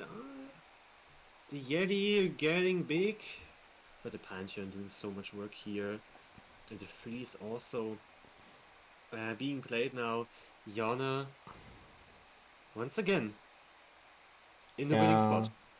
And he wins. 2-0. Amazing. He wins 2-0. He wins the Swiss stage of this Aphrodite tournament. Goes 5-0 straight into the top cut as top seed. Well played. What a cook. And I'm excited to see what he will pull off in the top cut. And he will be seeded as a first, obviously. Yes. That means he gonna play against the 8th player. Okay, what we can see now, let's take a look at the results. We have already 4 matches being finished. Yeah, only 2 more are going on. Toss versus Lunimus and Kaisen versus Lava. I would say we go to Toss versus Lunimus. We Yeah. haven't seen them that much. Let's take a look.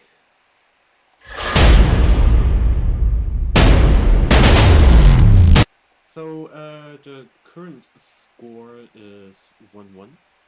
Okay. So this is game 3, and we are seeing it from right from the start. And we see right from the start a nice curve here from Toss, playing the J Slugs into a deck that seems somehow familiar to me. Does it? Yeah, so we have once again the Pantheon Laris on the side of the Greek player. One might even argue that they prepare together. Oh, that's a good point.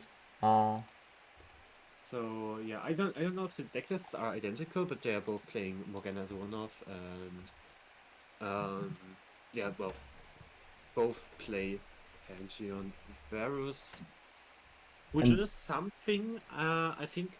Yeah, I tried to build at the start of the season actually, but it didn't work out for me that well. Because the meta was different. It wasn't probably... Yeah. Yeah, it wasn't probably anything wrong with your deck building. It was just a meta that does not fit this style of the decks. Like, if you go on a ladder and you play 3 times against Heimer Victor, you probably would say that the deck is trash. It's not that extreme, but I get your point. Yes, Scholar, a very nice card to keep the economics, which is something the pension decks are often or were struggling with, because you just ran out of steam eventually. But with the Scholar, you have a nice option. Yeah, that is true. The Scholar is like, on the one hand, you don't want to kill that unit. You don't want to give the Pantheon or the spells back and or the value cards back. But on the other hand, it grows really tall at some point, and it becomes a threat. So you are forced to trade him. Yes, indeed. And also what we can see here, whenever Lunimus is playing a spell on like his unit, 3 champions progress their level up. And there's a really good synergy here that Lunimus can take advantage of, and we've seen it throughout the tournament here on the Varus Pantheon. Yeah, how well it turned out, but I don't think we've seen a single Morgana today, right? Not as I'm thinking of it. No, we didn't, because I didn't have an opportunity to show the Morgana progress.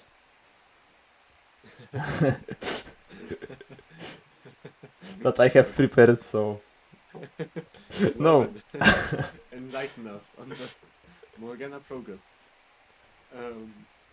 I think it's irrelevant at this point. Like it's very low, but Kind of, yeah, 3 out of 10. but what I spotted, like both players, I mean, Runimus this game, and Yone that we've seen before, kept Pantheon in the opening hand. Mhm. This is probably how they see that it's important in this matchup. But what is even more important is the Lux that is creating already 2 lasers. Yes. But it's not enough to kill the Pantheon, and the Pantheon level up is actually something that matters here, because he's 3, I mean basically 4 this turn out of 5, so Pantheon is leveling next turn.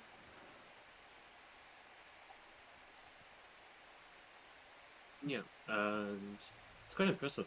It seems like Pantheon's levels quite consistently on like turn 6, 7, Mm-hmm.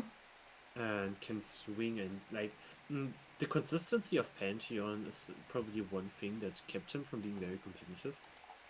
Because yeah, of course, Pantheon is very strong when he flips, but can you flip him like in a one day, like in a whole day tournament, over and over again? Can you rely on Pantheon? And I think what really gets Pantheon in this good spot is the addition of Scholars. Because like Oh this, yeah.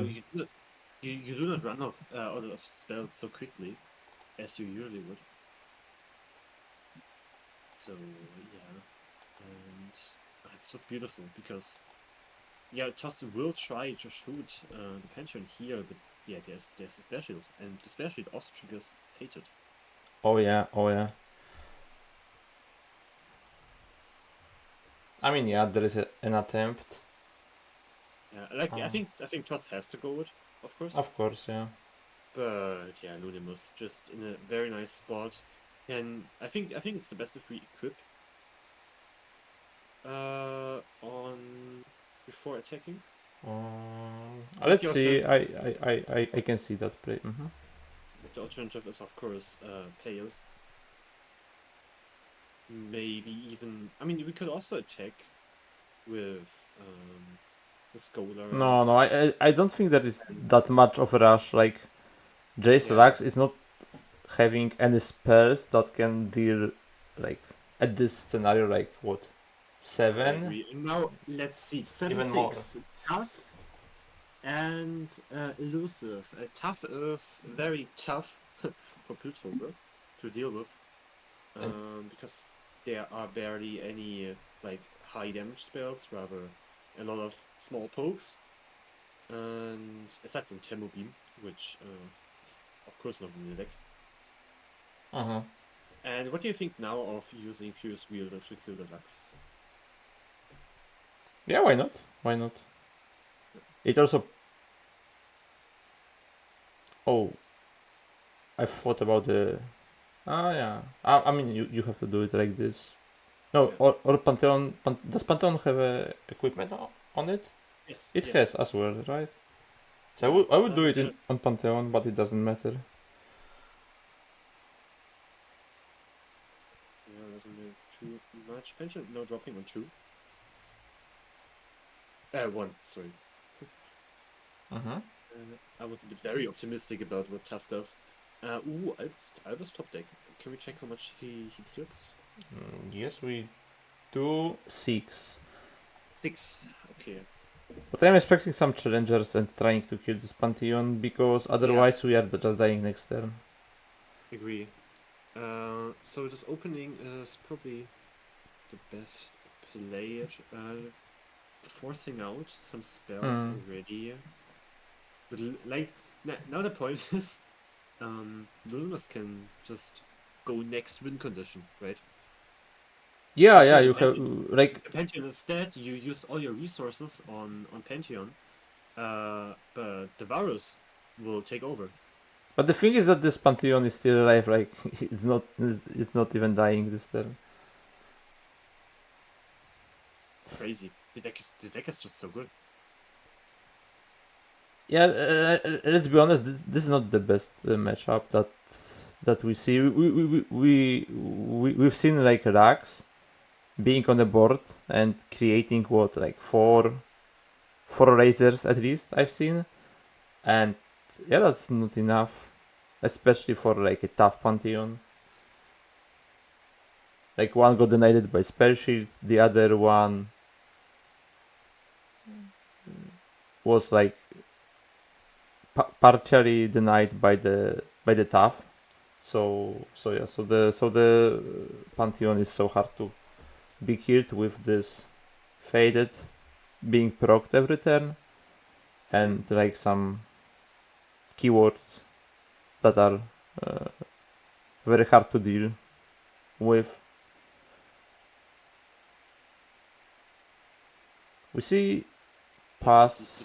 We see pass Two here. champions, two flip champions.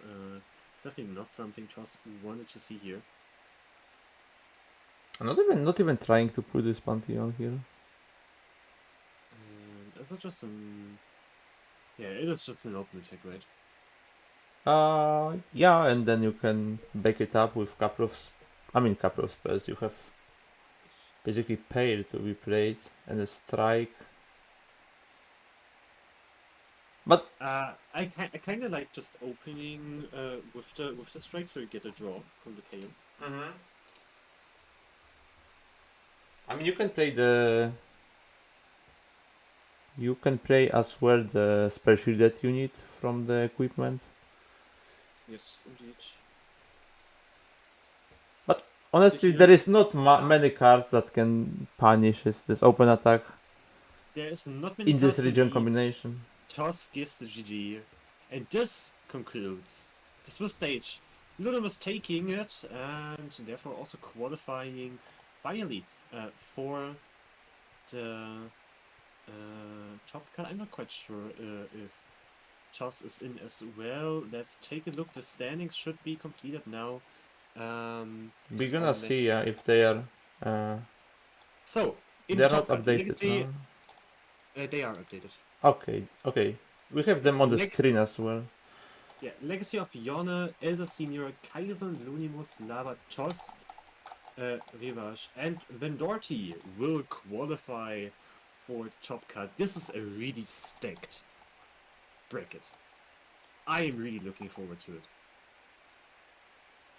Oh, we've seen some names that played in the Aphrodite League. We've seen some names that played in the how it's called. There is like a Greek championship happening, or like the tournament in Greek for a Greek community, and like we've seen that this scene is also pretty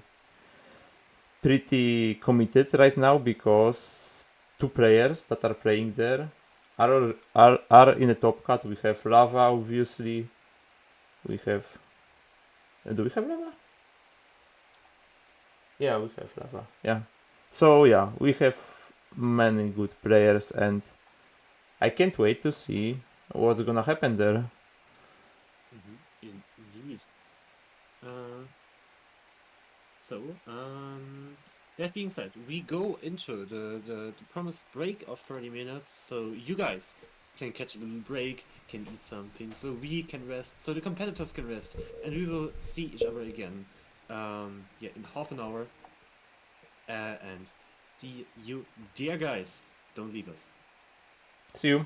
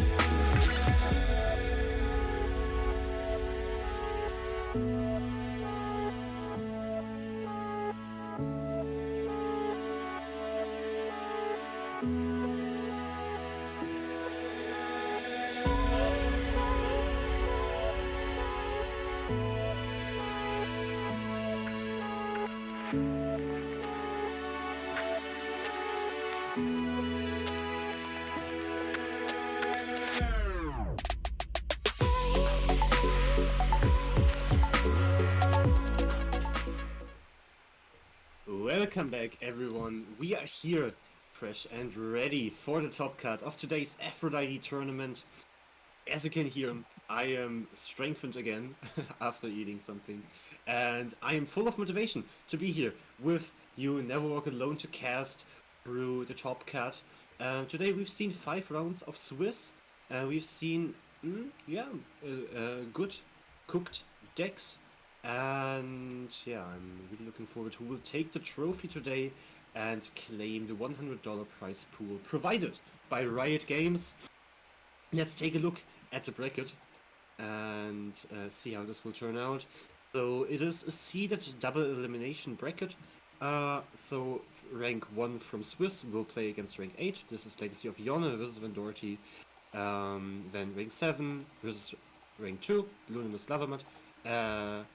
And so on, actually, Senior Rivash, my bad. And yeah, the grand final will also be replayed if necessary. You can see it, right? And this is our remaining schedule for today. And we will start with Legacy of Yone versus Van Doherty. And Stan, what can you say about Yone's lineup from today?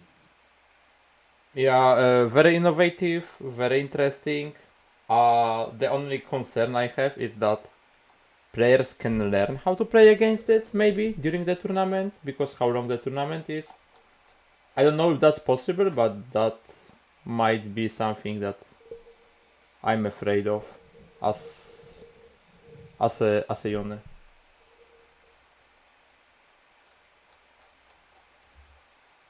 Yeah, hold on. Okay, also, like, as you can see, guys, we have 4 pair of players. All of them are like well-known players and succeeded in the past a lot, and they are more or less experienced, but they are like, in general, those are the experienced players that their names are known in the community, so it's hard to choose which like pair we're gonna follow and which game we're gonna stream. But for now, we definitely gonna watch the Legacy of Yone against Van Doherty, because first of all, Yone won the like, ended as a first in the Swiss stage, and then the Van Doherty is like very strong of a player. And obviously we're gonna stick to the upper bracket. If there will be moment, we're gonna watch the losers bracket. Obviously the upper bracket gonna end faster, so we're gonna then move to the losers one. So yeah, one thing I really want to emphasize once again. Yone is playing J-Slux, Akshan, Kane, Pension, Varus, Morgana. And on the other hand, we have Van Doherty with Action Varus, Udia Morgana, and Victor Heimerlinger. So we have 1 Cook versus 1 Meta Sheep. But we all know Van Doherty. Van Doherty makes those good solid decks into pieces of art, and I'm really looking forward to see that. Although I'm quite considering, because Yone is still offline, maybe we just watch something else. Yeah, we can start with Hold on. I mean, Toss and Kaizen are playing. they are Right. playing for sure. And also Rivage and Elder Senior. I think Rivage and Elder Senior gotten like quicker, like more recently. So let's just watch those 2. So we Okay. have Elder Senior being second in the Swiss versus Rivash, who scored 7th. But That is true. But it's also on a very interesting lineup.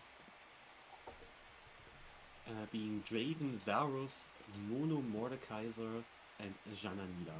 We only have seen the Jananida from him today, which is quite sad, because like the other decks are so interesting. It looks and- the players are still picking the decks. Yeah, but now it's starting. Okay. Just because you called it a play. And we are up to go into game 1 of Rivage into Elder Senior, and they are both playing Noxus. One of them is playing Noxus like you would expect for the tournament. Elder Senior brings the Elise Nocturne. On the other hand, Rivage with Draven Varus, an interesting deck. But like my question is, why would you play Draven Varus if you could just play Akshan Varus? Because like it's not like Akshan is used in another deck of the lineup. So Akshan was available. Yeah, but Draven, it's like Draven. It's a Draven. It's like you can like him or you can hate him. You know. It's he's a little bit more than just a champion. I guess I just hate Draven in my position. So I mean, I guess this is a more aggressive version. Like the Axis can help up with leveling up Varus, and this deck is probably about one-shooting with Varus. yes, we see also the Arena's Greatest, the one-mana landmark, that also really helps following this game plan. Mm-hmm. Yeah, it's predicted right now. You can see that. And I'm still figuring out because I'm not quite sure. I don't have too much experience on Draven Varus, so I cannot really estimate if we can like pull a one shot before Harrowing comes down. Because if we can, then we win, right? Yes, we can. I would say that we can. Okay. That would be my guess. I would say that Elder Senior doesn't have too many responses into a big Varus, especially if we see the special in hand here. So yeah, everything Rivage has to do is somehow stabilize and push that Varus big. Like there's the vengeance, of course, but first of all, it's expensive. Second of all, there is the special in the hand of Rivage. Yeah, exactly. Like I would say Rivage is having everything he needs, more or less, like protection, one protection spell and then couple of others to progress the Varus level up. Yeah, that's an interesting deck. I haven't seen this combination of champions together. To be honest, I actually did play it, but this was like 1 month ago, and I also talked with Rivage about it. Of course, Riot client is very bad, so I don't have the chats anymore. But yeah, it is quite explosive. It obviously struggles into Ionia decks. Yeah. But in a tournament setting, he believes that, yeah, like it can be very strong, especially because you rarely have more than one Ionia deck in current lineups. I think the only lineup I could imagine that features more than one Ionia is Akshan, Lee or Akshan Master Yi, Heimer Victor, plus Jananina probably. That's, I think, the only lineup really that you could play currently that plays 2 Ionia regions. But correct me if I'm wrong. Maybe I'm just overlooking something. Okay, so you're telling me that it's very hard to play a triple Ionia lineup right now? It sounds like a challenge. It sounds like a challenge. Yes. Okay, watch me next tournament playing triple Ionia lineup. Yeah, sorry. So the next tournament we do will be Ionia. I mean, I think. So what Marshall did with Noxus, we just do with Ionia. yeah, exactly. And like for some reasons, we're seeing again 2 Noxus decks in this tournament. But we have to ban a Victor to make it interesting, because then everyone will just play Hammer Victor and proceed as normal. I guess. That's an interesting idea. Nah. We need to wait until they gonna rotate back Karma, and then we can make a really real, like Ionia without Karma. It's not like a real region even. I mean, it is, but it loses the identity of the region. I can Like see that. Karma is the most, let's say, it's just the definition of like stalling. Yeah, like I the think- definition of the Ionia region, like something that the Ionia region is known for, which is obviously very frustrating when you play against that strategy sometimes, or most of the times.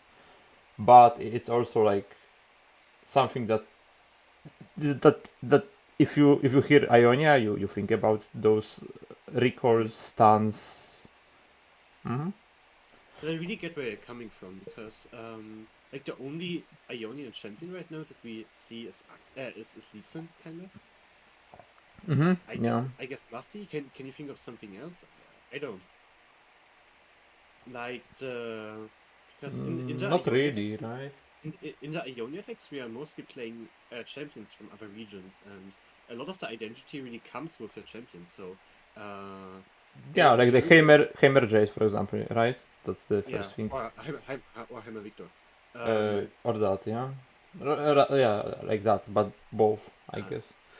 Yeah, so Heimer Nora is also an example that is played with Ionia sometimes. So Ionia doesn't really have an identity without Karma. You can definitely see that.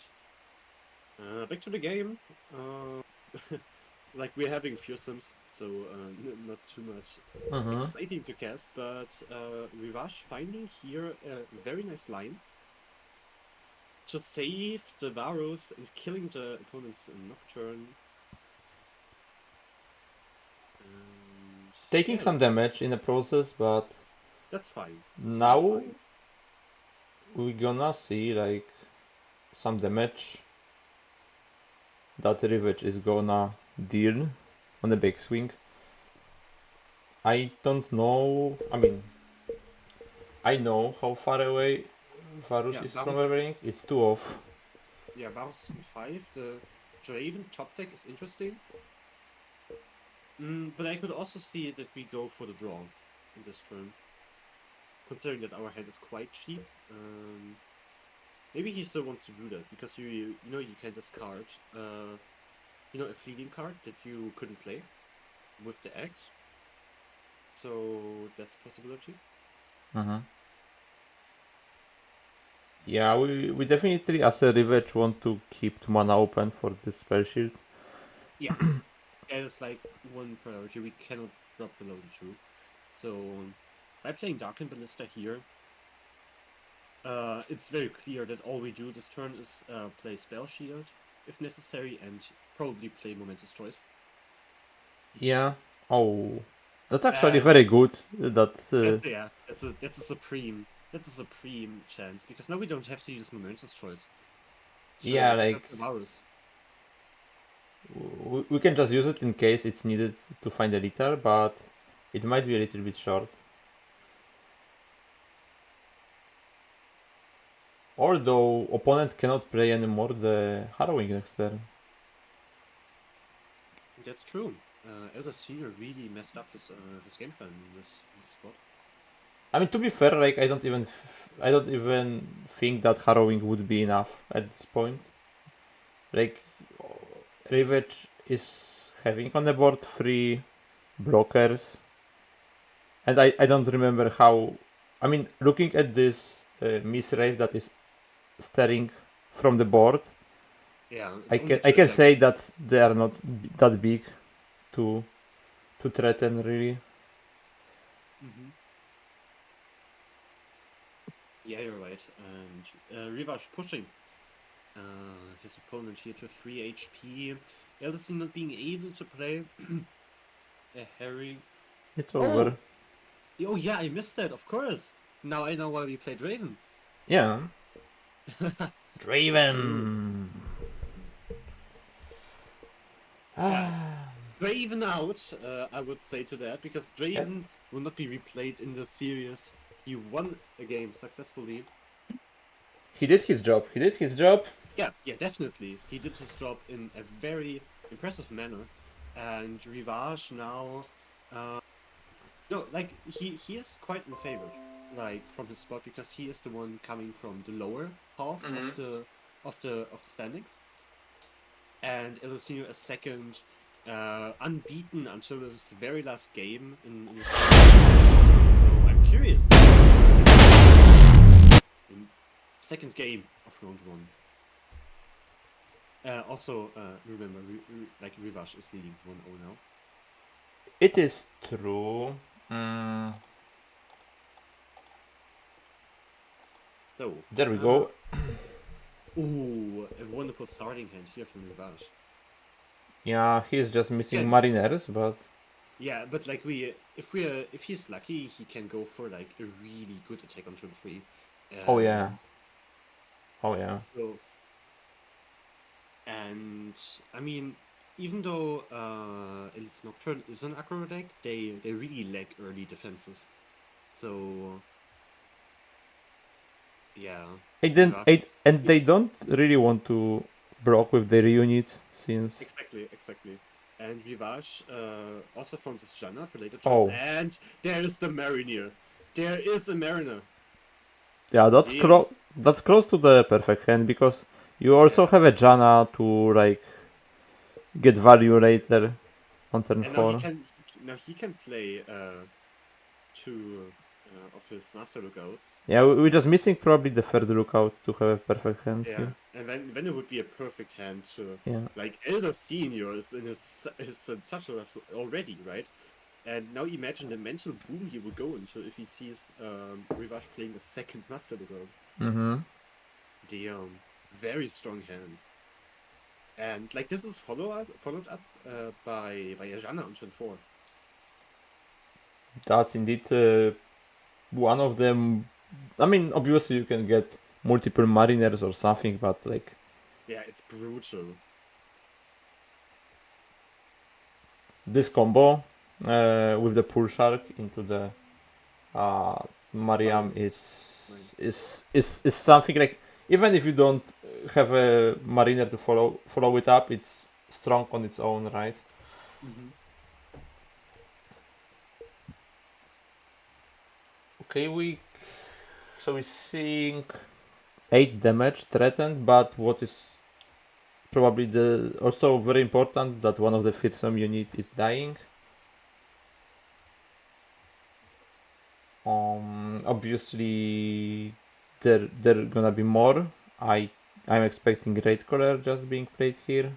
Yeah, exactly. Red Color solid play sets up, but Rivash is just now in a very good spot to play a Janna. Keep the holding gap probably. I don't know. Maybe the damage at this point. The whirlwind deals very well against the Mistwraiths, so you're probably right. But most likely he will be missing like a couple of damage points to finish the game. Basically to burn opponent down.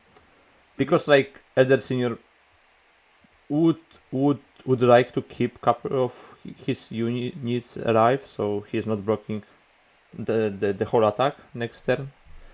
And because of that, the damage to Nexus will be very useful. Also, it deals with the unit as well, right? But Revenge decides to keep maybe the safer option, because at the end it's like 1 mana cheaper. I mean, theoretically 3 mana cheaper, but I assume that you can quite consistently discount your 6 mana spell to be a 4 mana spell. Actually, one thing that I recently talked about or discussed about is the inclusion of Mark of the Isles, or is it like the 1 mana spell give +2/+2 and ephemeral. I kind of like it in the Elite Nocturne. Okay, but like don't give people another idea. Like there is already too many things that I need to play around in this deck, and the last thing I want to have is like them pulling +2/+2 on a unit when I'm barely alive with what they're playing already. So Yes, I don't want to hear that. I get your point, of course, but like realistically speaking, I don't really get why no one is like almost no one is on this card, because it's just so strong. Okay, we are on a 3-minute delay. We can still cut it, so no one gonna hear it. Censorship. Yeah, stream is offline. Sure. Okay, we see both champions. On the Jana Naira side, we see now the card that Rivers decided to keep. And we see the hate spike in response. So yeah, so a little bit less pressure now from Rivers. But Yeah, still but attacking. still- But they're still a Janna, right? And a draw spell, so this alone threatens so much. And Jana is 2 out of 8. attacking with Janna is a gamble, but I really like it. Just going for as much damage as possible, because Rivash realizes that really every point of damage matters here. Because there will be a point where Oh wow. Elder Senior will just run over him. Wasn't worth to block at least something? Like, I don't think so. I think you should have blocked at least one unit, because Jananina doesn't play any yeah, one damage. spells. Exactly, like, there was no any reason not to block one of those units. Yeah, like definitely I would have seen a Janna block. Like, if you blocked Jana, then now you can actually kill the Jana with the Yep. Grer, Exactly. right? Exactly. So maybe Elder just missed that possibility. But now he's threatening a pretty scary attack. But we see already way how Rivage can deal with at least 2 of those units. He can block one by buffing one of his blockers to being a fearsome blocker, and then he can just shoot that one. The whirlwind goes to like 2 mana right now, Yeah. and yeah, and then there's like the 7-drop to follow up, Helmsman.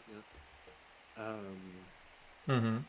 So while this attack does indeed look scary, Rivage is in a supreme position, because consider this: Elder Senior is with 3 HP, and this is one thing you really don't want to be on when facing Jananida. That is true. That's not the spot you would like to be in. For example, imagine here Song of, or like Mark of the Isles. I don't know what the card is called. No. Like 1 mana is available, and it would be game. Oh, he just gave up. And now, because Elder Senior is not playing the tech. No, like, oh, but it's like such a suffering playing around 1 mana cards, especially when that's why- it says it's +2/+2.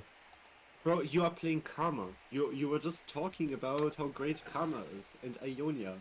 Do not So? complain about annoying to play around. What do I you need mean? Like, they don't have 1 mana. What 1 mana cards they do? You don't like heal 6 health potion or what? No, but like I mean the whole archetype, you know? You have to play around 1 mana spell. I have to play around when you're awake. Because that's when you play.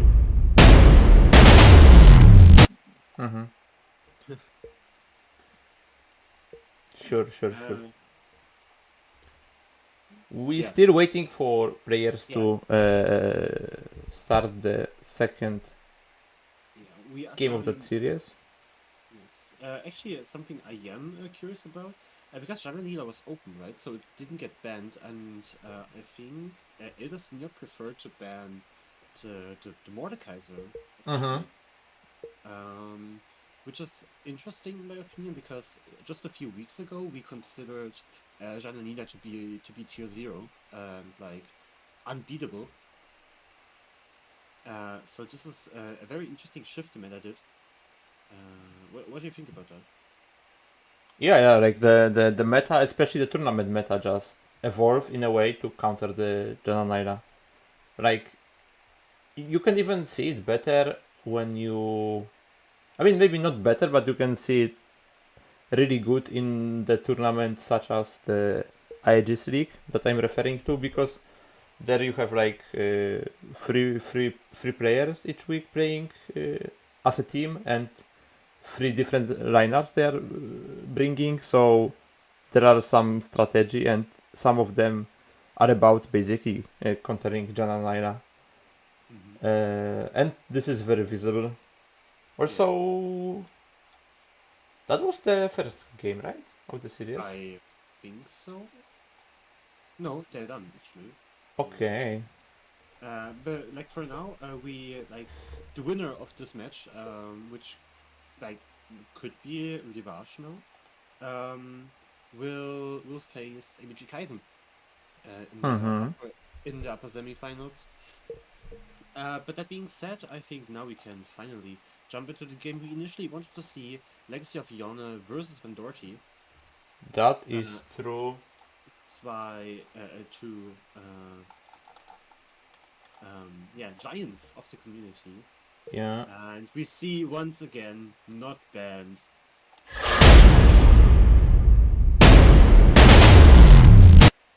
Oh no, never mind. I'm stupid. I confused Akshan Varus and Akshan Kane. But Akshan Varus is... It is Van Doherty playing Varus Akshan and Yone playing Jace Lux. So Oh, but we do see that Van Doherty is dead here, most likely. we do see that. Is yes. he? I mean, depending. Yeah. the, When Doherty said, oh, you don't have to do the math. yeah. You shall not math. But okay, I missed that there was an... And so Okay. yeah, seems like Yone won this one. The question is, they are still good. They're still in the French challenge. Yeah, we are getting another game. That's So, perfect. I assume 1-1. Hold on, I will fact check this really quick. So we are all on the same page. Then Doherty. Now, it is 1-0 for Yone, so this is game 2. So that was game 2, yeah. No, this was game 1. Okay. And Yone is leading 1-0. According to Runeterra AR. It could be that we are missing a game. Yeah, most likely because they are not anymore in the challenge. Oh no, they are. Okay, they are. For me, a game is going on, yeah. Yeah, okay. But And now we have the Akshan Kane of Legacy of Yone versus the Akshan Varus of Van Doherty. And this is really a matchup I am looking forward to. Because, both are Akshan Shurima with, a Darken champion. With heavy cultist synergy. And as of right now, only Yone has the Akshan available. Has this being Glaive. Yeah. Let's. He finds the play. You sadly can see it, but you will see it very soon while the game tries to catch up.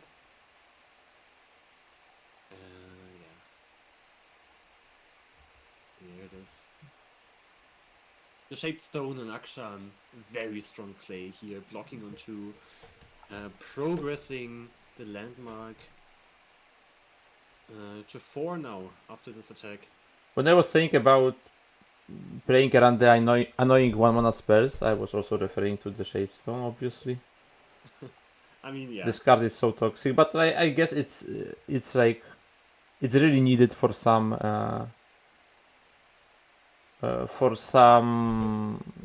sort of a decks like the action ones. And I'm not saying it's like unbalanced or anything. I think it's in a good spot. The card but it's just annoying to play around. That's all. Because then you are like low on the value if you have like such of a 1 mana card that You need to build a like then you need to have some more greedy curve then if you play like so cheap of a spells or like more draw in a deck, so everything is like balanced. Yeah. Yeah, I guess. Okay, let's see if the like which Shurima deck is actually Yes. superior. I was just about to say, back to the game. Yone will flip his Akshan now and is able to predict maybe into a champion. Or or a glaive.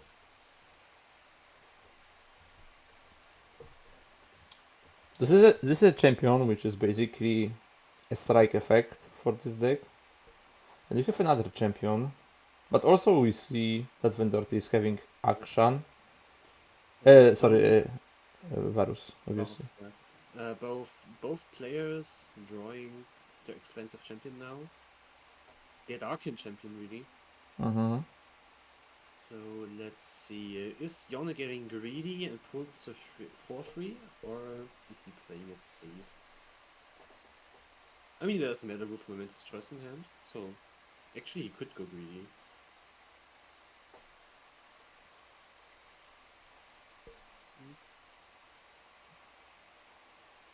Yeah, that's hard.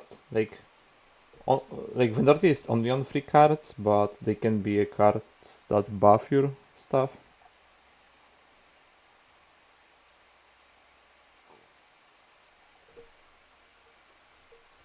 But we definitely can see that Yone found way more value in this game than Vendorti. He has like actions going in, the landmarks, like his hand is way bigger. Also, he can revive one of his champions for 3 mana. Yeah. I mean, I think Yone is very happy with this outcome. I mean, Yeah. forcing Vendorti to get rid of 2 cards when he's on 3 and then spending like his win con basically, so the overwhelm, just to have a good trade. I think like Ion is taking that, especially that he is the player that is basically on a driving seat right now with how big is his hand and the value that is possible. Yeah, and draining the Absolver out of the Akshan Varus is like getting out the win condition. It's like killing the champion of opponent. So Legacy of Yone is definitely very happy with his current game state. And can also just trade the Akshan away because Akshan did his job, right? Yeah, I think that's a moment when we can give up on this action, especially that we have another one, but we can also protect it. That's fine-ish. Now I'm really curious to see how Vendorti plays this. Probably open with the free drop, right? Yeah, just to progress the landmark a little bit. Also, it's not like he has too many options. Probably he will just keep some mana to for the spell sheet in case. So not playing Grave this turn. That would be my assumption. Let's see if that's true.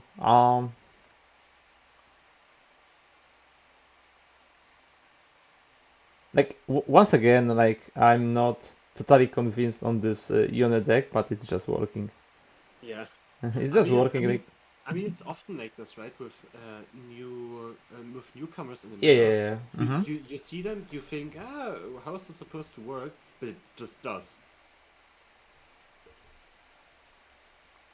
That is true. Beautiful splash shield though. Can protect the Varus. Varus now on 6, so will flip with the lucky drop. Yeah, but I will have a counter argument to that, because sometimes there are like some specific circumstances that there is a deck that shines just in a one tournament, But then if you try it in the other tournaments or on the ladder, it's just not working that great. And that was also that was I think one of the Aragorn decks in the Worlds. He had like some. I don't want to. I'm trying to record that deck, but it was like I think a Shuriman deck. I don't remember exactly, but I'm pretty sure you know, chat, what I'm referring to. The No. Yeah, but chat probably knows because like, do you remember the Aragorn's lineup in the Worlds, Felix? I think it was Atrox something, Katarina Gwen, and something else. Was it that? I think it was. I think there he was playing the Talia deck, Talia Ionia. Yeah, I think it was Talia Ionia deck, which was Yeah, like, true, with the landmark. yeah, With and Captain that deck had no too much success outside of this tournament. Yeah, I mean there was like the Hagarian pilots, of course, but Yeah. But yeah, you're right. He played Atrox Kane, Katarina Gwen, and the Talia Dragonflame, I think is the landmark called. Back to the game though. we somehow managed to just abandon the game every single time. but we are still talking about the Shurima. We see two Shuriman decks, and we are just talking about Yeah. the Shurima. True. I mean, we were talking about how like decks can do well in one tournament. Yeah, exactly. And yeah, I mean, we'll see it, right? Because people will definitely be playing this deck after the tournament, especially if it wins. Well, and it did win this game, so Yeah, it's on a good path. We don't know if that's the final game of the series or yeah, it's not. because Yonut won both. So Okay. that's Wow. So the only left match is Lunimus against Lava. exactly. They should be. I know they are not in the lobby, so they should be done. Okay, so we are just waiting for the scores to appear. Yeah, Lava 1-2-1. Okay. Yon 1-2-0. So we can move on quickly. So I guess the lower bracket can play on its own pace. So so they just start the games when the previews are done, and we're gonna focus for now on a uppers bracket. So but that's in a second. We for sure have Revenge against ABG Kaizen, and we have Lava against Legacy of Yon. Those two semifinals. I mean, not the real semifinals because it's double elimination, but for the upper bracket is. Oh, the score got corrected. It's actually Lunimus. Yeah. There was a mistyping. Lunimus won the match 2-1 and not Lava. We do know that Legacy of Ionic did succeed against Vendorti. So we are just waiting for this to be reported, and then the next one can start. So we know that two Greek players gonna play against each other. And we definitely will watch it because like both of them are playing the Varos, right? Mm-hmm. And like I mean, yeah, let's take a look actually. Legacy of Iona plays J-Stux, Action Kane, Pension, Varus, Morgana, and his mate Ludamus plays Action Kane, Pension, Varus, and J-Stux. They are on the same lineup. And you want to watch this? Yeah. Do you like the mirrors? They have differences. Like the Action Kane from Lunimus, for example, plays Auto Devastation. While the version of yeah, what does Legacy of Yonder play? Ah, Legacy of Yonder plays just a third cane, and Luminous is on 2 canes, and the Pension Varus list is identical. Okay. I mean, I'm kind of up for like because those two are cooking a lot, and they with their brews they are coming here, to the tournament. So I would really like to see them playing the brews in the mirrors. That like they cooked it together, right? Okay, yeah, that makes sense. I always can watch Kaizen in the finals with his best lineup, which is Naila Jana, Victor Heimer, and Nora Mordekaiser. Which gonna prove today that it's probably the strongest, but we're gonna see. I We're mean, gonna we'll see. see. We'll see. It's very bold of you to make such claims. Yeah, we will see about that. And as soon as those two go into game, we can start to watch them. Do we have already someone playing? I I mean, mean, we we could just also we we, can watch Rivash vs Kaizen as well if you really want to. no, it's fine. I really, I mean, I would like to see Dayone from the beginning to the end, the match, because I'm still not totally convinced on his deck, Yeah, I but I mean, probably should be because he yeah, proved like today so maybe. many times. Mm, But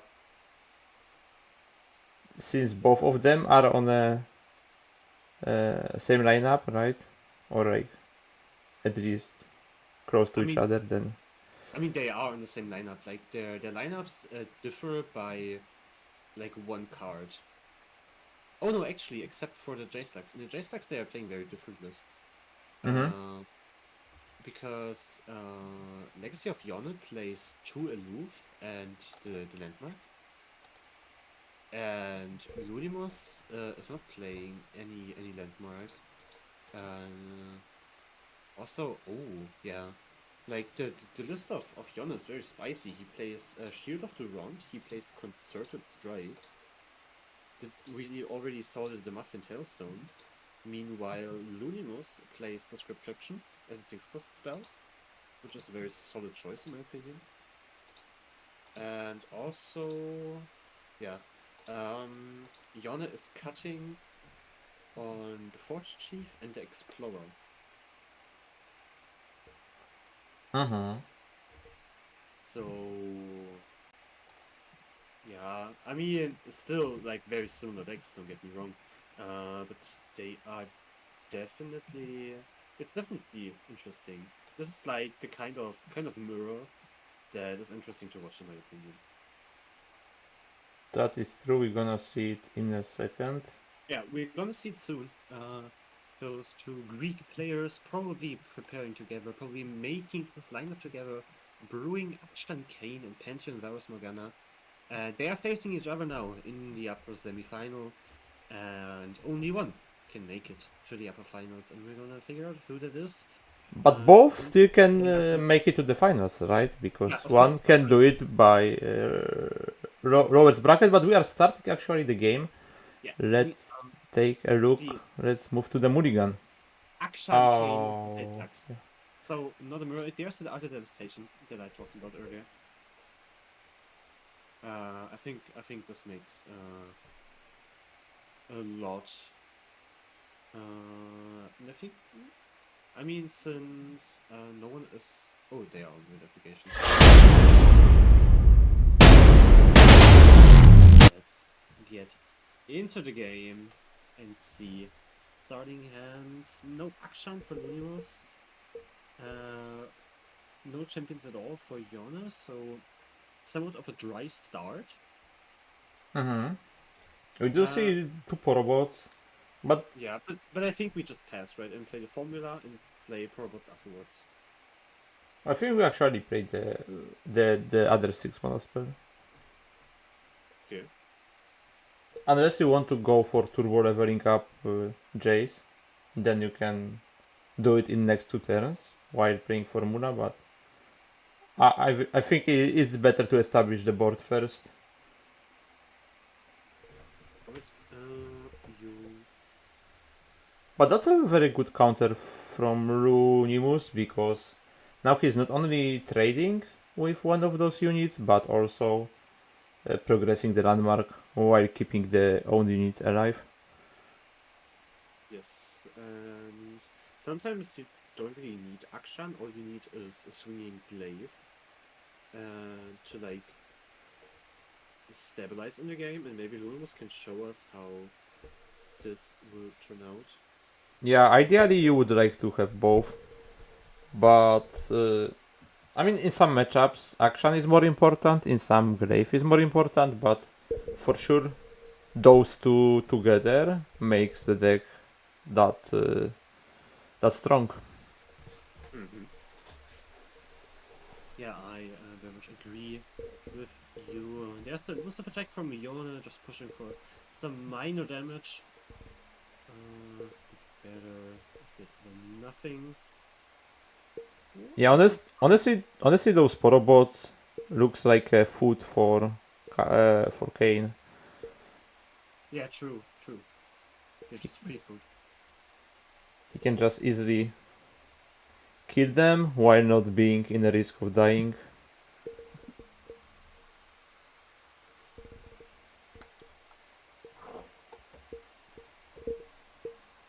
Okay, giving some health. And I assume we're gonna just simply start progressing the Kane at this point. Yeah, Kane is very happy in this spot, and once again, it is hard for Jace Lux to deal with anything like with the 5 HP unit. I can check, but yeah, the only out there really is like, I mean, doubling Shock Blast with Jace, of course, and maybe concerted strike plays. That's it. Legacy of Yona, we've seen it earlier, also goes for the Demacian Tailstones check. So there's a way, like, he could capture the Kane, but yeah, Lunimus plays Spell Shield. So good luck with that. Yeah, that is very true. We've talked a little bit about the surprise factor that the Kane Aatrox action deck can have, but since both players screamed against each other, most likely that's not the case anymore. They probably both exactly know how those decks work, since they are playing them on their own. Aloof hitting here. The freeze probably not the best target. Yeah, but Yona got his Jace through the move, and that is something he can be very happy with. Most definitely, yeah. And maybe here another formula. Yeah. Both hands are quite full at this moment. Yeah, and Lunimus can even upgrade his hand a bit more with the predict and drawing another freeze. Although freeze is really not something you want in this matchup. Yeah, that's not the most important card. Definitely, we. Oh, I wanted to say that we need a Varus at this spot, but that's actually not a Varus deck. Yeah, like it sometimes just. It almost, if you look at this hand, you kind of would like to have a Varus to utilize all that spells and have a big overwhelm threat. Yeah, but actually, I mean, we have Varus in a different deck, right? Yeah. And I assume those decks got banned. We don't know that, but we'll see that. We'll see. It's game 1, so I think it's possible. Because, like, I think that they came to the same conclusion if they screamed against each other, which deck should be banned. And because we see on one side Jace and on the other Kane, I assume that both just banned the Pantheon Varus, and we're gonna see. Yeah, we're gonna see, as you said. There's no necessity to speculate about this too much.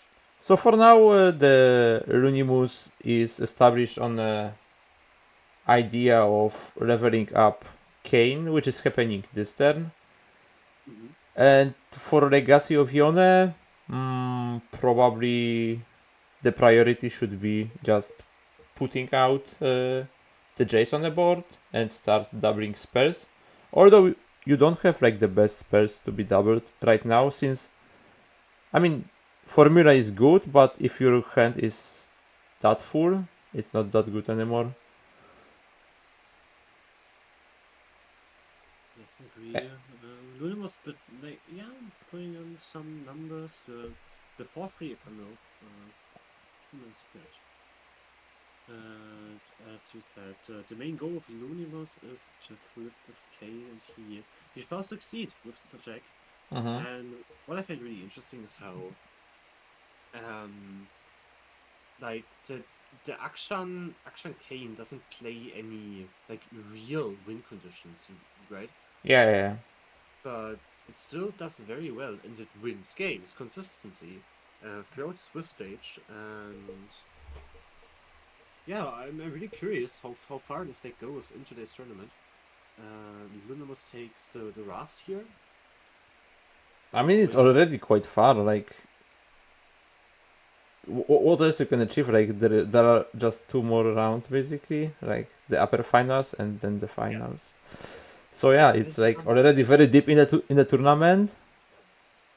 I mean, actually, 2 of those decks are that deep, right? It's not just one. So it's not a coincidence. Like at this point, like we can't call it like that. Exactly. No, the question we have to answer is it just tournament specific, or is it generally a really good deck? I think we, like right now, we cannot really answer this question, but that's something the upcoming week will answer for us. There is like a third option that those players are that good that they can like win with the average deck. Yeah, well, but no, like next year Fiona won Interven Doherty 2-0, and I think that is something we should not underestimate. Yeah, but we shouldn't underestimate the possibility of Vendorty going through the losers bracket and just winning back in the finals. I've seen it somewhere. Yeah. Okay, yeah, so Runimus is kind of controlling the board, like killing the threats, having this whenever consistently growing overwhelm threat. Yeah. But he top decked the Kane. It's incredible. oh yeah.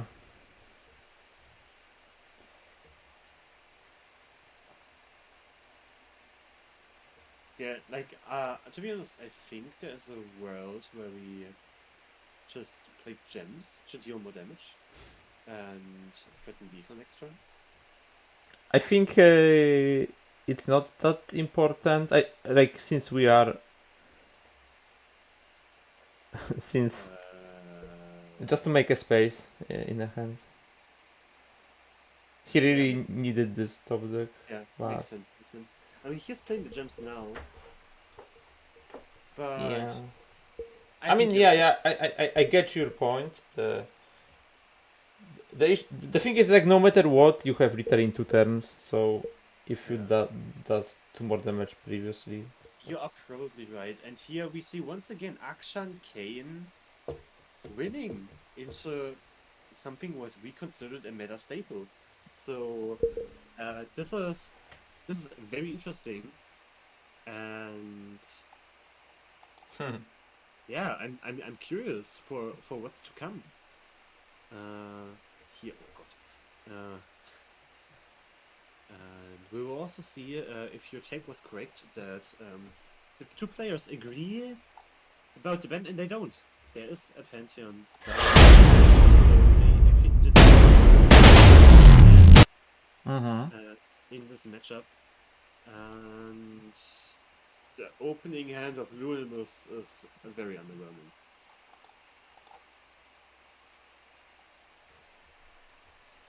Yonna's hand does look Yeah, pretty both good. players are having average hands, but now it's I mean, actually yeah, a good it's hand, Akshan. right?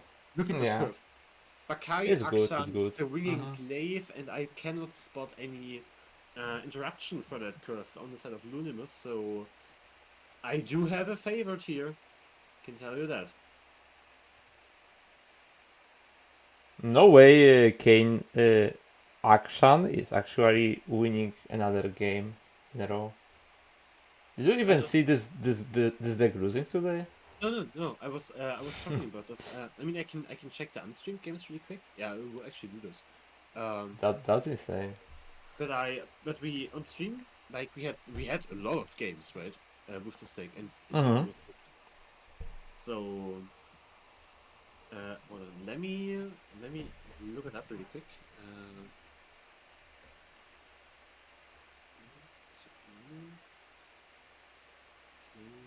Okay.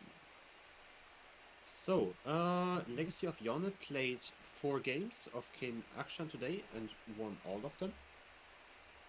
And Lunimus played 3 games of King Akshan today and also won all of them. So in 7 games, this deck is unbeaten in this tournament. Okay, so my thought is that that's a very good meta core. But it's not like a deck that you can just play and get very successful on a ladder, for example. It's just a good tournament meta core. But I guess we need like a bigger Sample size. yeah, exactly, to say if that's what I'm saying it's true or not.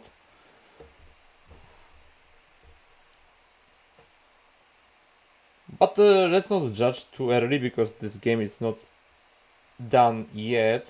We've seen like a very good hand from the Yone, but I guess leveled Pantheon can make a difference. But for now he's quite far off leveling. I don't know if we've seen any progress on Pantheon No. yet. Pantheon Yeah. is on 0. Pantheon is on 0. So there's a long way to go, especially considering that we have turn 5 at this point. So the earliest Pantheon would flip is turn 9. Also no equipment, so all the units that are relying on the equipment Yeah. are kinda dead. Yeah, Luna's hand is really awkward here, and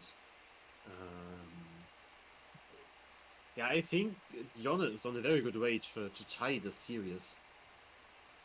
I definitely can imagine that. Yeah.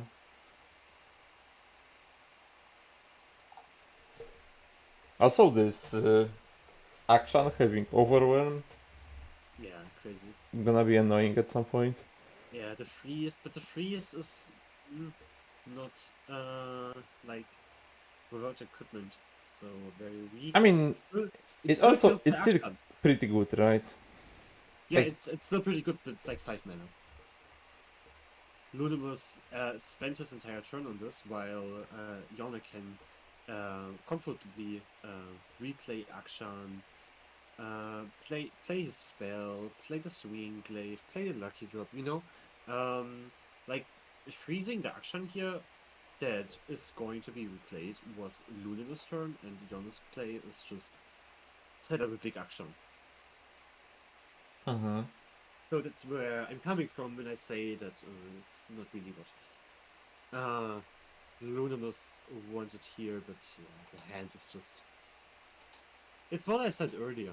Sometimes the Pantheon is just not consistent enough and loses to itself. And games like this are exactly what I mean by that. Yeah, this is the problem with this deck. You either draw too many of your equipment or too many of your units. If you have like a balance between them, then you are doing really great. But there are not too many ways to fix your hand during the game, so that's why the mulligan is super important and like first couple of draws for this deck. Yeah, so this deck really has a big standard deviation between like very good hands and very bad hands. It is lacking the consistency, and therefore we never really saw Pantheon dominating tournaments. Of course, we had like the tops here and there, but I mean, yeah, that's a hot take because like I remember in many of tournaments Pantheon being close to top, you know, like this deck was always somewhere there. I still Like, stand. but it was never like that like a super meta deck, you know. It was like a pocket pick for some tournaments. It was just a punishment for some metas. It was like a good addition for a lineup, maybe, but it was not anything that you would build a lineup around. Yeah, I think that's a fair point. Yeah, but slowly this action is taking control over this game. Just generating more and more value, forcing another units to block him. And on the other side we have Lunimus finding first spells that he can play on their units, having Varus, so finally the equipment requirements are activated, and It's yeah, so late though. it It's is so definitely late. too late, yeah. Like Yone gets his treasure hoarder very soon now, and yeah, there's really not much to say to this. Yone is in a dominating position and up and ready to tie the series and go to a game 3. But of course, it's not over yet. Lunimus has an attack token, has the Ranger Knight Defector, has the Varus, has the elusive unit. The question is, what can he do out of it?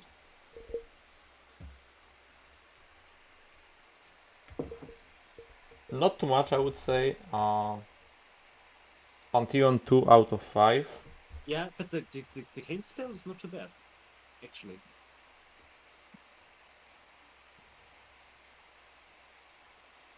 Kane could maybe make a difference, and at least, I mean, not at least, like, close to game. So going for Varus here, like we have so much mana to work with this turn. Like, there's Red of Negation in hand. We have, like, Nix of Yona has a freeze. Also, like, Fierce Wielder. So, almost no matter what Lunimus has here, Yona will have the answer. And I am very sure that the game will end, like, on the next attack token, maybe even this turn. I mean, yeah, next turn when Yone gets attack token, there will be maybe attempt to find a lethal. Here's like attempt, but of course it's not going to be enough. And Yona can can play the freeze now, deny the last attack for Lunimus. Yeah, there is 3 options for true. Yone. He can play Riot, he can play freezes, and he can play double strike. The third option is for sure the worst. He decided for the Riot, which makes sense since you don't have that many of spells in an opponent's deck that you can even use it on. So the strike is one of the few. Also staying mana efficient and choosing to kill a unit. I really like that. What I also like is the King flipping here, and the 8th game in a row that this deck is winning, most likely. Incredible. Yeah, we can even block the Pantheon here. No reason not to. And yeah, we are progressing another landmark. Yeah. I think we go for the... Do we go for the elusive cane or do we go for the overwhelm? I think elusive to close out the game. Mm-hmm.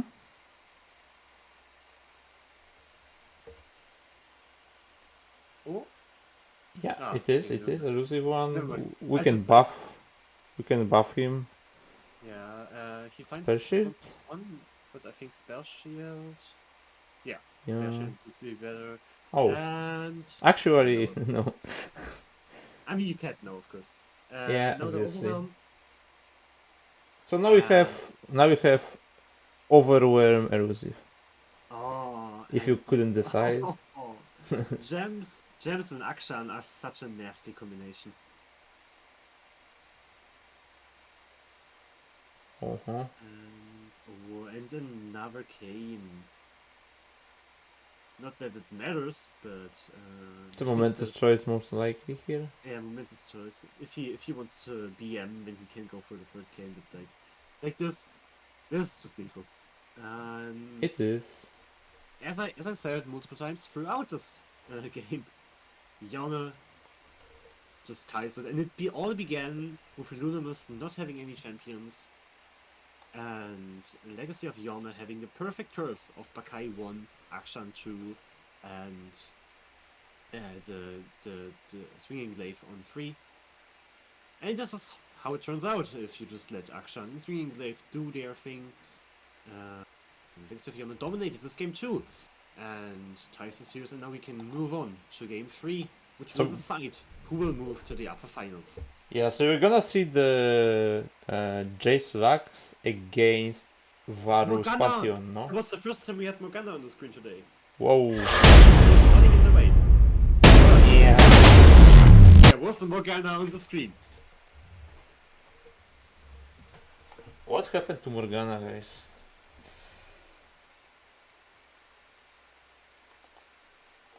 Yeah, one mana, 3/4 lifesteal is just not good enough. Hollow creep. So we picked Alright. Varus here, most likely. I mean, we picked Varus. Yeah. Or the other equipment. But yeah, it's Varus. I would just pass Asayone and play 6 mana spell next turn. Yes, I would agree on that. I mean, there's no other I mean, play. no, you can play like the landmark next turn and then 6 mana spell to be efficient. That's probably how you should do it. Yeah. Yeah, that's efficient. We'll see how Lunamus opens this turn, especially with an open attack. I think the landmark will be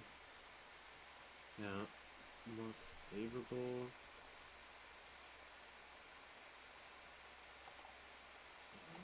Oh, actually, Young decides just for 6 cost Okay. spell. Interesting. I mean, he can go for landmark on 4, and then he has 6 mana on 5 again. That is true. Now with top decking another 6 mana spell, this play makes more sense. Yes, this is probably what he has in mind when going for this line. So he has a flipped, like, you know, so he has more 4s on the board right now. But like still has the Jace flipped at turn 5. Okay, never mind. I completely misread Jonas' intentions. I think he was trying to hit Pantheon here. Yeah, makes sense. Pantheon of Varus, like, because especially he saw the buff on the Bakai. Shooting one of the win conditions here is vital. That is true. I don't know if you realized, but Runimus played a tempting prospect to find. Yeah. I mean, to basically get a pick from that.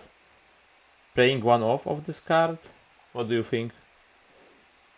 I think it's actually not too bad. So you can pick a thrower or an equipment, right? yes, From the top 4 yes. cards. Like the equipments are pretty important. Yeah, and in such a deck, pick a follower or equipment from the top 4 cards of your deck. In the Pantheon deck, that, as I said, is very dependent on the draws. I think this is like a very good card. You shouldn't play it as a free off, but to help out with bad hands, playing as a 1 or 2 off, I think it's solid. Uh-huh. You know, just fishing for the equipment you need, maybe fishing for the one unit you need, because you have so many spells in hand but no unit. We talked about it, right? Because sometimes you just have the situation your Yeah, entire hand exactly. is full of units, but you don't have spells, or you don't have spells, but too many units, and yeah, this just fixes it. Yeah, in the And previous game, for example, Luminous would love to have this card to yes, find the lodestone. but of course, playing it as a free off is just way too much because you know you don't want to free off a card that is only good because you bricked. Uh-huh. So yeah, I can totally see it here being played as a one-off. I think also Yone plays it as a one-off. Let me confirm this really quick. Yeah, we see the full team of Forge Workers here. Ah, yeah. There's only the Forge Chief missing, huh? Uh-huh. Leading them to victory, or of course the biggest chief of them all, the Jace. The Jace, indeed. But the Jace gonna appear next turn. Do we have 10 mana? Yeah, we have exactly 10 mana to play Jace and 6 mana spell. So I assume that's gonna be a play. That's a very, very powerful turn. Yes, and since Lunimos does play Celestial Impact, maybe he top decks that? But it doesn't matter since the spell you would like to double is Burst anyway.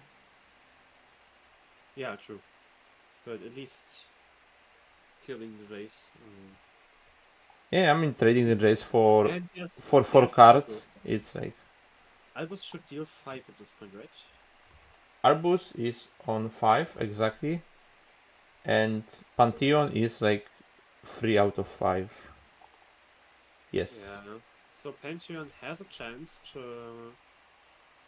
hit big in 2 turns. But the Scholar and Varus already want to be hit this turn. I'm curious to see how the turn of Yonen looks like. Probably a Jace here. Ooh, there's this Celestial Impact I talked about. But they took yeah. they decided to Varus. take Varus, yeah. Yeah. And more damage basically.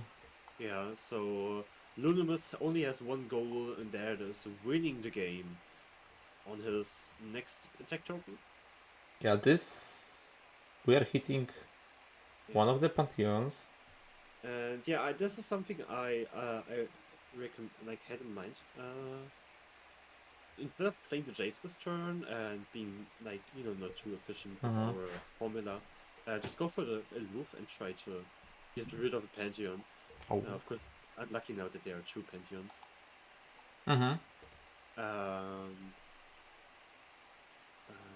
Yeah, this really seems like This is that nice. leveling? No, it's not leveling No, Varus yet.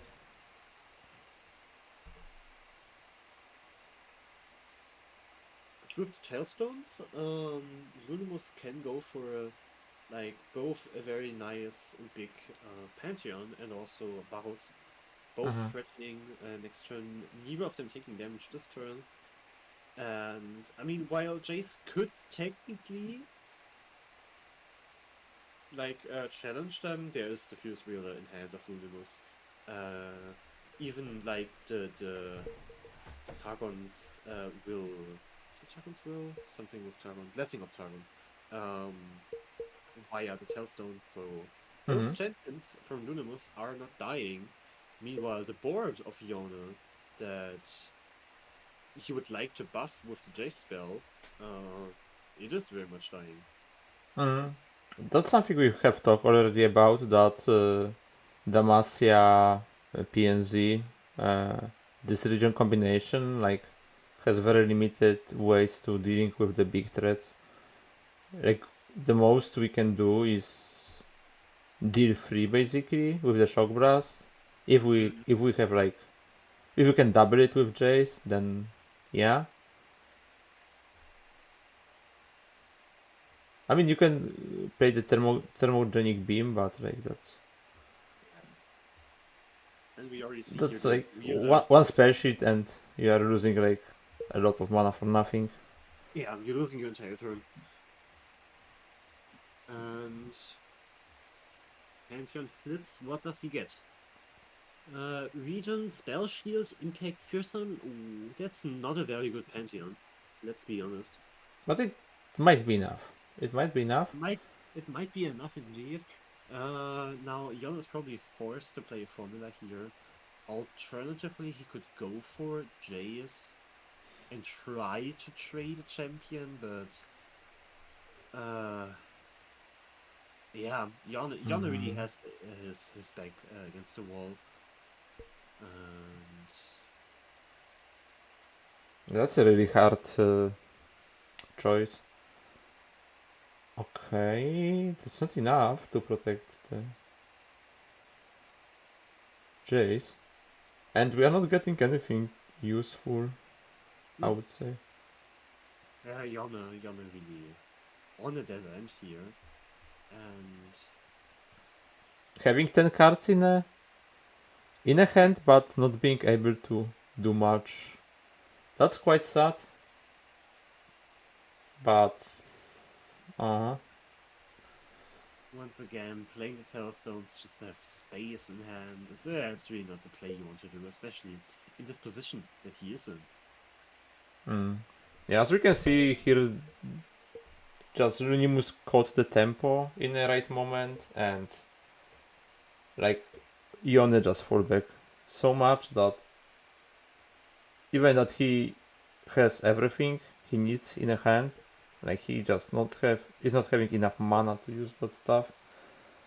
Also, like obviously in this region combination you don't have clear ways to deal with this big Pantheon and Varus. And it results, as you can see, with the swing victory for Runimus. Yeah. Well, it was a long and intense match between those two players. There is the GG from And a very close one, that's for Yeah. sure. Close for sure, you are very right in that. Jon trying to find a way to survive here, but he probably knows that there is no way. Well, this seems like Jon may survive, but once again there's an Octagon coming, which will close out the game, and Lunimus will advance to the upper finals, while Jon goes to the lower bracket and faces Toss. There, we'll see how that goes. The next game that we will watch is actually Kaizen against Runimus. Yeah, you said it earlier. We can just watch Kaizen in the finals, and we're doing this now in the upper finals. But beforehand, we will head into a very short break, and Yeah. we will be back for you in just a few minutes. See you very soon. Bye.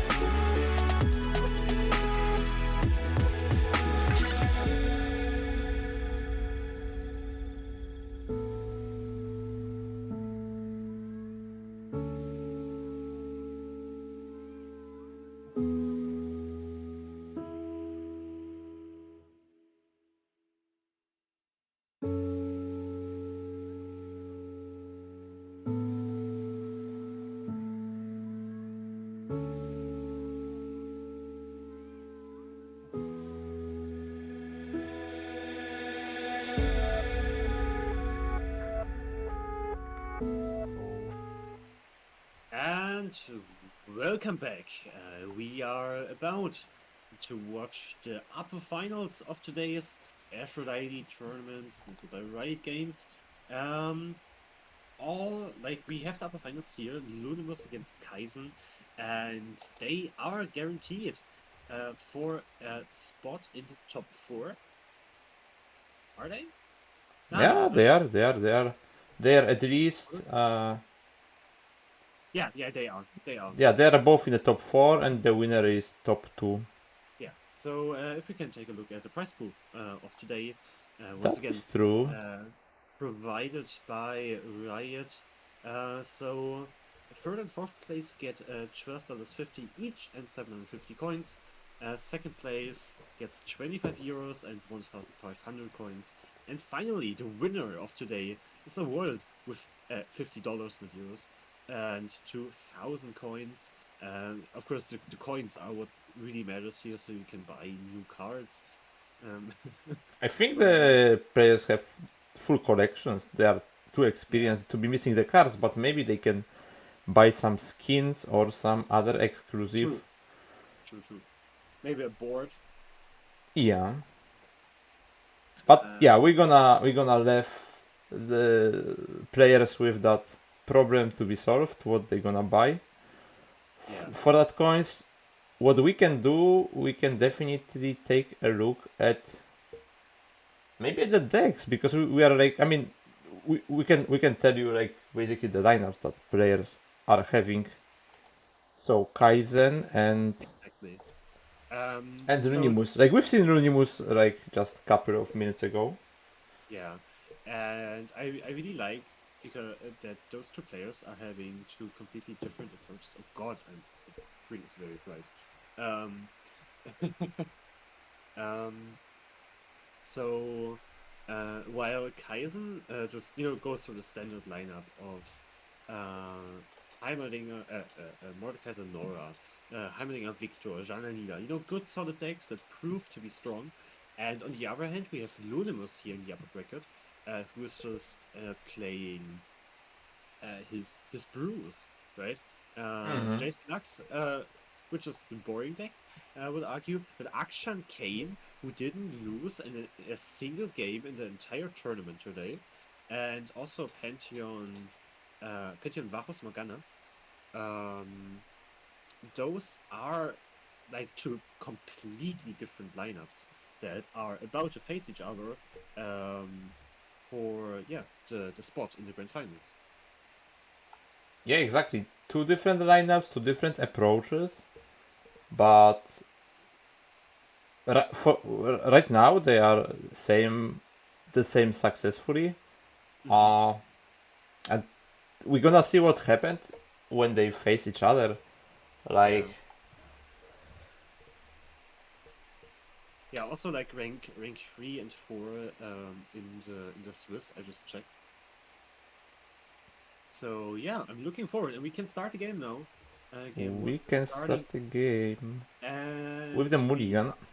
we are getting no spice in this game 1. We have Jeanne and Nyla against Lux Jace, but yeah, Luna was playing Jace Lux here means that either the Varus or the banned. Yeah, like the action Kane obviously gets very rarely banned from the opponents. Yeah, I was saying like earlier that maybe people finally find out how to play against that deck, but maybe they just find out that they need to ban the deck. Maybe that's what they found out, that the deck is too good to be left like on the board. Once again, we are looking at the pretty good hand of Jana Naira. This is a little bit annoying because you want to attack, but not really. You want to put a Slipstream into the deck, but you don't want to lose your Naira. Yeah. But we can already see like 2 Mariners in a Kaizen hands, just waiting for a Jana to be played, so they can enter the board for free for 0 mana. But they need to wait 1 more turn, obviously. This attack, like right now, the Kaizen is not putting any pressure, which is like we know that the Jananara can put some pressure, but the deck can just play for a value as well. That's so strong about the Jananara, right? Yeah, and like especially with the inclusion of the 7-drop. Yeah, just playing it slow, playing it, more in the control direction is really a valid game plan. For Jeanne and Naira. And yeah, I can only agree. It's a really strong deck, and I also really like to play it.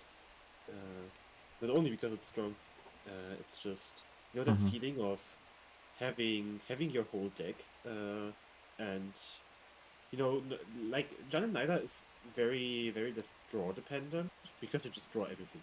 So it's more about what you play instead of what you draw. Okay, we're gonna kill the Lux probably just on the spot. We do have perfect tools to do it.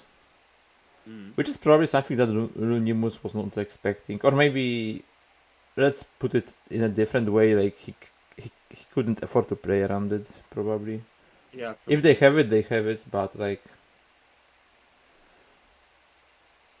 Okay, so actually Kaizen is giving 1 more turn to that Lux.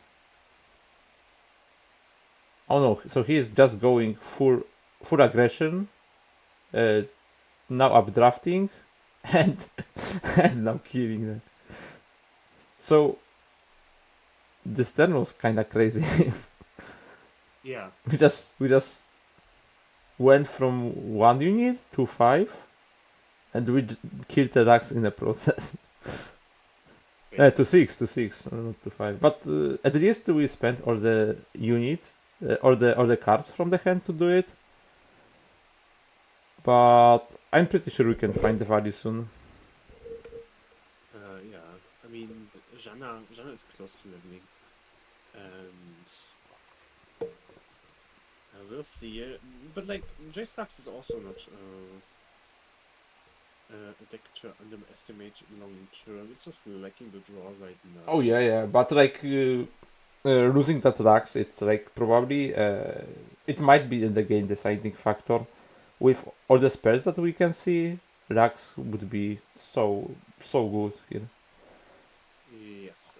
Okay. Oh my god. Oh, That's a top deck, no? Yeah, but for both people. That's true. Like Is it both... this one of Temple that yes, Kaizen is it's playing? It's and it might win again. Oh, and it It flips might win again. the Janna on the top. It flips the Janna. Crazy. I mean, Lunamus can also like develop his win con. Kind of. Maybe But would he wants to kill the Janna. Like Yeah, you either play the Rax or you kill the Janna. You cannot do both.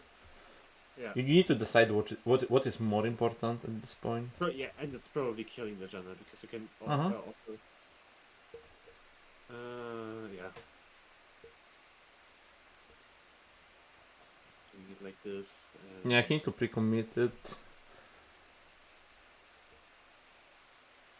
Ooh. Yeah, this like Kaizen was on the edge of not being able to find a further value, but let's see if this temper is enough. Like, but most cases, if you are thinking if temper is enough, the answer is that it is, Yeah. unless it's getting destroyed on the spot. Like, Yeah, and it draws the Slipstream, and Slipstream into Cloudwinder, into Annihilar. Oh. into the infinite value at this point, Yeah. or maybe even finding retard this turn. Probably. I don't know. Maybe. Probably not, but like I'm not doing the at math. least forcing opponent to block with most of their units and sacrifice them, since half of your units is having quick attack, so they gonna just trade very well. Runimus adding one more blocker just to save some HP.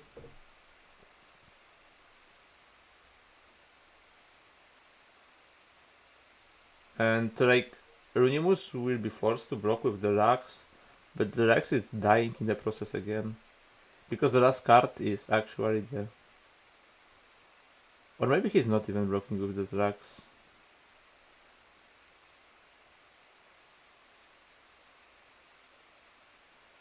Being on 5 is quite dangerous, but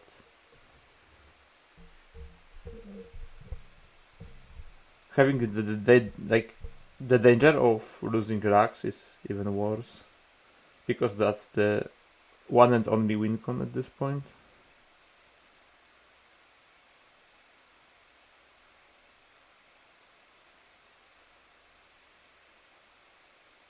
We'll see.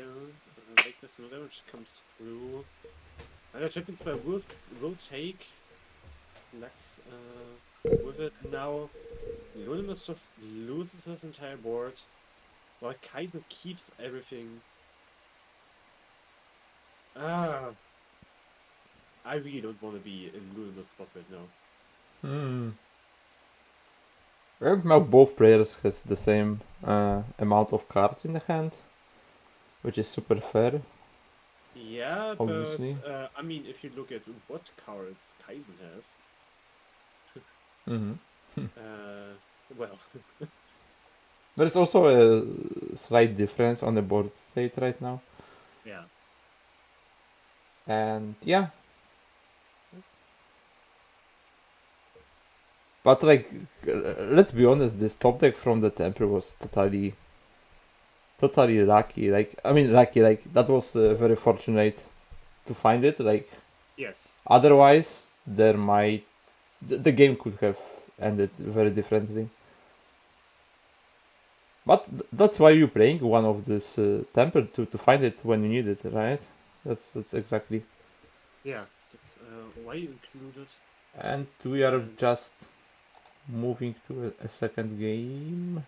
Yeah, we are. So, Kaizen wants to go to the grand finals, playing now the Mordekaiser Nora, while Lunimus is replaying his Jace Lux.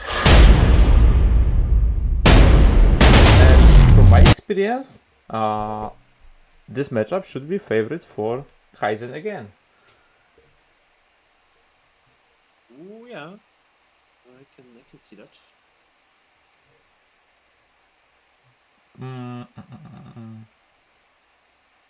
The formulas are good. I mean, basically the 6 mana spells are kinda good because they protect your champions from being discarded by alooфs. Yes.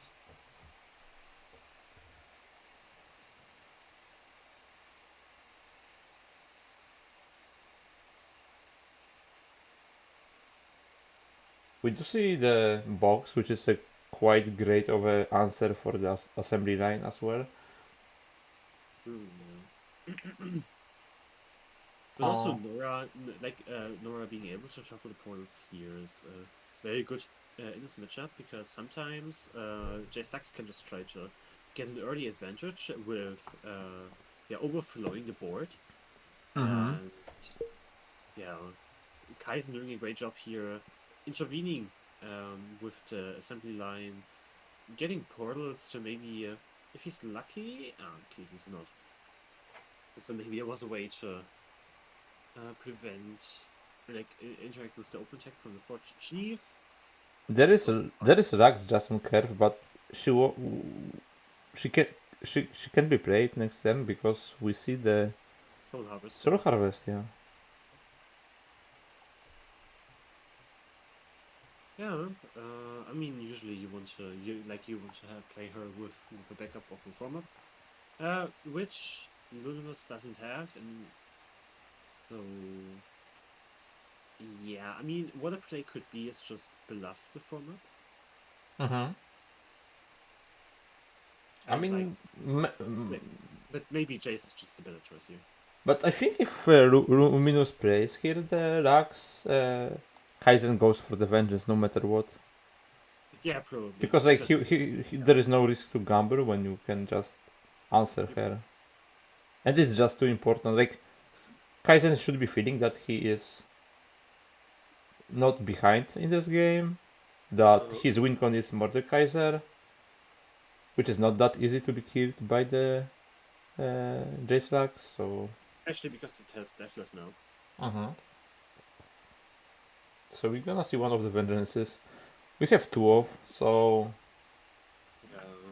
Yeah, like Ludin was maybe thinking, okay, yeah, I'm gonna play Jace, so I bait out the Vengeance, and will, probably open with the Lux now. I can also see Formula just being played, but if, both plays are valid in my opinion. We gonna see, I mean, I really like the fact that he decided to play Jace first, like, Jace seems to be less important than Lux. But maybe with that many 6 mana spells, the Jace would be... I mean, it's not that obvious that... that Jace is less important, but now that's a great combination. Yeah, combination. Great. We do have a couple of blockers now. And that's also very good for the Nora level up progression. So,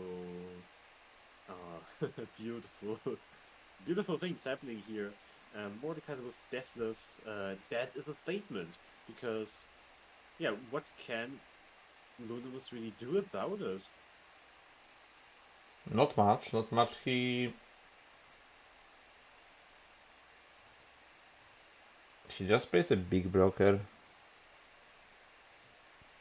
which probably stops Kaizen from attacking. Maybe he just attacks with. Okay. Yeah, I think attacking with like the two less important units here just to go for 1 damage, totally fine. It's more about making the space on your own board for that Risu, for example. Also that, yeah, Risu, very nice. Now you're just giving another unit away. You're probably happy with this attack. Yeah, definitely. Like now, Lunimus gave those are like the Kaizen a little bit of space on the board. But we need to play Rax at some point. Like, yes, she can die. Like I it's not this turn. Like next turn we can play burst spell and just have the laser for sure. Yeah. Yes, I agree with you. So maybe the formula this turn is really a play. 8, 9. I think it's a assembly line actually, and then you play Rags into Formula. Because if you play Formula now and then play Rags into another Formula, you're gonna be so behind on the board. Yeah, I can see that. I didn't consider this aspect. Ooh. But Lunimus taking a risk here. Ooh, and Kaisen is good. Oh. Kaisen, but that was really risky because if there was a backup form up, then yeah, Lunimus can go for the flip and get the value out of the looks. But I mean, maybe honestly, if you want to use this Soul Harvest somewhere, it was the best spot to try it because if it fails, you just Vengeance next turn. That's... Yeah, but next turn, right? And that was after the. Yeah, but you don't really have that much of an important play to make. Like you could afford to do that with your mana. And now we now see another Rax. But we also see another Mordekaiser.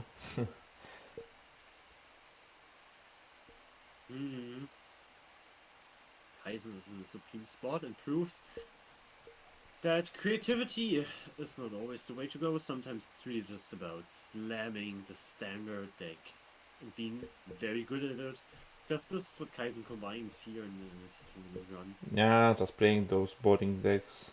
Yeah, and what brought him to the upper finals of the Aphrodite tournament. And Oh! that's a good one. Owa. There's the vengeance, but like, Kaiser really deserves to win. Is by the way leading 1-0, so will win the series and go to the grand finals if he manages to win this game as well. And he's on a very good path to do so. Now vengeancing the second Lux of Lunimus, having a board that is just so strong. Let's be real. And yeah, there is a laser from the Lux that can shoot the Nora, but the Nora will just be revived. Or no, actually, Kaisen can just kill the 2-3. Right? Am I right? Yeah. Yeah. And buff like the entire board once more, and like in this moment, I just hit surrender most of the time. When they hire, you cannot do anything. Yeah, like what is this? It is I don't know. They're in the finals. Like you're gonna play until the end, most likely at this point. True. But poor Lunimus. Soul harvesting your own unit. It's just That's a stylish way to close the game. Yeah. This unit is granting. I thought it's just giving, but no. No. I mean, it's granting spirit. Of course. Bro, I've never seen this unit. Like, what are you saying? Of course. What the hell is even this unit? Like it's Lux for Aberrant Mage Seeker. Okay. It's like. Oh, I know. It was played in the when people were experimenting with the spirits, but I don't know if it was that successful of a unit. Was it? No, it wasn't. Yeah. I mean, it's a very good high roll here, but I would never maintain it. Not even in your looks like. Yeah, probably not. Yeah, this is Soul Harvest. Death Grasp. Death Grasp, exactly. Just buffs the entire board one more time. And Kaisen is looking at a broken Nexus here from Lunimus and will go to the grand finals most likely. Hold on. I can see Lunimus finds find something here. But Kaizen has bad news. There's another death grasp. Mm-hmm. And that seals the deal. We And do that see 16 seals- damage presented. Yeah, 16 damage showing buffing the entire board 4 times, giving +4/+4 through a high roll of the Nora. And this brings Kaizen into the grand finals of the Aphrodite tournament. And he's possibly only one best of 3 away of winning the 50 euros by claiming the first place in this tournament, sponsored by Riot Games. Yeah, Amazing. dollars, not euros, but yeah. Yeah, sorry, I keep confusing it. But, yeah, That you know is what I true. mean. And, yeah, the result is now posted. Kaizen wins 2-0, advances to the grand finals, while Lunimus will play into the winner of the match of Lavamat versus the winner of Legacy of Yona versus Toss. So Kaizen can really chill out now. That is true, but I see that Yona is playing against Toast right now. Maybe we can just take a look there. I was about to recommend just that. Maybe let's take a look at the final moments of this best of 3 and see who will be eliminated, who will be. Those are not the upper finals, but one of the rounds of a lower bracket, obviously. Yeah. Who will join Lava and who will. Yeah, and because the loser of this game is the last one who will not claim a prize. Everyone else will be in the top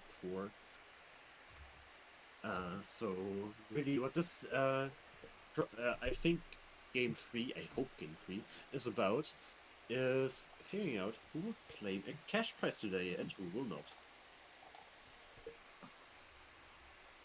And I will look really quick. And actually, that's a Jace Lux Mirror, which is Yes. quite of an interesting mirror, honestly. But By the way, Legacy of Yona is leading 1-0, so this is game 2. okay, if you're saying that, I will trust you.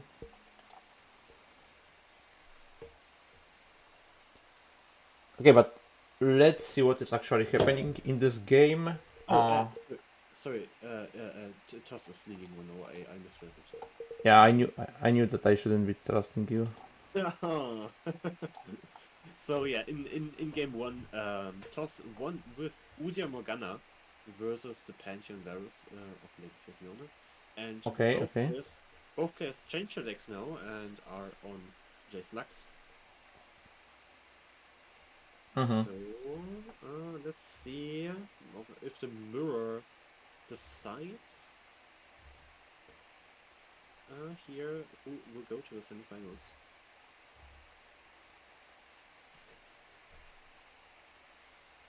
Okay, we see today only the quick attack Jaces.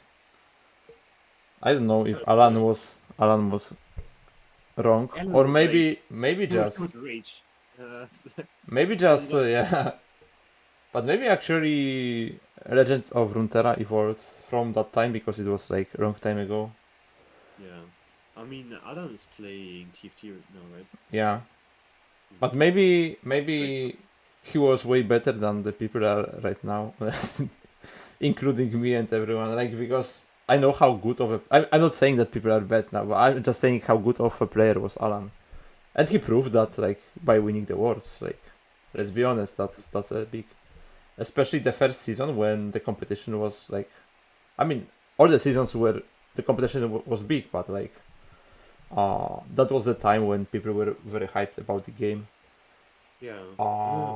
Back then I miss it. But getting back to reality, we have No. two amazing players playing the same deck, having the same board.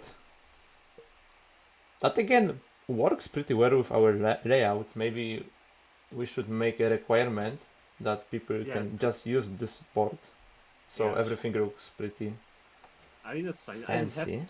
I don't have the sport, but I can't play anyway. So you can play. But those players, I mean, one of those players gonna win today some coins. Oh, So, I mean, but this is a board that you can't buy.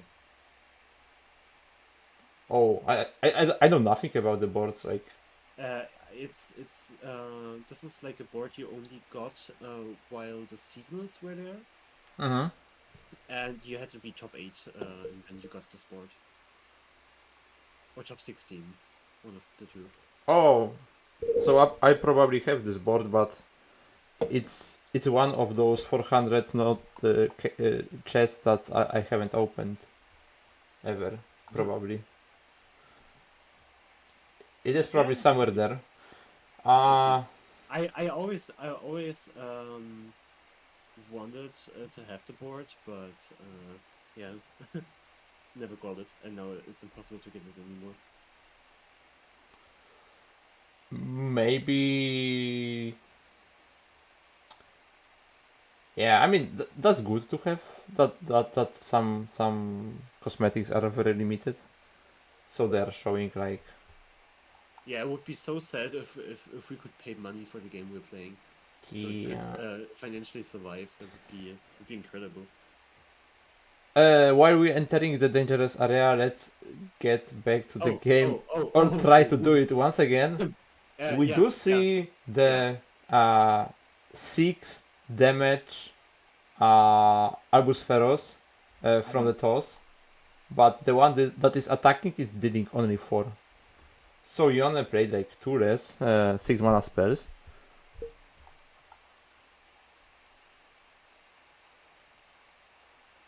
Yeah, but like it's still like a 6/5 quick attack, which is.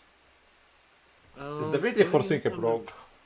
Yeah, it is forcing a block, and it is still, a decimate. That's true. So And definitely. it actually costs just 1 mana more than Decimate. Wait a second. Is it a better Decimate? Sure. Yeah, okay. Yeah, obviously that's not work like that. I can see Toss either open attacking to do 6 damage or developing the Jace, which is levered already. Mm. Oh, but now going for the formula into the Shock Blast doubled by Jace is so disgustingly good. Yeah. But there is a response. There is a response. Yeah, actually. Oh, Oh. Jason Mirror. Yeah, that's what I said when I said that I really like the Jace Mirror. I also like to play this card, at least one off, which is the back to back. Oh. Yeah, that does force some blocks, and it's on 8. Do I see that correctly? Yes, it's 8 damage. Ooh. Yeah, that's 2 decimates for 7 mana, right? So Ooh, 5 mana less. actually, Is Ferris the better I decimate? don't know why Decimate got rotated, but not this guy. This guy should get rotated. It's Yeah, too he's strong. super knuckle. It's too strong for the standard. Yeah. I think they should bring back Seraphine and rotate this guy. What do you think about that? It's a fair trade, no? I'm sure you would love it, yeah. So yeah, like, eight also, damage that you cannot do anything about. I mean, you can't deny it. Not in this case, but in general you can, yeah. Yeah. That's true. Also, like forcing the Pharaohs to block, it's so good for those. Yeah, definitely. But still, Yone has a Lux in hand, and the Lux can do quite some work, especially in combination with the Jace. And especially with the fact that Yone is having exactly 11 mana next turn, so enough to play Lux plus 6 mana spell. Yes, that's true. Although we don't see like the shock blast would be, which would be probably the best spell that you want to play.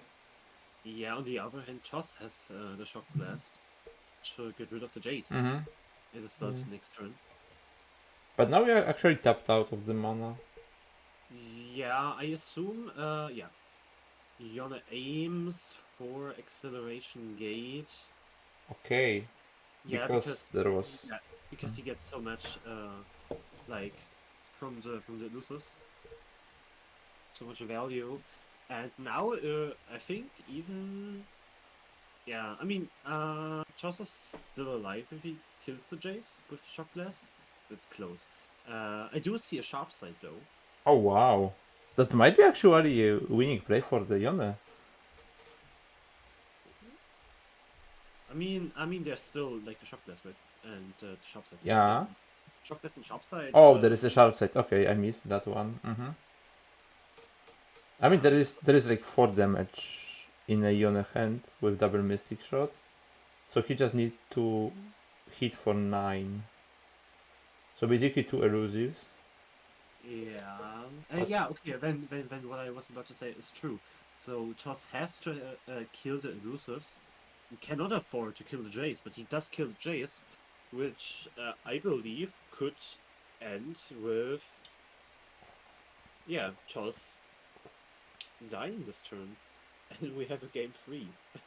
I mean, no, like Yone can still block. Oh, wait, can he?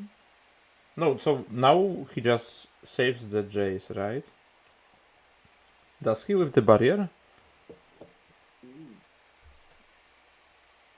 Yeah, he could. But, Actually, he could. I mean, he can do it. Or turn. Or like, hold on. Why don't we save the elusive? Oh yeah. I mean, yeah. Obviously, Because, yeah. No, shock blast, copy. Ah, We are so tired. yeah. We are like making a praise, but like every next idea is worse than the the previous one. Like just the. Like we're sitting here for like 9 hours already because of the preparation. You see, guys, casting is like way more tiring than actually playing. Like players are not making that type of mistakes that we would have done at this point. So yeah, that's why I wanted to play in this tournament, honestly. But Yeah, you wanted to leave me all alone casting. I see. yeah, but as we can see, players actually played this turn pretty correctly. And there's going to be a Mystic Shot from Yone for sure, killing the Jace and yeah, trading the entire board of Toss for exactly nothing. And yeah, and like Yone managed to at least get rid of all the threats. Like he's not presenting lethal, but the opponent's board is empty. Yes, and he is yeah, in a very commanding position. Although Toss has 2 formulas that can maybe do something about the game state. Lux top deck from Yone.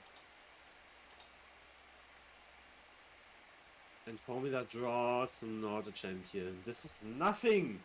Oh, actually, one thing I want to mention here, because Tolls is playing the version without the Poro boards. I was thinking many times which version is superior in the mirror. Like, this scenario shows that the Jace might be superior. Obviously, it's just one game, so Yeah. we need a little bit bigger sample size, but from my experience, I also like to be on a Porobot version and have this additional win con of getting like the full board, buffing that board of elusives. Because you don't have to care about having the blockers, because the blockers just spawn while you're playing the 6 mana spells. Yeah. So yeah, so that previous turn forced Toss to block with the most important units, and right now Yone can even save the Jace. So next turn gonna be just the 6 mana spell here probably. Yeah, 6 mana spell. And Getting you know what's double shock funny? blast. Yeah, imagine getting 2 1/1s instead of 2 3/3s. True. Such a bad spell. Actually, I mean, it's Instead- good because it's elusive, yeah, of course. but like, I mean, in this specific scenario, it's not that good because opponent is not having enough blockers anyway. So we'd rather have 3 attackers.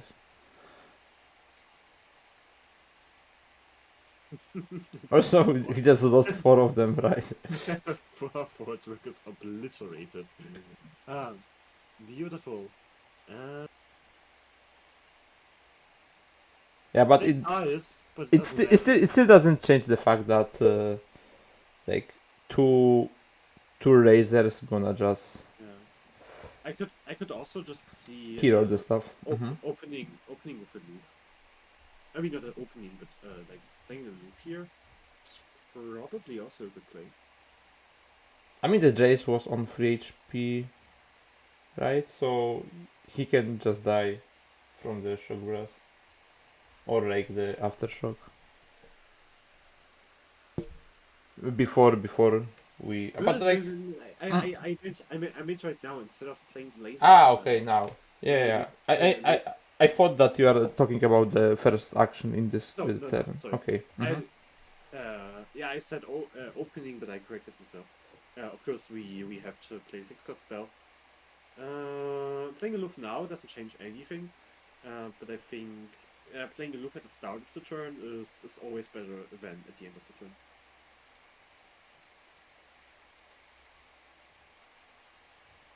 Yeah, Yana here preparing for his final attack. And that's lethal because That is lethal, Toss knows that. And it's 1-1. it is actually 1/1, yeah. Yeah. We have a grand finalist, but we do not have a winner of round 2. On the other side of the bracket, Janne tends to start his games pretty late, which in round 2 now.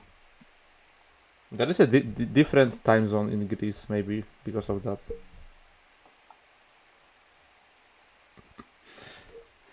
Okay, we can see Yone and Tos once again. That's Yes, gonna Morgana. be deciding game, and we have Morgana. Does she get played? As Please context, keep it, we... keep her. No. No! As a context, we did not, like, this was the second time Morgana made an appearance on the screen, and like both times she was just instantly mulliganed away, and we have not seen a single Morgana being played today, even though we expected her in this tournament to make a stand. So yeah, we are still waiting for Morgana to be played. I mean, actually, I can show you Morgana. You see her?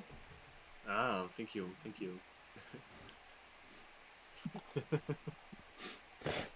But why would you keep Morgana if you can get double Varus instead? Of course, you are right. Like keeping Morgana here is int, but still, for the content. Having double Varus is also not ideal because we have like 3 4-drops with this Pantheon already in hand. We would rather have probably more spells to either protect our champions or just buff them, or basically to level them up way faster.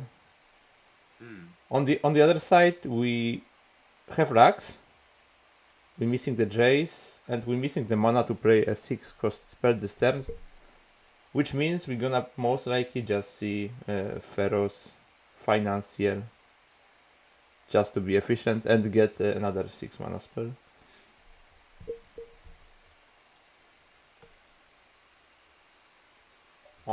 The options.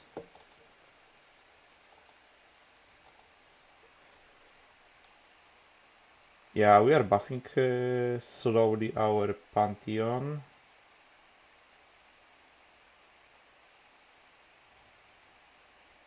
both champions on the board, they are both quite far away from leveling up. So they are not that big of a threat yet. But that's gonna change quite fast. As long as we will be able to protect them. Because Lux is on the board. And there will be like at least one laser every turn. From that one.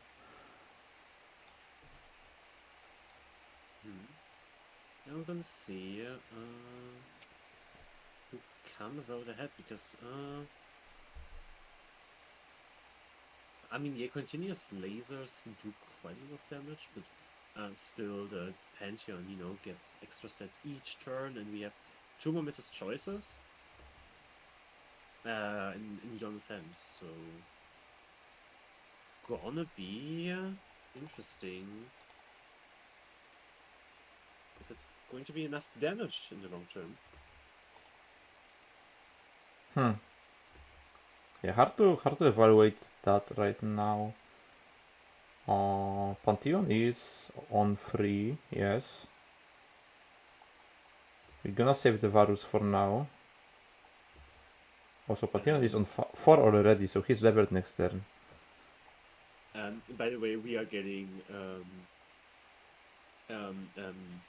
requests to lower the transition sound a bit more at the start of the games. I don't know. I don't know if you've seen it. No, but like, did anyone die or Just look in the caster channel. they just lost their ability to hear? I kind of. guess. Just read just the messages from the last hours. I mean, at least we were aware. We already said sorry for that. Like, Oh yeah, sorry you can't watch the stream because the transition is turned out. We're not going to do anything about it. you should be already aware of that. It's happening like every time we starting the game. You Yeah, cannot complain. You should be prepared for that. You know. Yeah, skill issue. Just play around the sound. What the fuck?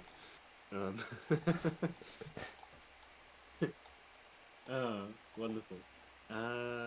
Yeah, lava. We will do our best. But coming back to the game, which is of course what we are here for. Yeah, Lava has just too much time right now because he's waiting for the. Yeah, lava. That's why. Yeah, because someone is stalling the games. Okay, this game is progressing pretty fast, I would say, because like we're gonna see leveled Pantheon next turn, and depending on what keywords he gonna roll, that might be like a very big swing already. Yes, I agree. Ooh, another Pantheon here. I could even see. Are we gonna see what Yana is going for? Yeah, exactly. Opening with the strike spell through the caster vision. We see the back-to-back in Toss's hand. Could be an opener. We could also play equipment as an opener, but yeah. Just striking. Yon agrees with my initial idea to just open for strike and hope that there is no burst spell in the hand of Toss. Of course, through Caster Vision. We know that there are 2, in fact. And what do we get? Quick attack, Deathless, Challenger, Fearsome Spirit. That's like below average Pantheon, I would say. Yeah, but what would you like to have at this point? Like, maybe Lifesteal would be great. Yeah, it's also interesting that Charles opted for drawing instead of saving. Because he couldn't save it. Yeah, that was not a possibility. Yeah, so Pantheon will most likely just hit for 9. He can go to 12 with the momentous choice, which is a bit risky.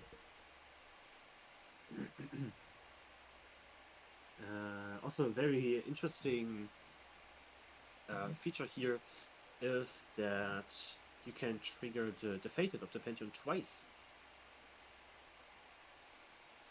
Yeah, exactly. You can do it when, I mean, when it's getting levered at that turn, right?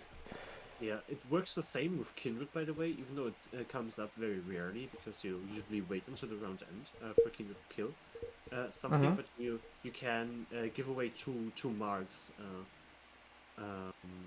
in one round if you flip Kindred in this round. Yeah, that is very true. Yeah, I can still think. I'm still mentally very much on spot. That's good that we mentioned the Kindred. I mean, but we haven't seen Lava is any playing, Kindred, right? Lava is playing Kindred. Oh, is he? Yeah, he's playing Kindred Mistwaves. Ah, that's not a Kindred deck then. It is a Kindred. No, this is like...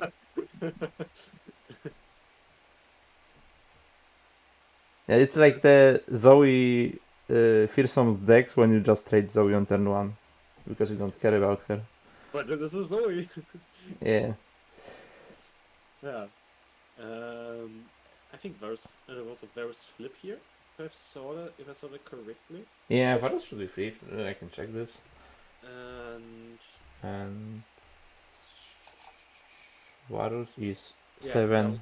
Varus is Exactly. on 7, so can attack next turn and go for damage.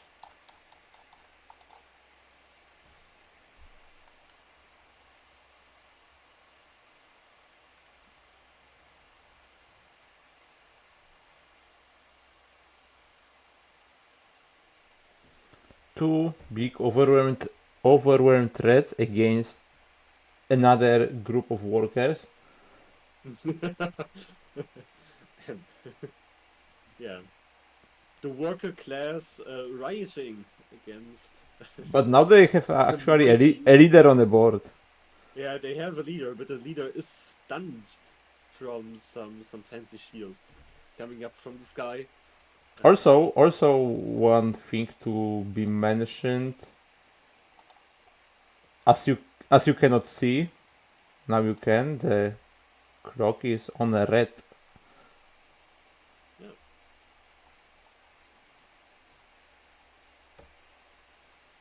And it's ticking down 4.5 minutes. But I don't think this game will be decided. No. Timeout, considering that there is a momentous choice and a spell shield in the hand of Ione here. He will look to close out this game on this very turn. But like considering that we are not playing like anything that we consider as a control deck, it was like a quite long of a BO3. Yeah, that's true. And maybe that's why those players are like way behind the others if we look at the bracket and at the progress. But this game, I mean, it's not over yet though. We can buff our units. We can even double buff our units. Okay.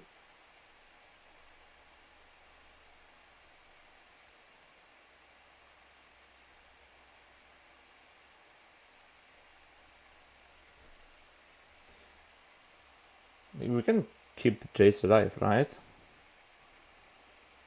Wait, is this actually winning this? I'm sure. It looks like it. I mean, he's having Rax into double spell. And toss naked? Would be insane. There's another Lux? With a freeze? Oh my god. Oh my god. Okay, so toss with Jace and Lux both flipped on the board and acceleration gate ready to go. Alternatively, there's also assembly line come for hitting the board, also flipping. And now the question is, there's assembly line. Getting duplicated, and 2 assembly lines also means 2 final sparks. Yeah, that has to be lethal. Like there It is is lethal. there is no way that. Like Yone can equip the Valve's equipment. He can also freeze in the same turn, but it will not do anything. Yone has to admit defeat, and after an impressive run in the Swiss stage, he loses and gets 5th place in the Aphrodite tournament. Whoa. Whoa, that was a crazy end. That was a crazy end indeed. Like the game on its own wasn't maybe like super spectacular, but like then the finish was like so surprising. So surprising. Yeah, indeed.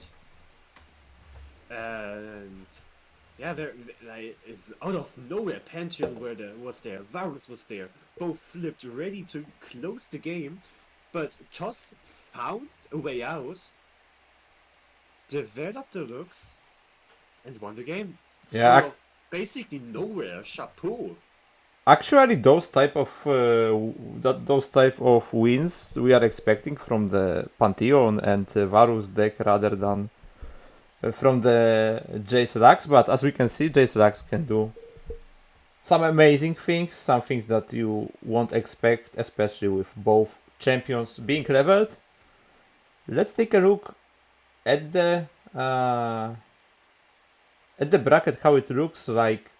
So we see Kaizen waiting in a grand final for his opponent. We see the third round of a loser's bracket, where we're gonna be following Lava against us. And then the winner of that match gonna play against Lunimus.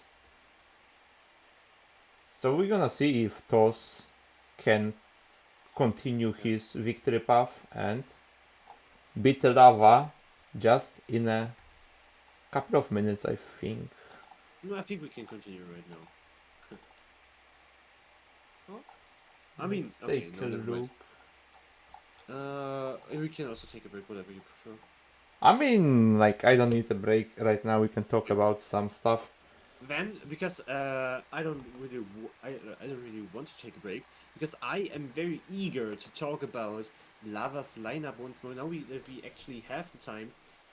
Lava is playing 3 times Mistwaves. One deck, 2 Mordekaiser, and just, Mistwaves, 40 Shadow Isles. Then his second deck, 3 Nocturne, 1 Pale Cascade, and then copy-paste the rest of the deck. And then 3 Kindred, 1 Mystic Shot, copy-paste the rest of the deck. It's always, the Mistwave, Wavecaller, Iron Conquest, Harrowing. And yeah, this got him into the semifinals. He has saved a position for a cash prize today. And yeah, I'm looking forward to see the lineup from the very start in play. I mean, the guy is playing triple fearsomes, and you are like so hyped about that lineup. I'm not hyped about the fearsome. I'm hyped about the creativity. No, but I agree with you. Like, I was mimicking a little bit, but like that's interesting. Like the approach is very interesting, I would say. Like, because it's not, also it's not like the standard fearsomes that we are seeing most of the time. It's not an aggressive version. If we take if we look at that, it's missing the 1-drops. Like, just the fact that it's playing like the Sentries means that it's more about the value. Yeah. Exactly. And like he also plays the defensive options with Dawning Shadow, for example. He plays Terrastones. And you know what Terrastones give? Mark of the Isles. Because Mark of the Isles is a good card in Fearsomes. People are just sleeping on it. Trust me. And we will see it in this best of 3. I will pledge on that. Let's take a look at the very first game.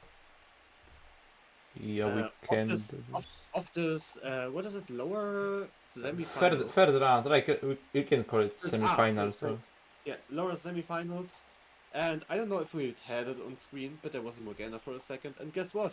She was mulliganed away. It's not even worth. Yeah, At this point, we. Morgana such a bad champion. We have in this first game toss on Morgana Udyr versus the Mono SI Mordekaiser that Lava brought to this tournament, and toss having a beautiful Omen Hawk on turn 1. It is kind of a relief to see, like, just simple as the Master Riot here. Yeah, This is that's kind of cast. true. So we do see the mono region deck. That's interesting. Like, You should correct the scores, by the way. And also, did you adjust the volume of the transition? no, Of course not. no, it's intended so people do not sleep. Ah, okay, it's intended. It's intended, guys. Trust. That being said, Toss having a good curve here, he can just pass on 3 and is very set up for success with the Berserker in combination with the Tukas spell. On the other hand, Lava is kind of missing the Mistwraiths you would like to have at this point, especially with playing Landmark. Yeah, copying the sentry is not what you want to do. Definitely not in this matchup, but from the next turn we're gonna see the coping machine for Mistwraiths starting the job. I assume we're gonna see just a burst play of the Mistwraith, or we actually gonna put it. I mean, we don't have Deathless. We don't have Mistwraith to put a Deathless on. Yeah, but So we can do I it. definitely think on the next turn there's a play Legion of the Sever targeting Mistwraith in hand, giving it Deathless. Because this ensures that there are 2 summons and yeah. Oh yeah, more that's definitely boosting. a possibility. Even more attack boosting and yeah, 2 landmarks. But the like next spell gonna be very expensive for Lava. But maybe he's not playing spells anymore in this game. Maybe. I mean, the second Ryzen Mist does look quite convenient, but we draw a normal Mistwraith, so you're probably right. Maybe we don't need it anymore. Maybe the only card that Lava is about to play until the end of this game is a Mistwraith. Yeah. Mistwraith. I mean, that one, obviously. Yeah, I talked about this. Now we probably play it, the Deathless one, so it is ready to attack next turn. I think we have one that is not Deathless. Yeah, the top deck one, yeah. It is not, yeah, true. We can just go for this. It is a bit risky because of strike spells, though, which is why I would have preferred to play an Ephemeral. After all, we are quite dependent on getting the procs through now, and Toss making sure that Lava will not play a Harrowing. And Yeah. strike spell on the other hand from Toss means 3 copies, and yeah, next turn seems like quite a few Mistwraiths. I mean, we have double AoE spell to deal with some of the Mistwraiths that are not free HP. Yes, on the other hand, Lava will just burst summon 2 of the Mistwraiths, which means that Toss can't react to it. That is true. You're right. So that's not an efficient way to deal with them. Yes, so you can technically kill the one Mistwraith and the Legion of the Severed now.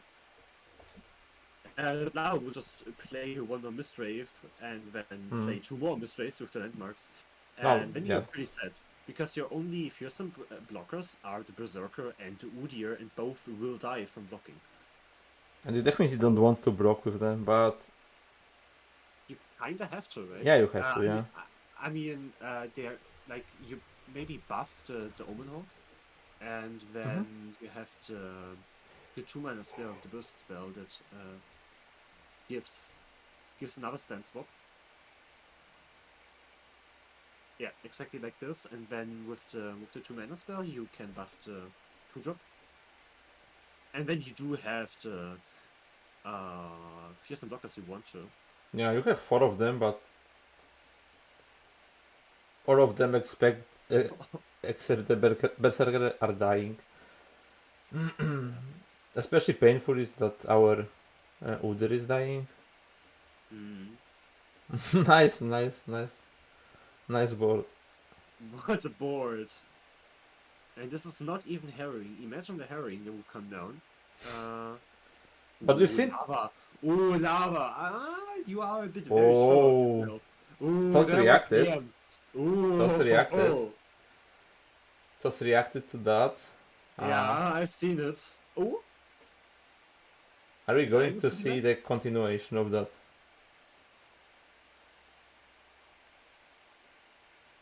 where are the 2 damage coming from though? Am I stupid? No, like the first one is dying, so it's buffing the other ones. Ah, yeah. Ooh, lava. So that was a good Lava, what a BM. Ay. But he did win the game after all. Even though he BM'd. And secures a 1-0 lead. And this was a quick game. We are not used to fast games going on here. But yeah, it did happen after all. And smoothly we go into game 2. We do. Where Toss now wants to win the Morgana. Maybe it is about keeping the Morgana in the mulligan. No, okay, no Morgana in the mulligan keep. I tell you, if Toss would only keep or like play a Morgana, he would win. And there's one in hand. It's the first Morgana in hand we see today. That has to be a sign.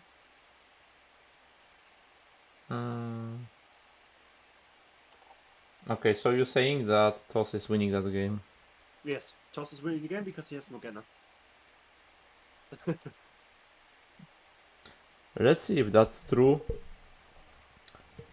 Right now the Lava is not having the best play on turn 3, like this burst miss rave is something that you would rather use way later in a game. Yeah, I think he's even forced to copy the misrave now. Oh yeah, I mean not really. You can copy the one from the You color. can wait. Yeah, true. But if you miss, Now if you miss, I mean you have just one yeah, true. fail. Lava, If you miss, then you are the unluckiest person. Lava is playing very smart ratios. We'll develop here the wave caller and 2 Yadotsky snow dogs. No, he's just cheating the system. Like playing one card from other region is not playing smart ratios. I mean, on the other hand, you're locking yourself kind of into it. I mean, it's fine. I don't really consider it bad. It's just good strategy. Oh yeah, I'm also not considering. It's like very sneaky strategy, I would say. I mean that's something when you have like a tournament when you're required to play a Noxus deck, so you bring a deck with 1 fervor, and it's a Noxus deck. But Yeah. if it's not against the rules, then you can do it. Yeah, it's just smart And assessment. it's just like being, being flexible or being like just. Oh, but this play will get punished with single combat. Yeah, there's a single combat. Lava being really. I told you, the Morgana in hand. Oh, now he is crying. Yeah, now he's crying. Last game he BM'd, and now he's crying. Yeah, never BM, guys. Never BM. Well, now there's the copy of the wave caller, and Lava is running short on tempo while the Yabutsky Snow Dogs. I want to check. I want to check really quick. The Morgana 6-7 and an 8-8 Udyr. I'm telling you, the Morgana is doing this. Okay, what is the Morgana progress? We have fancy graphics that show us that. Yeah, but but I didn't think about it that deeply because I cannot know that to put it on the graphic. It's at 5. I will show it when she will be closer to flip. Yeah. It's not the time yet. Yeah, it's not the time for your phenomenal graphics. I'm sorry. But we have like Udyr and the Berserker on the board. This duo is like doing some work. And like the Yudotskis, they can like they get another attack through, right? It's crazy. Uh-huh.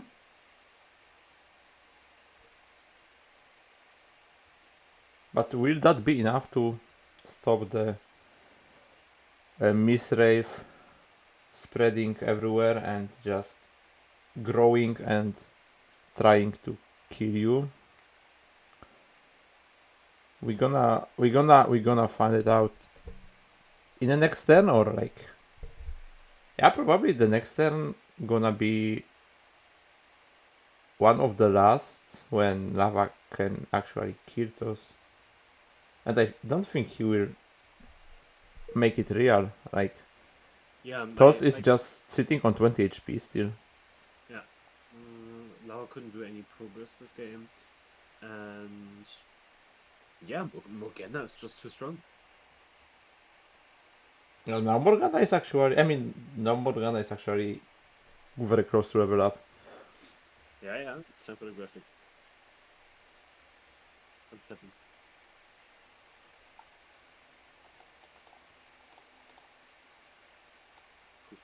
Yeah, I can see you editing. Let's go. Are you ready? I'm Okay, I will use it when she is at 7. Morgana on 7! Can you imagine Wow. that? Whoa! She's just free of leveling, and you can see already Strike, which can level her by 2, and Oh, Sky Splitterer, so we can level her fast speed. Wow. whoa. This will definitely decide the game that was so even and unpredictable until now. Oh, again, 7 out of 10. Oh! I love Oh it. There she no. is. There she is. Morgana hits the board. There she is. I mean, it's 8 now. It's 8 now. It's too much work to edit that. Let's pretend she is on 7. She's always on 7. Ah, I love it. But like, doesn't matter if she's on 7 or on 8, but she will be leveled very soon. I mean, because she- she's on 8, we level her turn. Yeah. So it actually does kind of. I mean, I don't think there will be need to do it. Yeah. We just keep the mana and attack next turn. Lava somehow trying to make this game work, but yeah, once the Udyr gets overwhelmed, that's it. But I need to admit that you were right. This Morgana was a very good omen for those, and it looks like she's giving the luck when you just keep her in a hand. I mean, I guess he found it. He found her, no? Or he kept her. I mean, he no, he drew her, like he didn't keep it. Okay. Which is correct, you don't keep Morgana switch up still.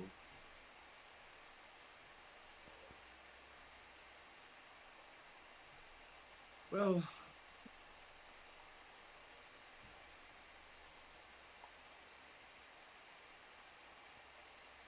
So yeah, so fearsomes are just kinda.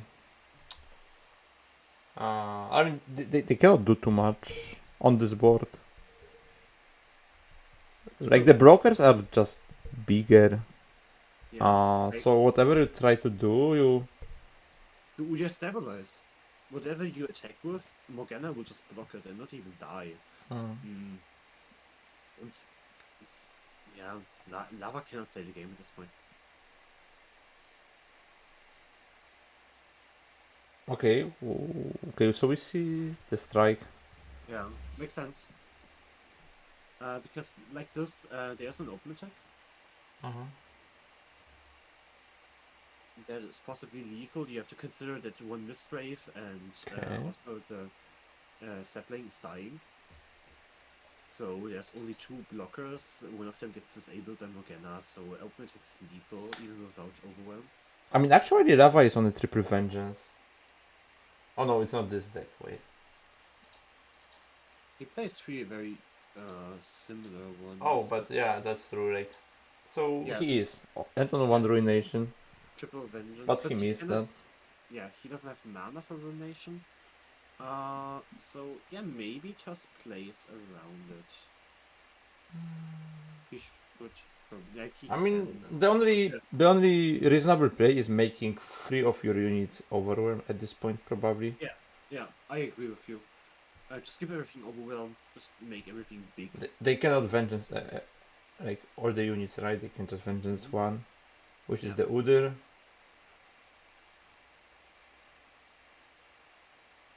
And yeah, the game is over.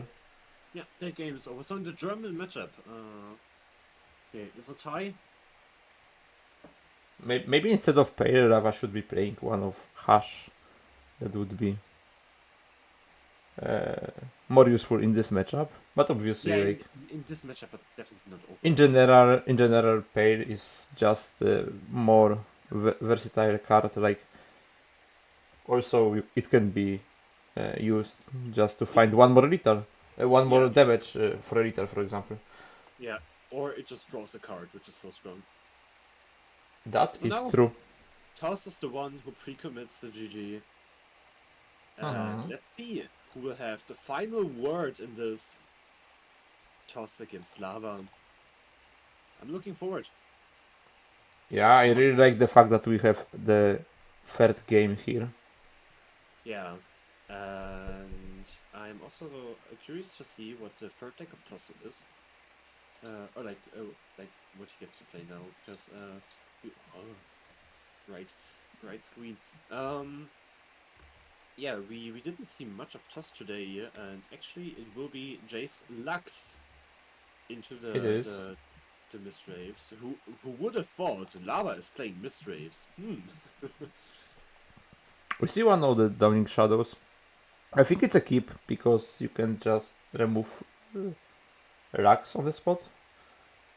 Yeah, agree. Unless you want to find an aggressive hand. Okay. Okay, well, That's not an aggressive hand, I would say. your units.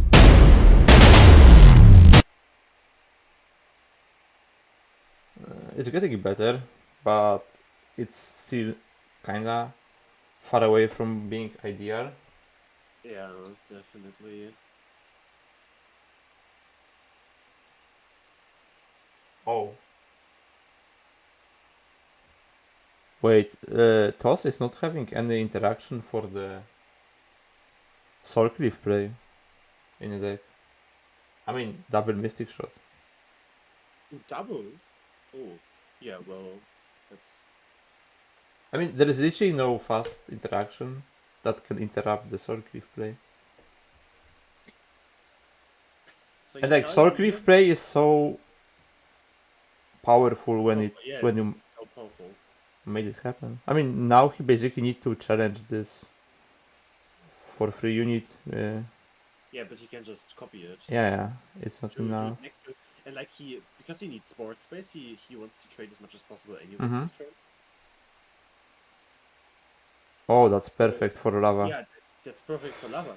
Oh, Toss is doing him a really huge favor with this attack.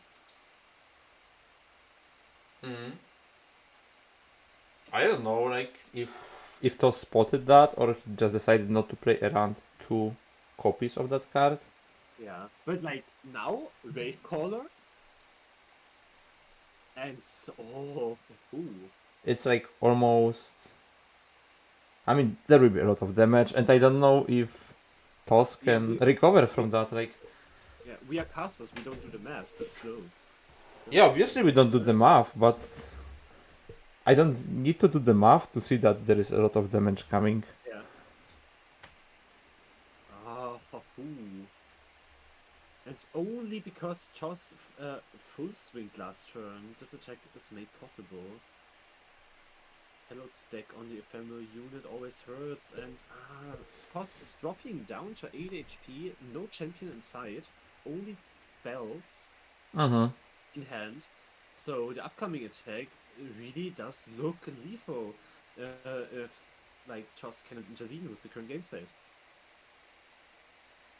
Yeah, like not much Toss can do with this hand. Like, Yeah, and like there is a Jace, but like what do you want to do with it? Trade with a 2-drop? Sure, go ahead. yeah, like he is 1 mana short to play this Jace and have mana to back it up to play 6 mana spell. I mean, now you can destroy the landmark, but it's still really not a position you want to be in. But you do not have a choice, kinda. Yeah, that's true. If you don't do it, you are staring on a open little attack without any answer. But I mean, yeah, whatever play you make, it's just bad at this point. Like you are just too far behind. Yeah, Toss really. Oh, and the Horizon Mists. Yeah. Lava, after struggling a bit in game 2, really shows why he is playing 3 times the same deck. We'll probably try to buff all of his Mistwraiths to 8 attack, so only one hitting will be lethal. And this is achieved by playing with a Mistwraith and then having the open attack with the Horizon Mists. And this will seal maybe the deal. Yeah, this will finish this game. Maybe Lava will just play Glimpse. But No games here. No Glimpse, but that's fine. Because he can just play it like this and still have more than enough. Yeah, exactly. Now he can beat like even single Mystic shot. Yeah. Incredible. Yeah, he can beat it. Lava, well played. You are in the lower finals. Crazy. Yeah, you are on a podium already. Like top 3 is guaranteed for him. Although there is not a... Wait, there is not a difference in the price pool, no? Between No, yeah, rank 3 and 4. pretty coolly. Okay, but you get a chance to be in the final. Yeah. As we can see here, Lava got advanced to the lower finals, lower bracket finals, or losers. We can call it both ways. And here he gonna face Lunimus. Yeah. Lunimus and Lava, and the winner of those two will finally face Kaizen. Actually, we know that Lunimus already played Kaizen in the upper finals. Yeah, they played against each other. That's true. Kaizen and Lava played against each other in the Swiss, and both times Kaizen came up ahead. Actually, I'm also curious if Lava and no, they didn't play against each other. Lava and Kaizen? Yeah. Not in. Lava and Lunimus. I mean, Lava and Kaizen already played against each other, and no, that's Lava and Lunimus played against each other in round 1. Yeah, exactly, in round 1. But not in the Swiss. There, Lunimus came up ahead 2-1. So yeah, it's going to be interesting to see who of those two can make it and go to the grand finals to face Kaizen once again.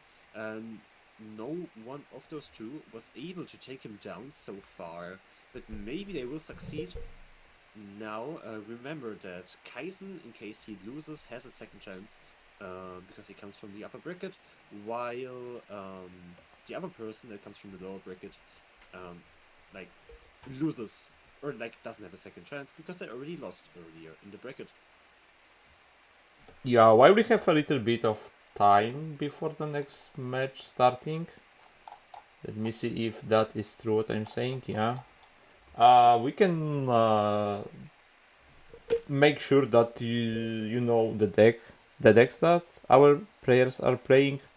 We've seen just Lava on a triple fearsomes lineup, which is a fearsome deck that contains way more spells than the creatures actually. We are playing cards like Harrowing Return, Risen Miss. I mean, that's the obvious include, but he's also on like Glimpses, Hate Spikes, and he's playing like three very similar decks. One with a Nocturne, one with the Kindred, and the third one with the Mordekaiser. Just including, like the Mordekaiser deck is Mono SI, and then in the Nocturne there is one of Pale Cascade. So it's a Targon deck. I mean, the other region is a Targon, and then we have like one of Mystic Shot in a Kindred. While his opponent Lunimus is on the Action Cane, the deck that we've seen quite a lot today, that also was played by Yone. And then we have Pantheon Varus and Jace Lux, especially the last one. So Jace Lux was the deck that we have seen quite a lot today as well. Yeah.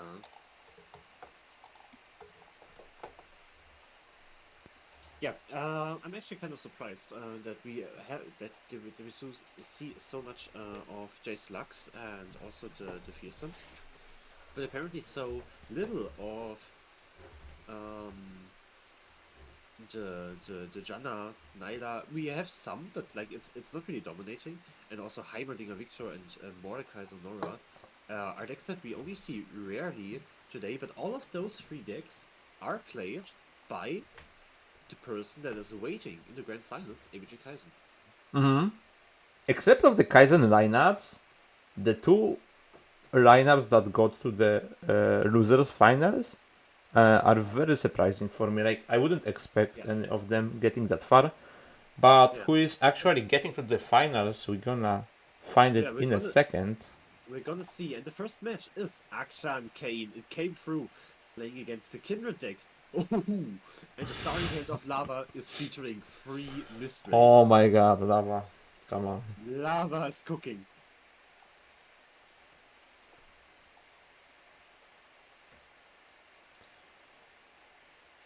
But on the other hand, like also both players have equal hands. Oh, it's not upper final. It's lower finals. It's a lower final. Oh, base. Oh. Now our viewers got treated with another deafening sound. Yeah. I think it's a skip here, right? Because you really want to glaive. We'll see if Lunimus agrees with me. Okay, he took the moment his choice. Which was skip, I think? No, it wasn't. Actually, was one of the options. Soul Harvest coming down early here. But still, 2 damage coming through. Lunimus going for some early damage here. We'd love to see it. Yeah, although the we got there's the swinging perfect. There's the swinging glaive. I mean a little bit. I mean, It's late. kinda late, yeah. Yeah. But it's still a good card to have.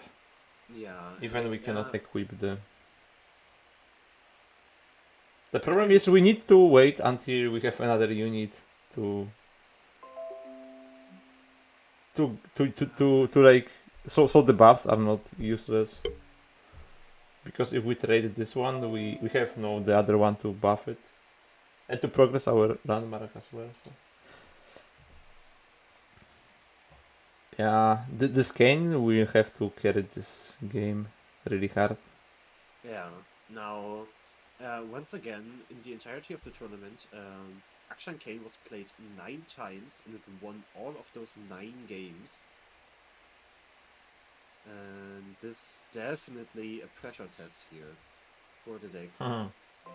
Poor hand, bad luck early on, and playing into Tier Sims with a very good hand, especially for later on. And we're once again here in a position where there's not really interaction for the Soul Cleave.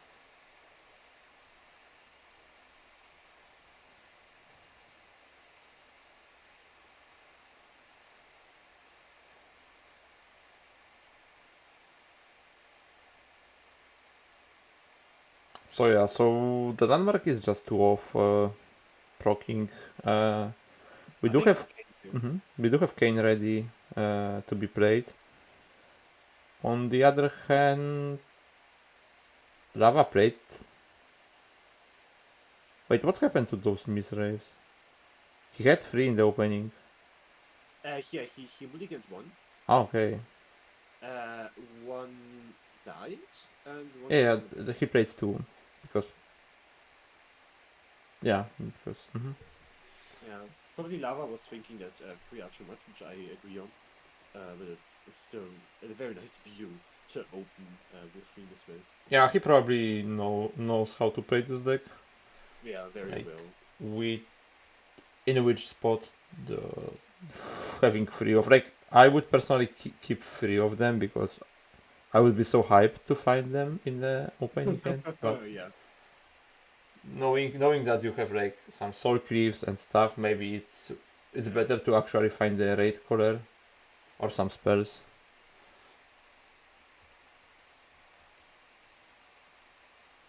I agree. And also here, Lunimus decided to play the Ranger Knight Effector instead of Kane.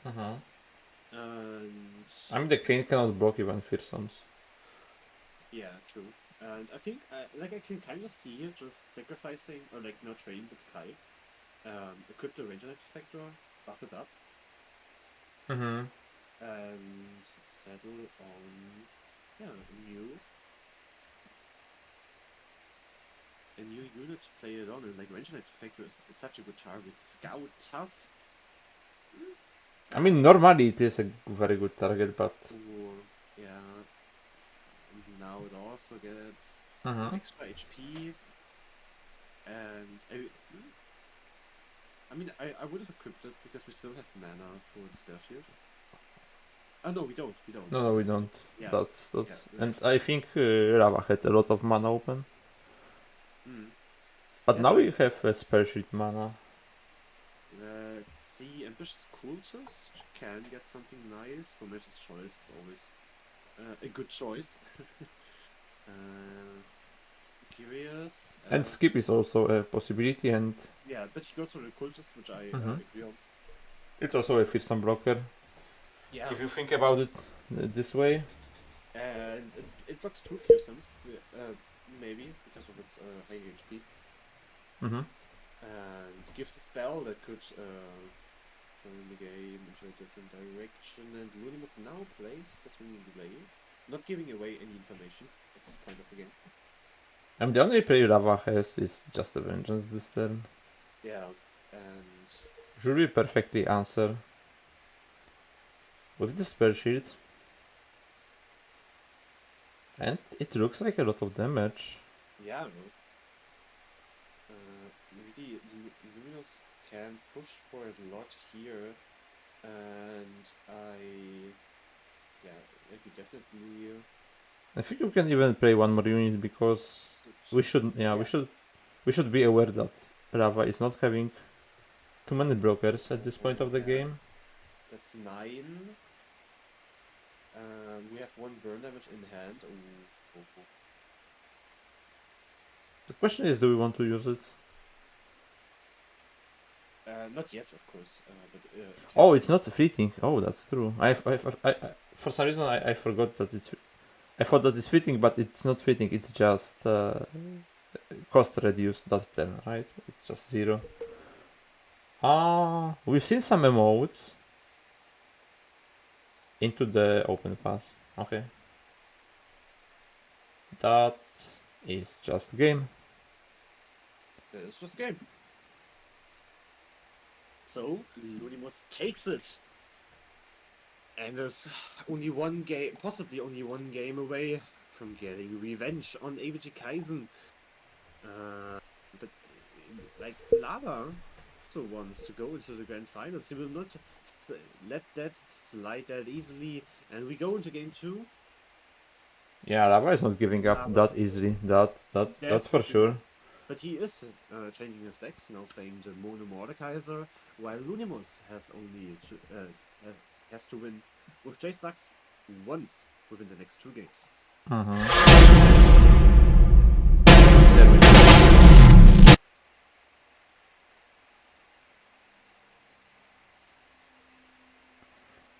We can see already like some good answers for the champions that Runimus can have potentially.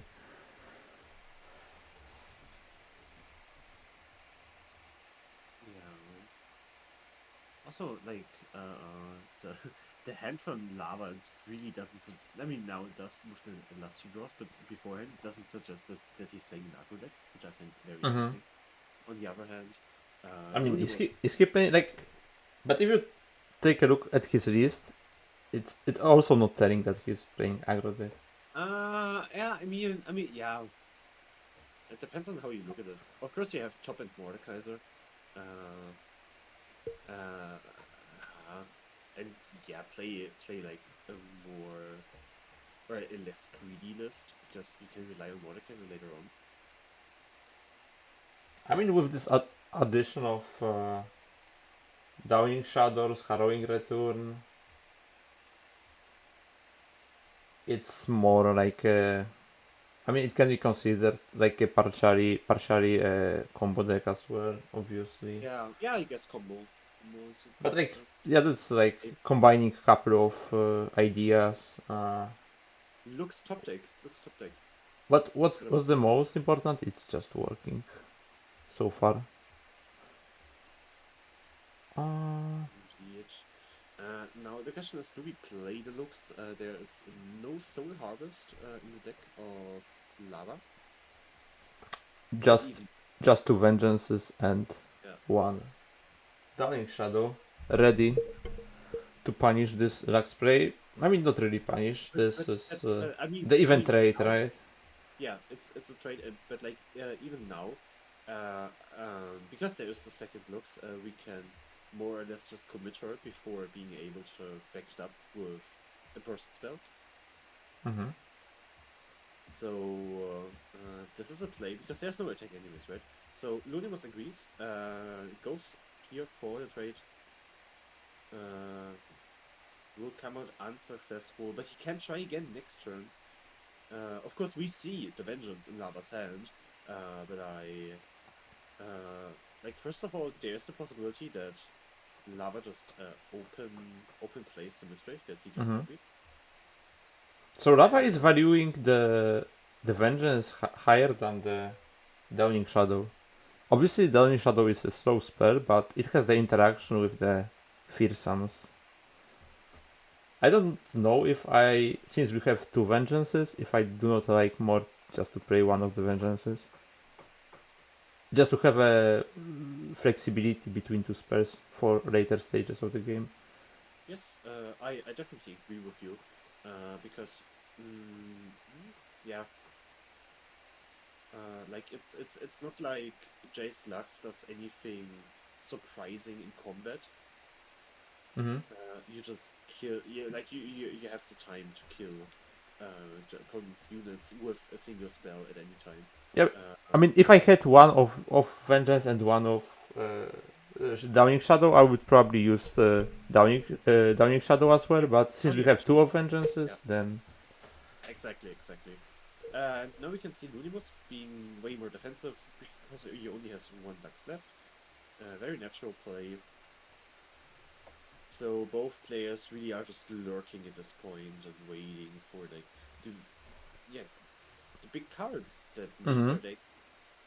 So Lunimus is waiting for the Jays, for the Albus, maybe another Lux or the Formula to back it up with. while Lava is just stalling the game until Mordekaiser comes down or the Mistwraiths grew large enough to take over the game. Yeah, but Lava is progressing his game plan way faster than Lunimus is. Yes, agree. And also like dealing some damage in the process, which is also slowly putting some pressure on Lunimus, which can make basically one big play. So either play one big spell next turn, or play the Pharaohs or Lux. And at the same time, like Lava can just add another unit and still have mana for big spell. So looking from now, I see Lunimus being in a hard spot this game, but we need to remember that he is still leading for now, 1-0. So even if there will be some problems this game, he still has one more game to win the series. Yes, that's very important to keep in mind.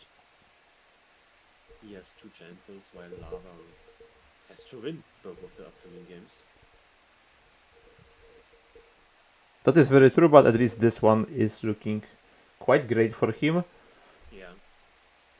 And even if things get out of hand, there is the Ruination, which is a beautiful response to, Jace and the Acceleration Gate.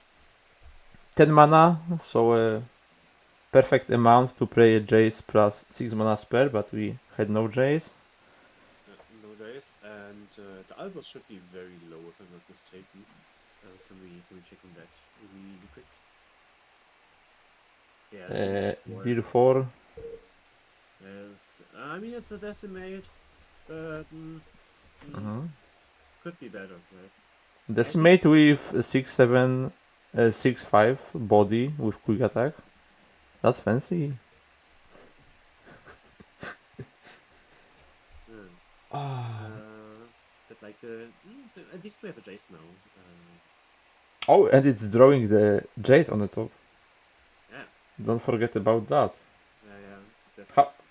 How they could have printed such a card? Yeah. But yeah, let's see if that card gonna change the outcome of this game, because for now, Lava is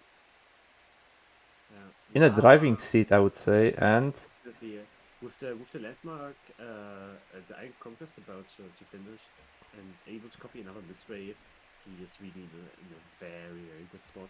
yeah, right now he has everything. He has value, he has tempo, he has board advantage, yeah, and even big spells just to kill the Lux or... I mean, he can even ruinate this, but I don't think you want to do it. You would rather just pressure opponent and force the block by doing that, right? I agree with you. The Vengeance is definitely a good response here. So we're gonna see the Divine Whirlwind to get rid basically of 2 blockers, because the other one we're gonna just shoot with a laser just after. But we're gonna be still facing how many, like... Actually not that many Fearsome's attackers. Yeah, it's true. Just 2 of them and 1 non-Fearsome. Kind of take. I mean, we go to 4 HP if I did not miscalculate. If we take both.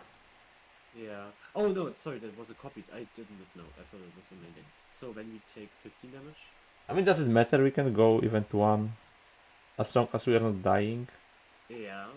Like, because the Albus kind of matters. Yeah, I think we fine just taking it. Yeah. If Lunimus wants to win this game somehow, he has to. I mean, the truth is that there is no direct damage to the Lunimus face, and we anyways cannot take any more hit from the Fearsome.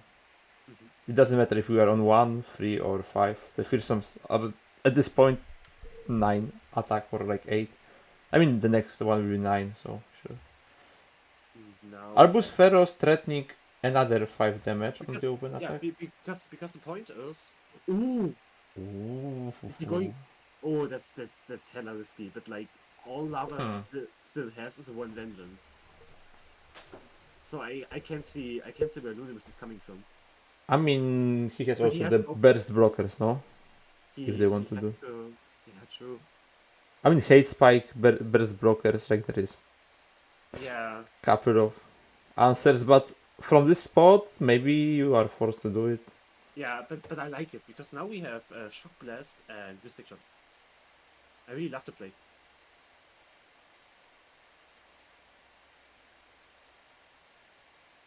Five, 8. Oh, we're one off. Mm-hmm. One off. And we are one of mana to have Jace into double shock blast. Yeah. Oh, so sad. So sad. I mean, we can still top deck a Mystic Shot. Yeah, true. Uh, yeah. Or like... Kind of progress day, right? What? No, No. what? No. Why progress No. day? No. Oh. You don't survive anyways. Just play to win.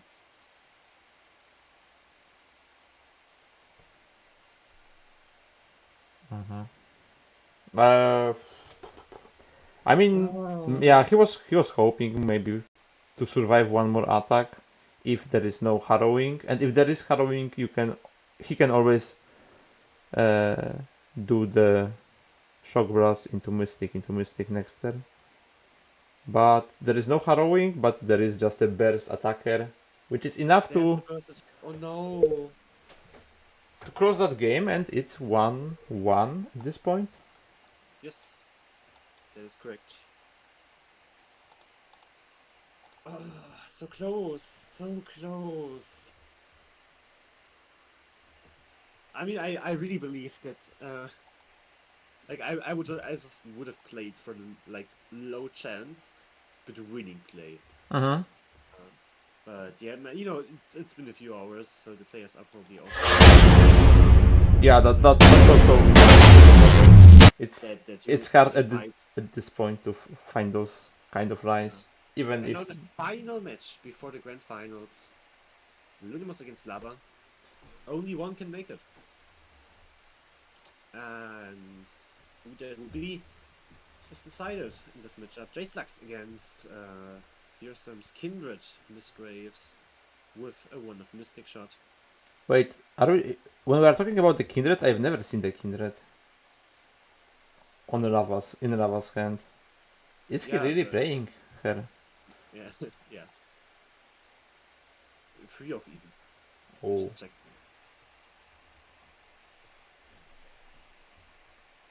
okay. Let's see if Luminous goes for the blockers. No, he's not going to. No, he plays it slow, which I don't quite agree on. I would have played the Explorer, to be honest. But I mean, I do see the play. I just don't agree with it. Yeah, this is the play that provides the most damage here. The question is, do you want to go for a damage right now? Yeah, that's the question. But Luna was probably relieved that he sees the Deathless only on the Sentry. Yeah. That means that Lava doesn't have any very good targets in hand. I mean, that also tells Luminous quite a lot about the Lava's hand. No, Yeah, if you see it, you can Uh, take some notes from that. yeah, now he can be a bit more relieved that he himself doesn't have any champions, which the deck desperately needs. Let's be honest. Because Jace Lux without champions is not a deck. Yeah, it's very hard to play that deck. Like, or the only reason why you're playing so many 6 mana spells is just because it works so well with your champions. Yeah. I mean, of course, your deck is centered around your champions, but sometimes it's like less dependent. For example, Misgraves. Sometimes it's really heavily dependent. For example, Akshan Decent. And on this scale, yeah, Lux Jace is just quite dependent on the champions. So you're trying to say me that the fearsomes Zoe are not depending on that 1/1 creature? Yeah, actually, I know many people think that the game plan is actually to flip Zoe and grant your entire board ephemeral, but no, that's not the Ooh. game plan. Nice to know. I was praying for like Celestial. You know? Like I the mean, Celestial's doggo. I know where you're coming from because with all the cheap units an aggro deck provides, you can flip the Zoe so quickly. Yeah. And you I mean- oh yeah. I mean they're like kinda all the same, no? Oh, we see the Kindred. Kindred. But no, is the Kindred an omen just like the Morgana. Morgana? Like the Morgana. That's Nah, the I question. don't think. Yeah, I don't think so either. Especially that Runimus managed to find first champion this game. It's Jace, but it's not levered yet. Yeah, but this He requires one more spell to be played. alternatively we also have Decimate next turn. Let's just call it Decimate. Okay, let's call it 7 mana decimate. Let it be. Yeah. It's like 1 mana free for last year. Yeah, 1 mana and 7 mana Decimate. I love it. 1 mana 6/5. Yeah. Like I don't know, like people in LOR just when decimate is getting rotated, like we just need to create a new decimate. I mean, We just remember need back that. then- I remember back then there was Jace Decimate.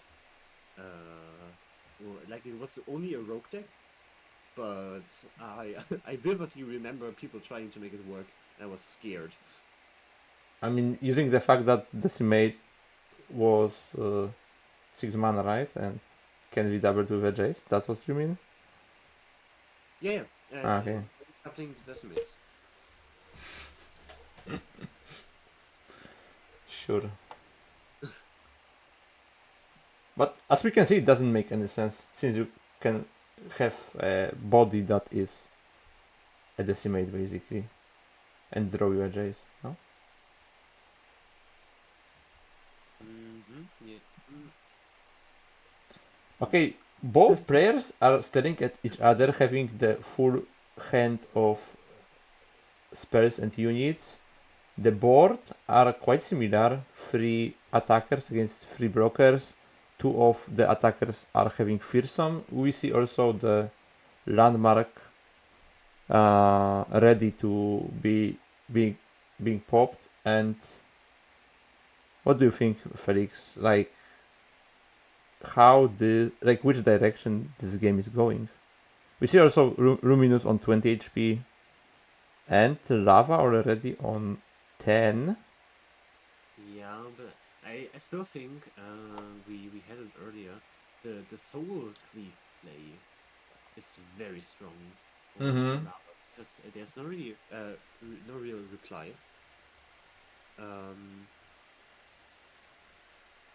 So Like, imagine Luminous having one single combat in the deck, and that would make Lava at least think about this play. yeah, But without that, it's just something that cannot be answered unless exactly 2 of the mystic shots. Oh, okay, are they praying to deck out each other? That's the idea? maybe we are going to see a deck out today. Maybe like they would like to play the longer tournament. Maybe So, that's not enough of Runeterra for them. like I only have 1 more hour or so, so we can't take too long. Okay.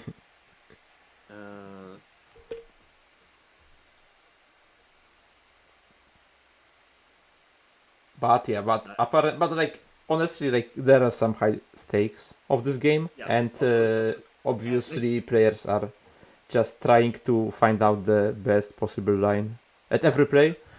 which is I don't- I reasonable, really- right? Yeah, I really don't want to push anything. But as you can imagine, it's been a long day. So I am not so sad about quick and exciting games here instead of the long and grindy decks played. Yeah, that is true, and I think I made a good decision yesterday that I didn't decide to play with my team on edges during 6 a.m. because right now there will be like a solo Phrixus casting. And my team did really well, I need to say. Yeah. Like they went 6-1. Congrats to you guys. Yeah, I can stay on a bench if you're gonna be doing that well. Yeah, well. But yeah, like the game is progressing very slowly. Like players do not want to take a big actions. Although I think Rava should pull the trigger because we thought already that there is not many Yeah. And there it is. answers, and there is the play we talked about, and that's like a very big progress of a game plan for Rava.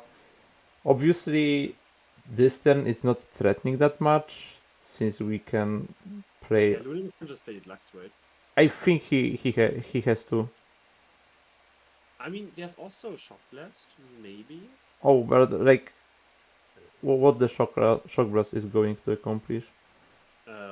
Like Just give more space for opponent, true, true. Yeah. because like. Yeah, you're right. You're right. Mhm. That's a greedy ass play.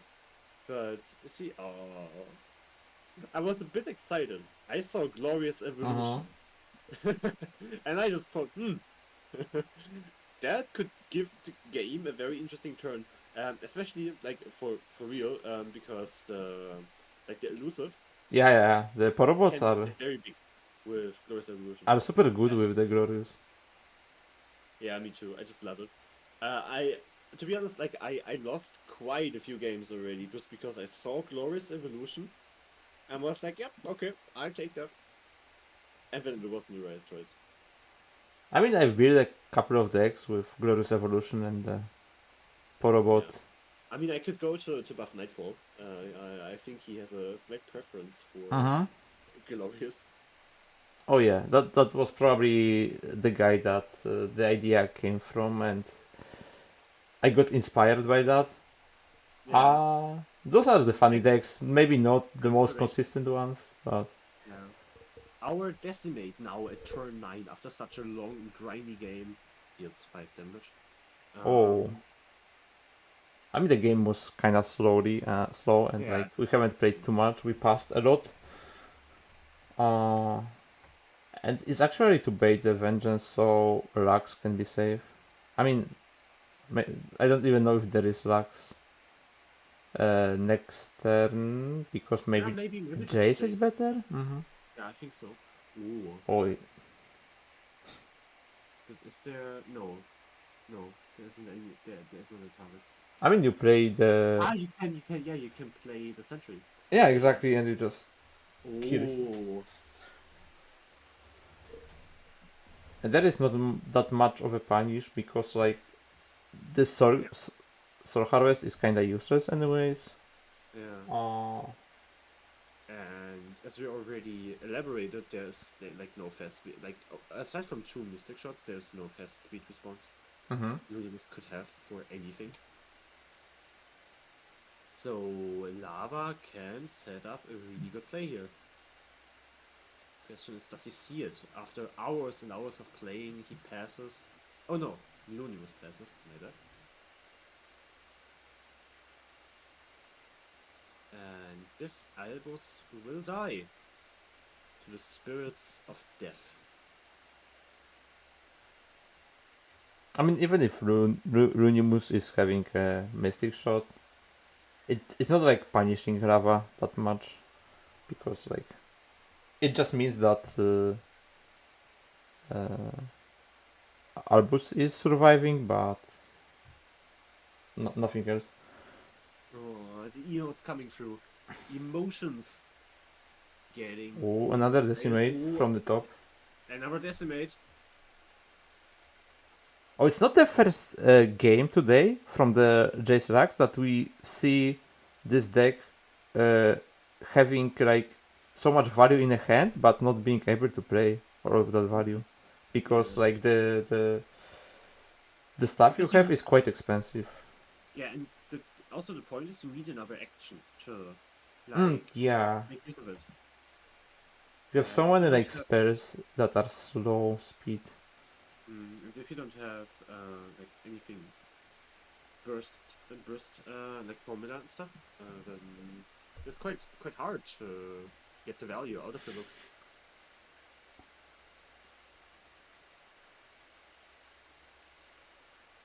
So right now it really looks like a rematch from Lava against Eisen. It looks like that. Wait, the rematch they when they played against each other, I And this missed was that. Okay. last game was they played each other and Kaizen came up ahead 2-1. Okay, okay. Oh, yeah. I don't remember that game The that... game is not over yet. The game is not over yet. I mean, actually it is. There is no... Can we please mention that there's another quick attack test? Yeah. Alan would be screaming. Kurwa. Maybe that's the reason why he left Runeterra. He's seen too many quick attack Jaces, Sure. and he was like, yeah. So Lunimus here with the scription trying to get blockers, trying to somehow stay alive, but Lava has the grand finals in his eyes. Only one goal will kill the Jace, but not only that, will bring the scription down to 2 attack, which doesn't make it a fearsome blocker. There's a response with the assembly line allowing for 2 fearsome blockers. I think that's the play Lunimus has here. Yeah, should be, but Either that or the Shock Blast, or it's this. really a tough spot. Ooh, this provide like there's a Okay. on that, but But I'm still not sure about this. Killing Kindred instead of another fearsome unit. Not only because the fearsomes are bigger, but they cannot be blocked. Like, sure, you can block both right now because you have 2 buff spells, Form Up and Shapestone. It's not a Shapestone, right? it's upside. Oh, almost. I mean, similar name. Like after 7 hours of casting, it's actually almost the same, you know. It's like, for me, it sounds literally the same. It's actually 9 hours, by the way. Oh, yeah. Counting time is also quite Yeah, harder. like counting in a card game, so hard. You can probably make an edit out of the stream just at the start, like us being sane and going more and more mental over the hours. Yeah. But I love it. I will leave it for the chatters if anyone wants to do it. Yeah, if you have too much time, go ahead. So, do we play Decimate this turn? The Decimate is on... Wait, the Decimate is on 6, it's not growing actually. That fast. Okay, now there's a look. There's no vengeance for Lava. Okay. Isn't it crazy? Yeah, Lunimus realizes he has to go for the blockers, which is definitely correct.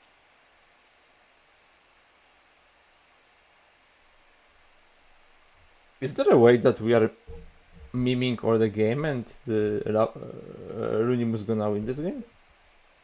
Yeah, there is. There is a possibility, right? Of course we're beaming.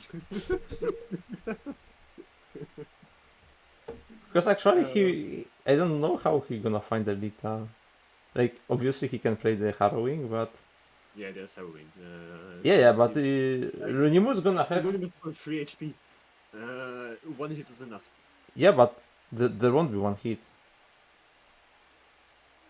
Hmm. Like, because lava cannot lower the power of the attack power of the. Herring return exists. Yeah, I know, but it's not in lava's hand yet.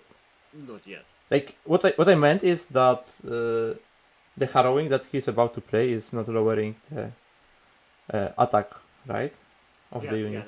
Because there's no skill barrier. Yeah, exactly. So because of that, yeah, I don't see, You might be right.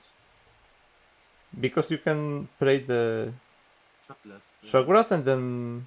And then acceleration get to finish the game. Mhm. Kind of true. Yeah, Lulimus, are you crawling way back? That would be such an insane comeback. Oh, I'm not sure about this attack though.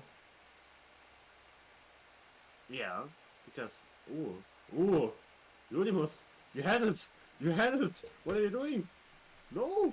I mean, obviously, like, he can't know the hand I mean, of a lava. he's playing against Fearsons, and it's like what time is it? Ah, It is turn 12. I think you have to be aware of like one of the two heroines being in the hand. And okay, someone is confident. But hold on. Nah, he needs 2 actions. yeah, but he can top deck the Mystic Okay, Shot though. but either Lava wins next turn, or Ludimus Yeah, wins. that's true. Oh, So this, he got it. oh, mistake! He got Mistake! it. He played for the win. He got rewarded. Mystic shot. I mean, Let's he would go. have survived this turn anyways, but yeah, Yeah, but how? there we go. Are we going to see the emotes? That's the question. Please, we need There to vote. we go. Ludimus. Oh, he's not even stacking those. Is it that Oh my God. BM, or there is a reason behind that? Playing with the emotions. He's playing with the emotions of Lava. I have to look into that. Is that a violation? They're gonna be Mystic into the emote. Oh. No, he missed the emote. He had a spot for emote, but he missed that. I think that was a misplay from Runimus. Ludimus, you beautiful, beautiful person. He made it, and is back in the grand finals. And this means we have a rematch of the upper finals of Kaisen and Ludimus. We have. And I'm so excited. This Mystic Shot top deck. My God.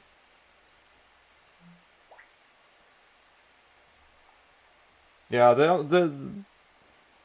it's such a pity that there is so much effort just to lose to the superior lineup that Kaizen is having, which is Mordekaiser, Nora, Yeah. Naira Jana, and Heimerdinger. The point is, Eisen woke up today and decided to not think about his lineup. Hot take, I know, maybe Kaizen will complain in the chat, I'm sorry to you.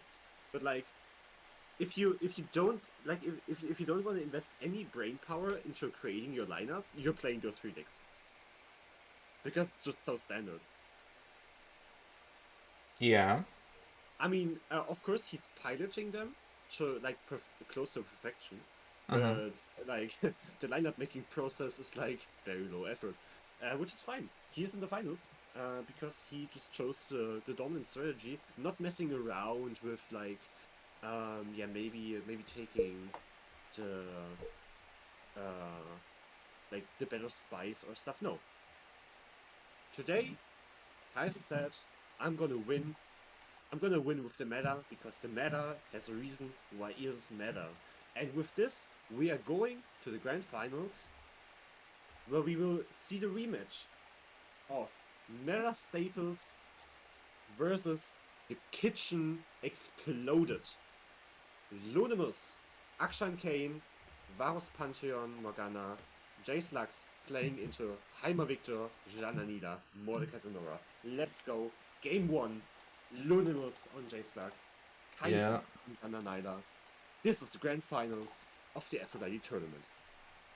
And we're gonna be obviously a little bit late for the finals because I need to switch the players. Oh, yeah. Okay, but we're gonna be there in a second. Yeah, I'm gonna.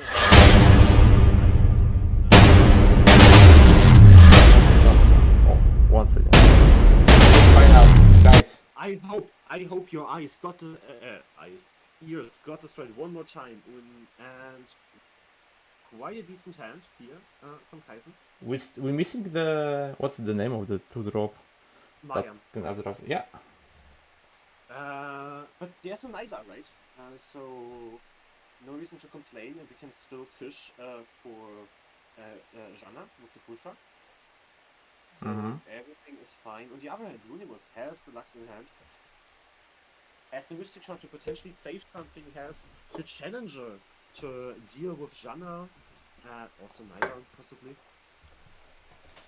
Oh, but So both players have like an okayish to good hand, but none of them really stands out to me. Actually, I see one. Oh my god, that's a top deck. Are we just shooting it and attacking? Yeah, obviously we do. I mean, we're gonna be kind of punished with the format. You need to correct the square. Oh, that is true.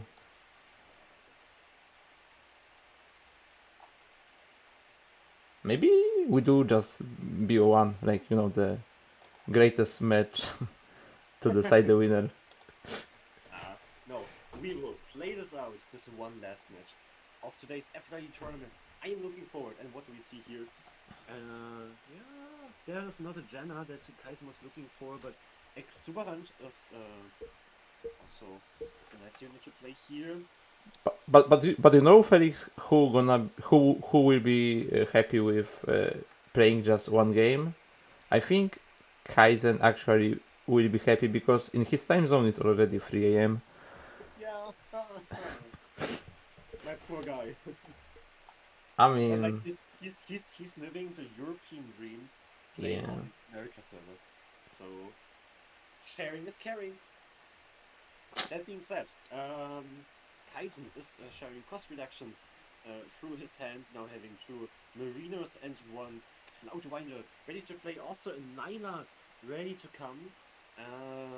This is a big attack coming here from Kaizen, and Kaizen, yeah, he just needs this one best of 3 to seal the deal and be the champion of this tournament. While Ludimus has to win 2 best of 3s in a row because he's coming from the lower final. So Kaizen has a second chance in case he loses. that is very true. But with this hand, he is not looking like he gonna lose it. But you know, everything can happen. Also, Runimus is having pretty good hand with that Lux already, and 2 6-mana spells. And that Naira is actually not hitting here. Yeah. What is hitting though is the Cloudwinder who will be built up now. Yeah. Full swing. Makes a lot of sense. And yeah, Kaizen really wants to get going. Sadly, could not find the Janna so far. Yeah. And he already lost like 2 Nairas. It's just one more. One more Naira and the Janna. And he's not playing any other win conditions, right? Because some decks are playing the Rune Tracks, which can close out some games. But he's not. He's Okay. playing Sanctum Temple, but if you don't have anything to win the game with that you could draw, then the Sanctum Temple also doesn't help you. So, Also, yeah, Lunimus surely have some aftershocks. and you know what Ludimus is playing in Demacia? He's playing Decimate. Yeah, I know. And this could really make it. 2 of He has- Decimate. Yeah, he plays 3 regions, while Lava basically decided to play only 1. in the entire lineup, Luminous is playing 3 regions in one deck. Talking about cheating, Mm-hmm. it's crazy.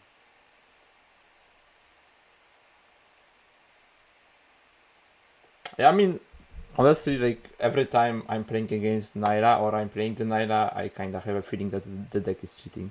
If we are talking about that, like Yeah, I mean, I get it, but on the other hand, like it's I mean, it's hard to balance, right? it is, yeah. You do create because if you look at the cards of Shan Naira, like they are not that powerful. It's just that you have so many of them, which that's what makes them so good. But honestly, in the edges, for example, there was so many anti-Naira lineups, and they are kind of working most of the time. Yeah, I think with the recent developments in the meta, Shan Naira really lost the unbeatable throne. Mm-hmm. So yeah. But like Kaizen is still unbeatable this tournament, though. Yeah, that's cool. I mean, he came in fourth seed, if I remember correctly. So he was beatable in the Swiss. But yeah, Mhm. actually, if I hold on, yeah, he won everything 2-0 so far in the top cut. So he won like all 3 games, all 3 matches. He won 2-0 so far, and he's looking to make it a fourth one to put a swift end to this grand final and take the trophy home. But of course, he has to win this one game first, and yeah, that is the quest he's currently on. We're gonna see some pressure. Yeah, Probably Mystic Shot to save a little bit of HP, but we're gonna see the Jace. Eye of the Storm Yeah, being played. the Jace And the is Jace later, sure. a very strong top deck. And as we already said, only one more Naila here Oh. available for Kaizen. And So Kaizen actually respects that Jace and not playing the Eye of the Storm. So they don't have a free Jace development. yeah, Keeping the answer all the time to that unit. And now the first action is gonna be just shooting it, the Jace. doesn't matter because the formula will come through. I don't think the formula does matter. Like, Yeah, you yeah, yeah, we're gonna end up again in the same situation when you have full hand of everything, but you just lose the board. No, we've seen this already a couple of times. From your shop side. Yeah, but we're gonna see the burst spell being played now. Oh, Not enough, right? will be? Let's see. No, one off. No, it's 6 or 7. Yeah.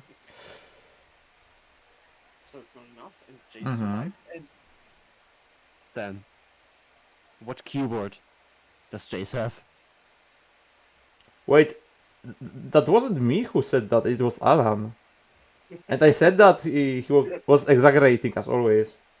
Yeah, but like Don't put those. the point is like I don't know when it was like 6-7 hours ago. But He yeah, said, like 90 to 95. yeah. We said that. That's You true. should That's play true. That's Jace true. with Challenger, and I think we haven't like okay, we did see Challenger Jace, but like most of them, especially from Unimus, they were all quick attack. Okay. So in 95% of the metas, the Jace should play the challenger. Yeah, We are in now, this. Now we just alter what we said. I mean, we can also just say that.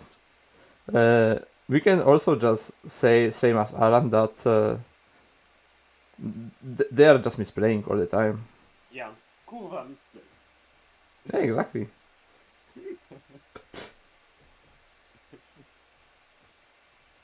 I love this cast.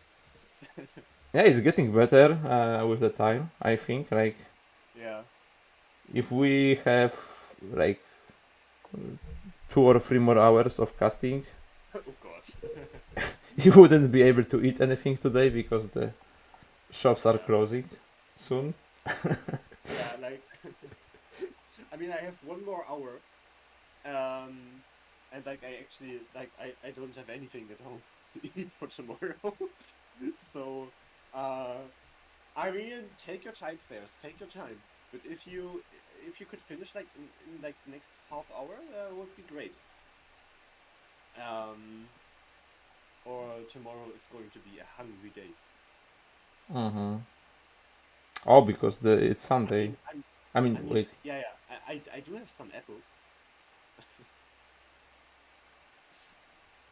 Yeah, but the game is ending right now Game is developing further, no matter because like, they find 9 damage decimate that we 9 missed. damage Do you made. see this? Yeah. 9 damage decimate. I almost missed that because we were talking about some bullshit. What do you mean? Important. I mean, eating is overrated when you can play the game, no? But who is actually winning? Because we see Lunimus missing 1 damage. Yeah, but yeah, and on the other hand, we have Naira Jenna with a slipstream in hand and just played a Cloudwinder. So it could be close. And like the point is, the burn damage. Mm-hmm. Oh, another slipstream. Oh, whoa, whoa, whoa, whoa. I think I know who's winning. Yeah. And his name is Kaizen. There's a mystic shot. You know what that means. I mean, of course, Kaizen has to respect the mystic shot from Lunimus. Yeah, he will try to play around it, but now he cannot anymore. I mean, he still can, yeah. Yeah, he can still develop. And right now, yeah, and now is the time. But Lunimus pulled the trigger first. Yeah, but like he has to, right? Yeah, obviously. His damage is slow speed, and Kaizen's damage is fast speed. And guess Kaizen what? needs to have 2 spells, exactly. Yeah, fast is faster than slow. Quote me on that. And this means Kaizen takes the victory and is 1 game away from claiming the throne for this tournament. It's only 1 game away from letting me go shopping and buy groceries. Even 10 mana decimate was not enough this game. That's crazy. Not 10 mana, 10 damage. Like, Yeah, 10 damage. I was about to say it. 10 damage decimate could not win the game. What can? What can turn the tides for Lunimus? We remember he lost the first game 2-0 as well, right? So we'll see about that. We'll see about that. And we're going to see now. It may be the final match of this very short broadcast. Lunimus versus Kaizen. Remember to update the score. that is true. Right now. But first we need to have a banger transition to the game. Oh yeah. Get your ears ready. Grand final. Ready to battle. And now the score. You see the starting hands. Jace Lux once again played from Lunimus. On the other hand, Kaizen having the Mordekaiser Nora in hand. Also, any Roof Travelers and the Resu for later on, but no Mordekaiser in sight. So that's not as important right now. Yeah, we've seen this matchup already today, and Mordekaiser seems to be favorite in this matchup, and yeah, there is possibility we can see quite a fast 2-0. I mean, not the fast one, but like we can see 2-0. Yeah. Possibly. Laura coming down from Lunimus, obviously trying to kill this Nora as a response. Kaizen can develop a Junk Construct in combination with the Hate Spike to defend it.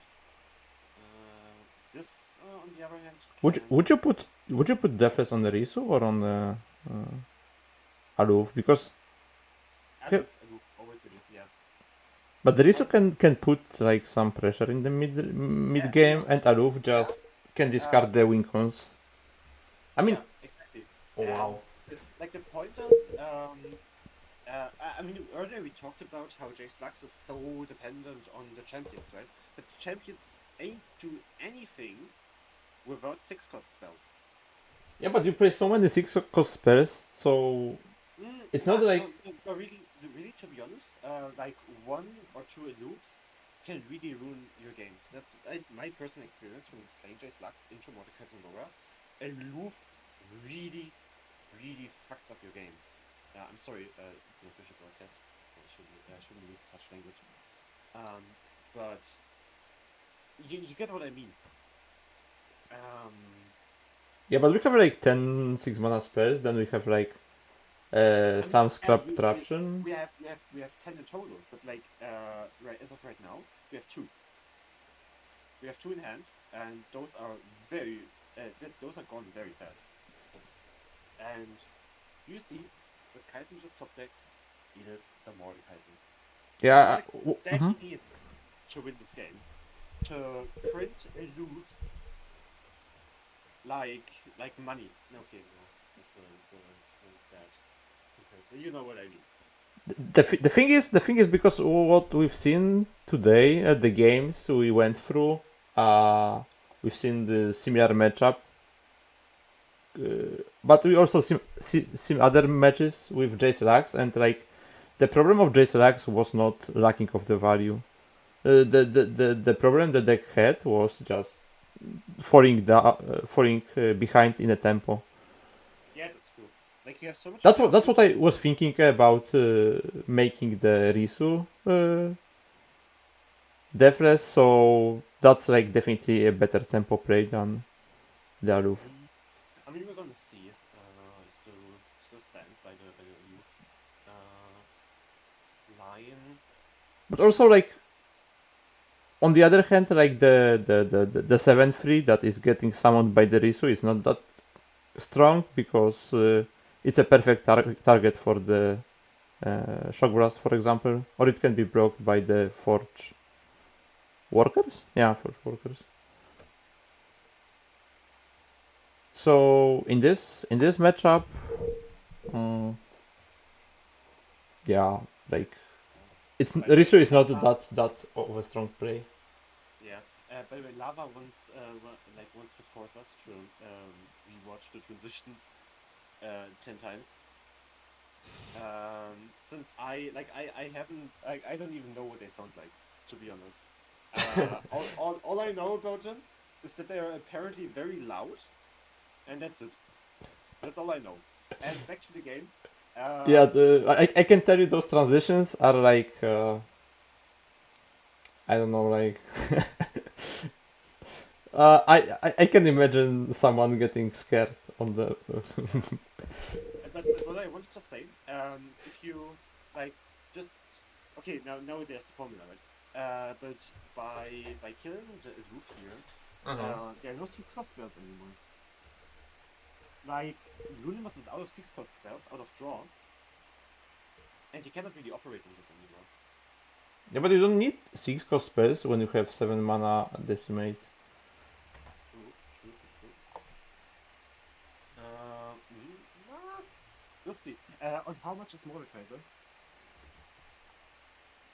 Should be not too much, right? It's on 5. Ooh, Kaisen, yeah. Ooh, you see that? It's on You 6 see the actually. It is a second Mordekaiser.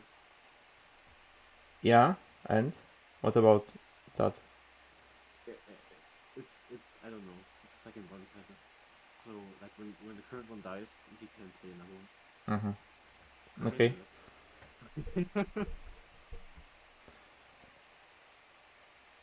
No, it's a quick attack. I should behave like Alan right now. I should just say kurva and I just should just leave the cast right now. Just switch it off and Kurwa misplay. I can't. Grand finals.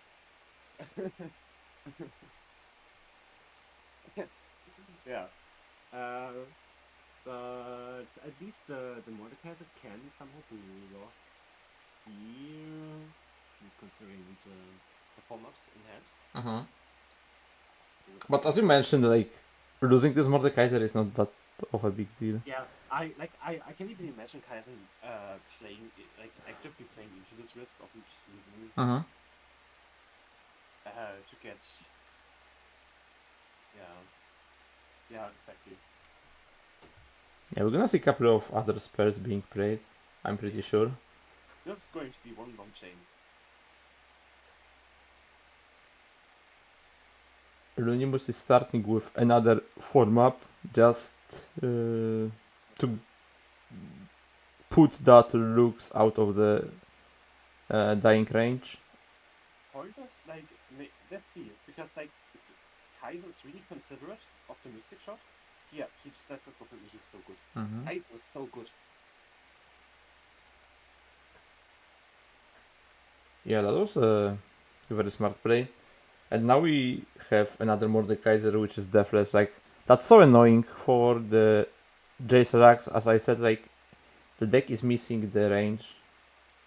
And maybe you were right with the 6 mana spells. We do not have many of them after double Aloof. Ooh, no, Decimate gone. Decimate gone. Kaizen just discarded the Decimate and now has the Mordekaiser quite close. Should be like above 10, right? I think like if like there is someone from the old players wondering what is the meta right now in Runeterra, we should show him this game. Like it's basically what is happening from last couple of weeks. It's just Aloofs getting killed, getting revived, and like getting rid of all the value that opponent is having in the hand. Just leaving him with such a hand that we see in Luminous. Like, yeah, that's a powerful power of Mordekaiser, especially in this matchup, which is very favorite for. Oh, yeah, which is so dependent on like this expensive cards. But if you can use like target the most expensive cards and get them out of the hand, yeah, well then, like Jace Lux doesn't have anything to operate with. Yeah, that's what happened Like, actually. They would really love to play Shock Blast or anything, but it's all discarded, and that's why Deathless belongs to the Aloof in this matchup. So, like based on what we've seen, I will agree. I will agree on Deathless on Aloof. That one turn we talked about that. Lunimus, don't you remember? The Explorer was played. Like Lunimus obviously tries to kill. And he will succeed. He will succeed. Unless Morde is one off. What? Oh, he's giving another chance. He's being nice. He's being nice to Kaizen. Kaizen now. No. No! He's passing again. What?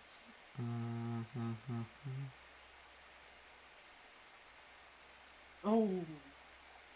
If, Oh no. are we gonna see? And that's the second Mordekaiser gone, right? It is. And the Lux is still alive though. I mean, yeah, but, I mean, not for long. Oh, barrier, yeah. I was considering just letting this go through and play a second one, but we get another laser with this. Yeah. Maybe Lunimus can turn this. Okay, what is it? Oh no! Yeah, he needs to top deck He would have, another he 6 would have months. loved to top deck this, but no. No top deck for him, and I think Nora should be flipped at this point, right? Yeah.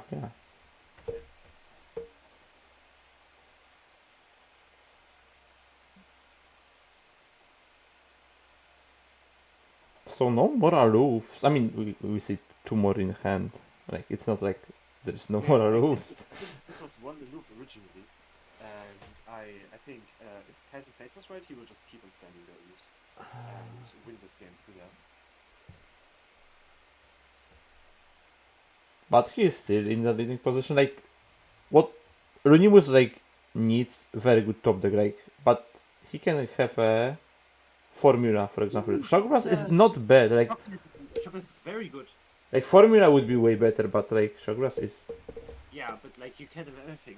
And Yeah, this that's a good gives start. you- Yeah, that's true. That's a good start. This gives you a final smart. Oh yeah, that's true. You have the you getting the Jace spell. So this time it's not Arlov, it's just Risu. And now imagine the Jace had Challenger Yeah. and could challenge the Risu. No.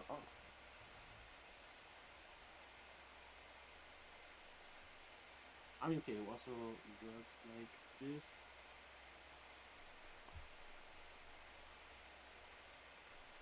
And now Nora development and try to go for a good corner. Heisen. I am hungry. Yeah, by the way, like we were memeing about this quick attack, but like being honest with you, in the most scenarios like I've seen today, I also would have picked the quick attack. Like I don't know, like it's not like that players did some mistakes on that. Oh, that's a good top deck. And a good hit from the portal as well. Ooh! Is that a... No, it, like still. Oh my god. That's... Oh, their top decking is so good. Yeah. Their top decking is so good. 4 cards for Lunimus. 4 cards and 2 lasers. Ah, but no 6 cost spells, but the... But you have a value. Yeah. And, That won't be discarded Testone? because it costs 1 mana. Yeah, the Testone can be progress level. Mhm. Okay, let me take a look. Ooh! The Nora got value. Look at this. Oh, Overwhelm. Overwhelm is scary here. Yeah. And like the 8 cost spider can also put in quite some work if it isn't done with... Yeah, but like with I mean Runimus gonna just kill it now because like it's 2 champions being on the board. Yeah, but no 6 cost. Ah, okay, of course there's 6 cost. That's my bad. Yeah, but you don't need to play them now because you don't have even. You can just chill, right? Yeah. You just play all the other stuff from your hand and then you play them next turn. Maybe you even go for the Jace spell, like the acceleration gate. Yeah, I think. I mean, Kaizen is on the ruination, right? Nora gone. Kaizen should be on the Kaizen should be on the ruination. So wait, is he? I need to check that. Yeah. Mm-hmm. But like Lunimus can pull the trigger here. Even out the series. And I am very scared of clock. There is no clock. Like my Your clock. your, like, Oh fuck. I mean, if that's very important, you can just go. Like I can finish it on my own. Like if that's gonna mean that you're gonna be starving next 2 days, then just go. Like for you guys, we do see the issue here that we made. You know, like doing Swiss into double elimination, starting at 12. Yeah, just didn't work. So next time we'll start 6 a.m. To make everything work. And getting back into the game though. A lot is happening. The stack is full, but yeah, I mean not full, but there are some spells on it, and it's not looking too good for Kaizen, Yes. especially with these 3 lasers that are in the Lunimus hand.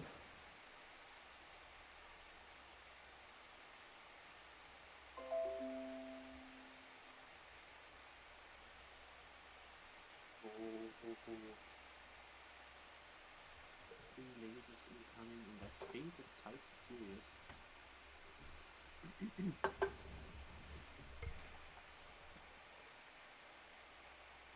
Yeah. Yeah. Kaiser has to surrender. So it's 1-1. But I'm gonna take a look at the matchup and then decide if I go or not. I mean, we don't know the bans, no. Yeah, but like we see the final matchup now.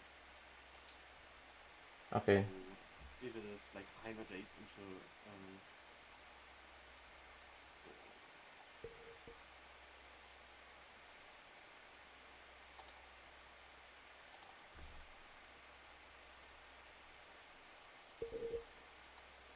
okay.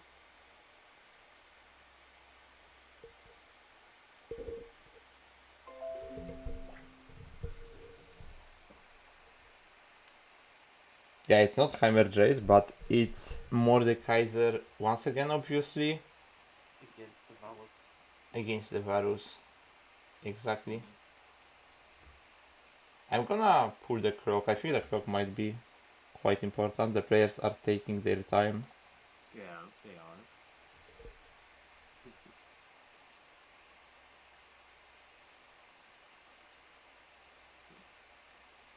We see the Aloof.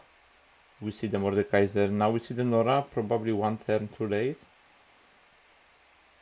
Yeah. And we're gonna see the answer.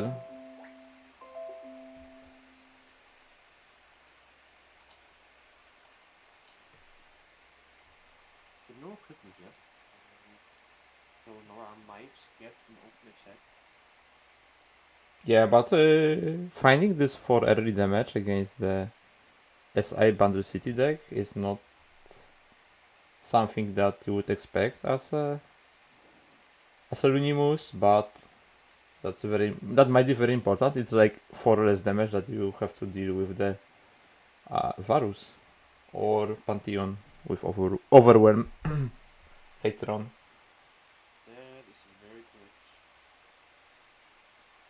Yeah, the freezes are protecting pretty well the champions.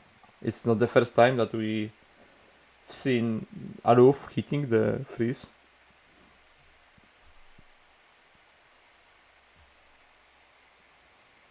And there is another one. And like honestly, freezes are not that important against Mordekaiser. I mean, they are not important at all in this matchup. What is important is to have a champions and like work on their level up. We do have 2 elusive attackers. And yeah, I'm expecting just open attack with. I mean, attack with or the units from Luminous. He's thinking about equipping one of those units before the attack. Yeah, makes sense. He will still have mana to play the buff spell.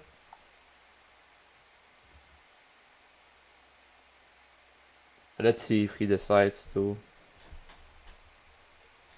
like playing that equipment kinda runs into the Death Grasp or like Hate Spike if those are if Kaizen do not want to play around anything. Oh, but actually you cannot protect this unit because then the Varus dies if you decide to protect the unit.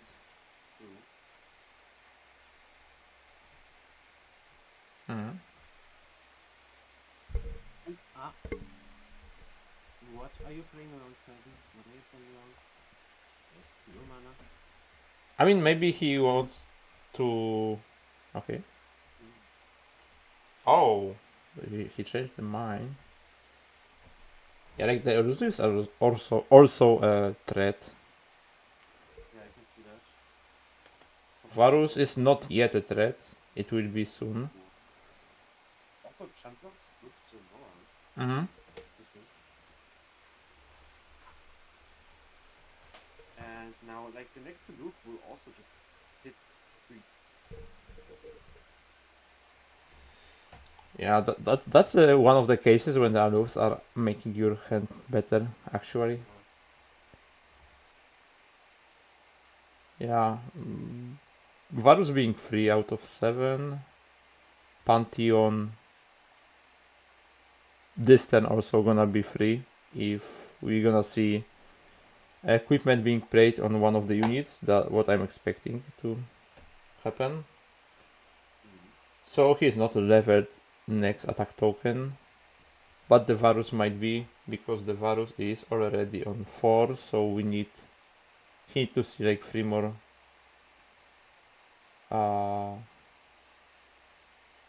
targeted allies. Just 3 more times. We have, what do we have? We have another. We have the Pantheon spell basically. But Runimus just seeing the opportunity to open attack, which is probably a good call. Just forcing to block maybe. But But Kaizen holds those alooфs. and yeah, we're gonna. Because like Kaizen sees this game state and says, okay, now I have Mordekaiser, now I just win.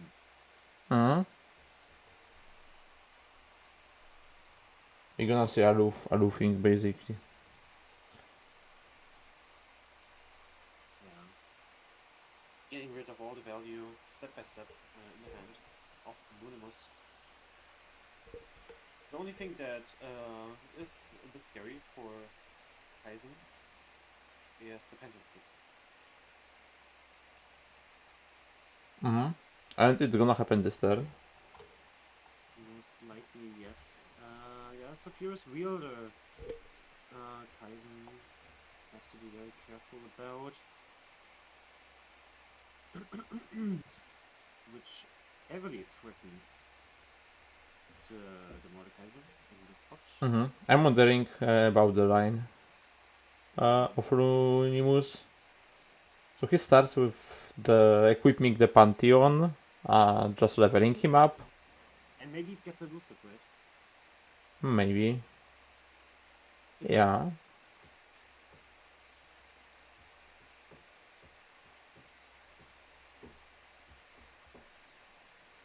Are we gonna see the...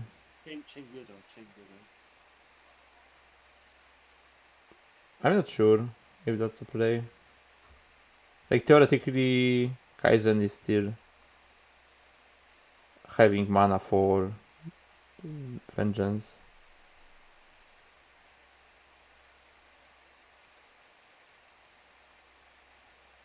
I'm not going for the Mordekaiser. Yeah, I would probably go for the Mordekaiser. Or at least that was a consideration. Yeah, and there is the keyword remove that like keeps Kaizen in the game right now, but he has to win, find a way to win this game quickly. Or just find a vengeance, but there is like another Pantheon staring from the hand.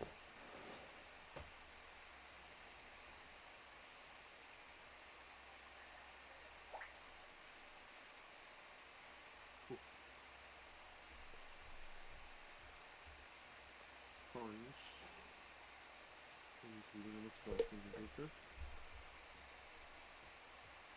What will come out ahead? It's a question that might decide this grand final. Mordekaiser is 7 out of 15. Oh, So quiet. there is not, especially with the hand that we are looking at, he's not leveling too fast. Renimus can just pass. He decides to play like cheap unit, just maybe to pass an action. Now Kaizen is the one that is on a clock basically, that has to find a way to get out from this hard spot that he's looking at, to somehow deal with this Mordekaiser, Pantheon I mean. Maybe find Maybe find a stun from the Concorologist. Yeah, true. What else we can do in this situation? Like hope for the vengeance, maybe.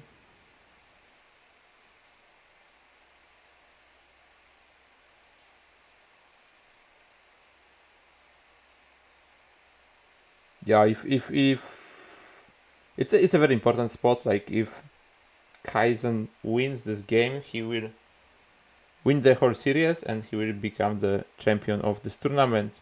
But if Runimus wins, there will be another BO3 needed to decide the winner.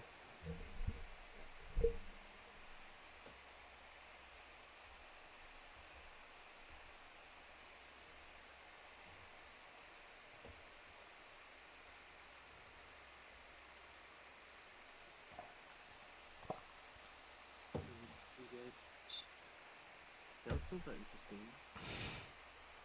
Maybe we just go for the draw. Tests are interesting, but they are not enough to do much. Probably just going for the draw, like I go. could try to kill the flower. With this one. Ooh. Here. Something else. Good chosen. That's some healing, Yeah. but we don't have like a good target for that healing. Like we don't necessarily want to put it on the Mordekaiser, and the other units are very small.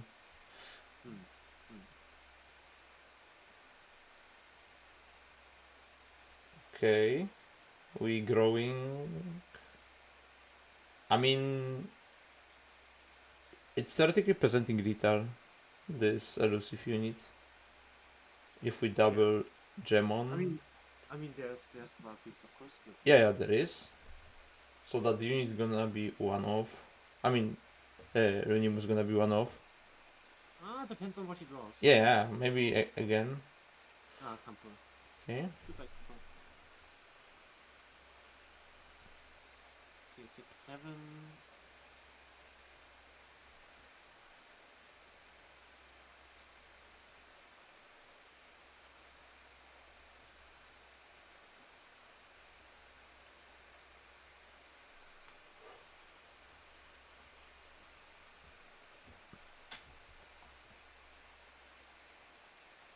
Oh, we missed this part of Oh, the. we missed this. Yeah. But like they're still alive because they picked the correct card.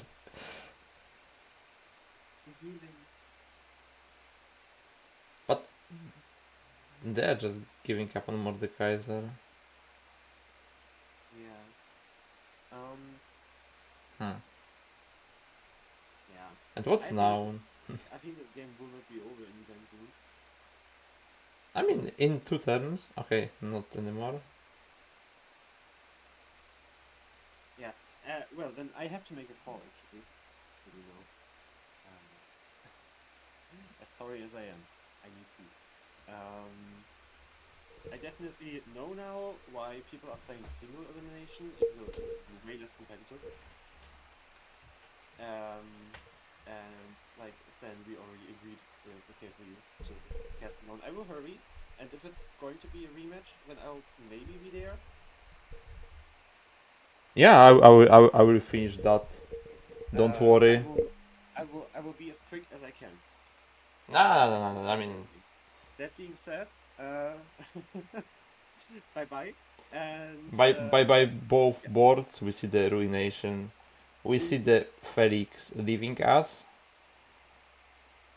And yeah. But we're gonna continue because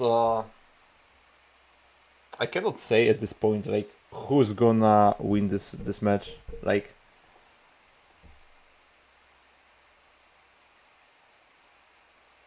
we do have vengeance, which is enough to survive next turn because we can block one of those units and then vengeance the other one. We can even glimpse the unit that will be blocking, which means we are kinda finish as a Kaizen. Oh, but like Runimus is going for a win con.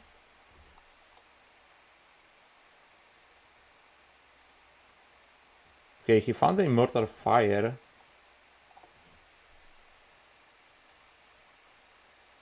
But that doesn't change too much, right? Because we still have Elusive Broker.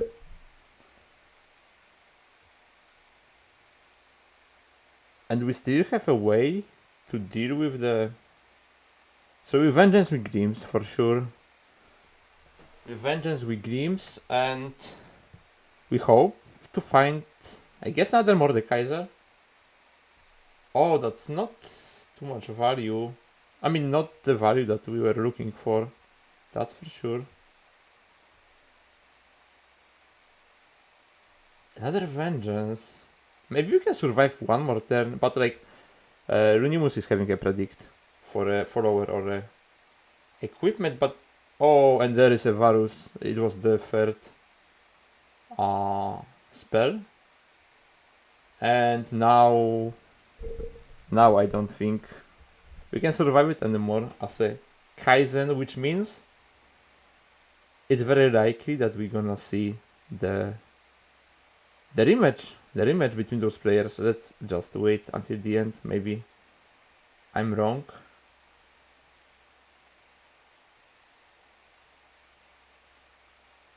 Yeah, Runimus is wondering if he wants to go for a...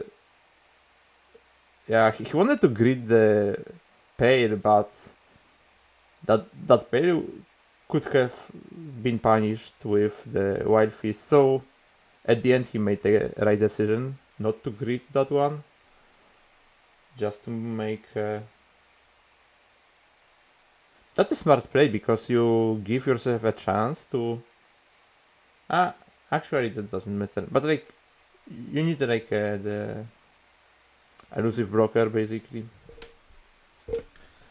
but that's not happening, and we actually gonna see the rematch. We're actually gonna see the rematch.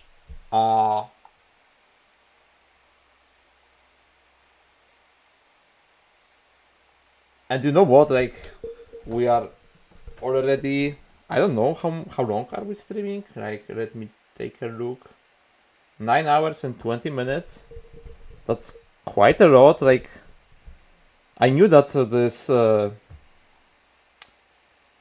that's not the greatest idea to make that kind of a tournament with Swiss into the double elimination, but honestly, it's like a very competitive format.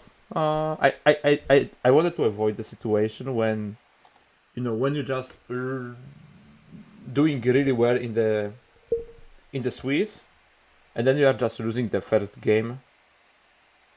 When you are getting to the top 8, that's very sad. And I know that was an issue for the Luna, for example. And I was thinking that that's a great format for her to shine, but apparently she just didn't wake up on time to be with us, so that's unlucky, I guess. But yeah, talking about the format, it ended up being like very long. Obviously, like back in the time we played the seasonals where there was like similar time needed to play all the 9 rounds. Let's say it wasn't 1 hour for a round, because you could have closed the round in like, I don't know, 20 minutes probably, if there was like an aggro meta or something like that.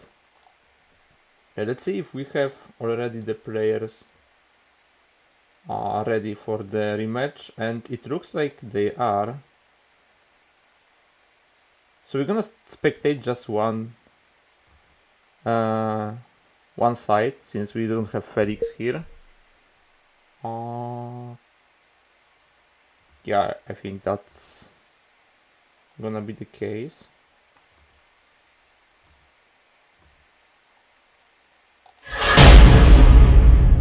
So yeah, to the actual gameplay. Okay, we actually can spectate both hands. I just need to change the perspective.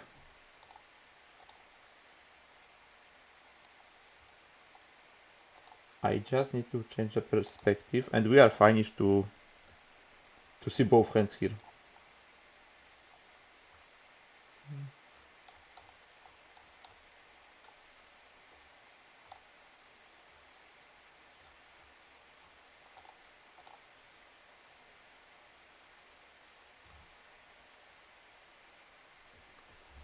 Let's see. So we see Jananaila against Pantheon. Varus. We see already two Nailas. I need to change the score as well. Sorry for being like a little bit pathetic, but like 9 hours of streaming kinda made me feel like tired. For the match, and we see the Janna play. But we also see like a big defector.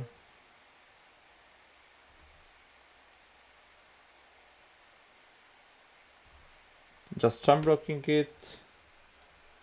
And we probably will be looking to play the temple. I'm wondering if Runimus is playing any landmark removers, and I don't think in this region combination you can place any efficient landmark removals. It's not that, like they are super needed these days because many of decks just cut on the landmarks. But Kaizen is just drawing his one-off landmark in a best possible spot basically. So yeah, that's why you play this one off, just to find it when you need it basically. Yeah, I'm just making sure if Runimus is not playing any landmark destruction.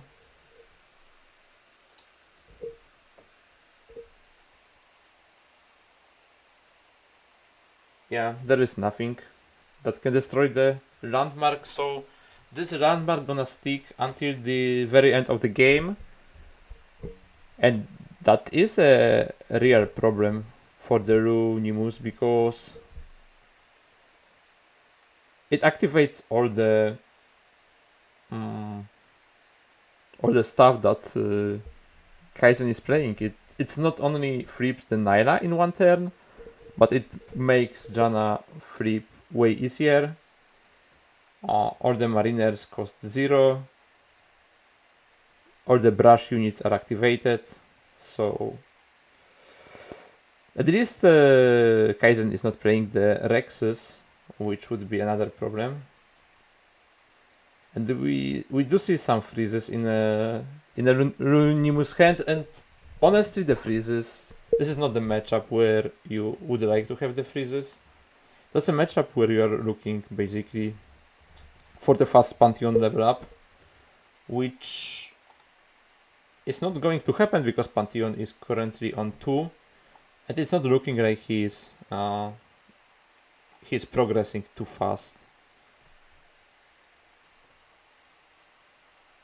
Janna, on the other hand, is already 6 out of 8, and we already can see 2 fast spells that are discounted, like Slipstream on 0 mana, many options to just flip her.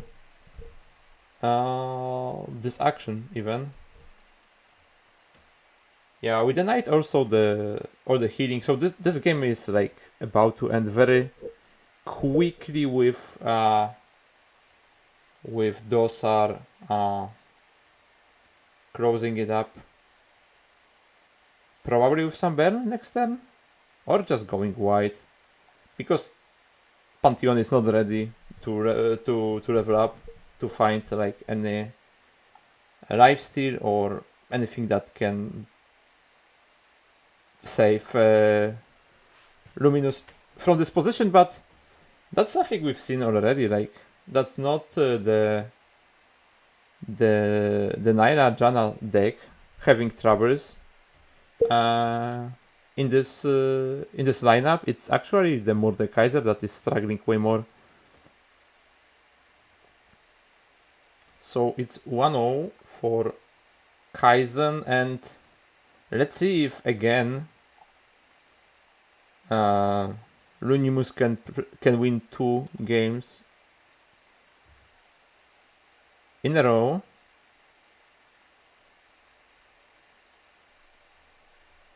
Let's see if this is actually the case.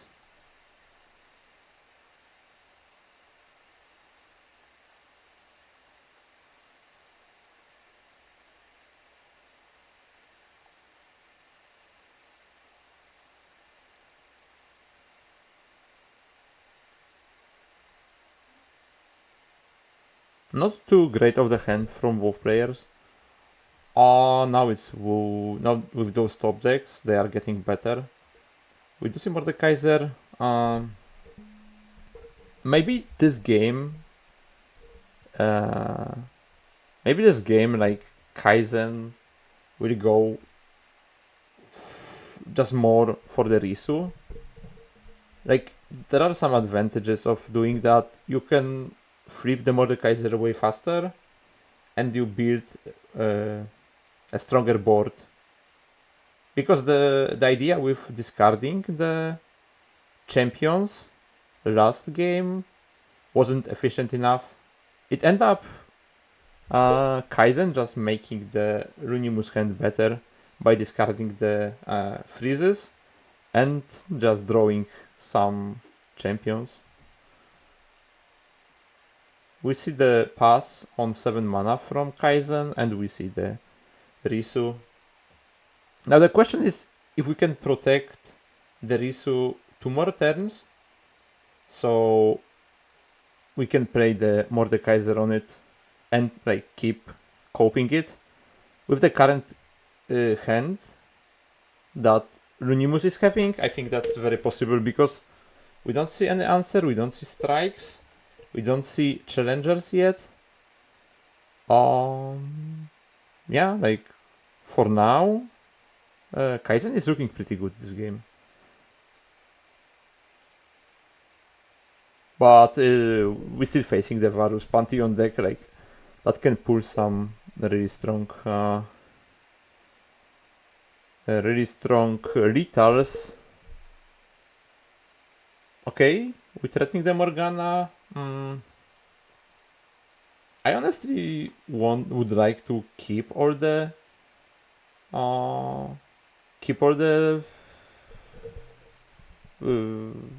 answers after we play the Mordekaiser, so we can get the most value from that unit. But Kaizen really want to kill that Morgana, which not gonna happen because we see a lot of protection in the Lunimus hand. Like, also, I don't know if killing that Morgana is that efficient, since we obviously after Morgana is leveling up, she is a big threat. But before that, it's just healing that we can deny by slaying the units. And just phantom blocking her. Morgana is 4, so I mean, obviously in this deck, yeah, she levels quite fast, but actually, yeah, she's missing quite a lot. And now we're gonna see the big play from Kaizen. And I'm not sure if Luminous can keep up. Not having any answer for the Mordekaiser really hurts him. What are we predicting? Okay, we see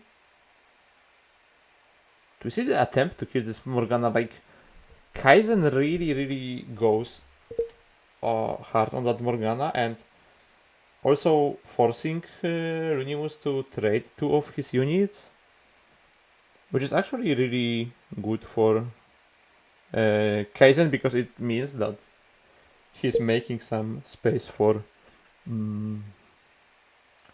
just keep killing the Risu all over again and summoning more of the 7-3 follower.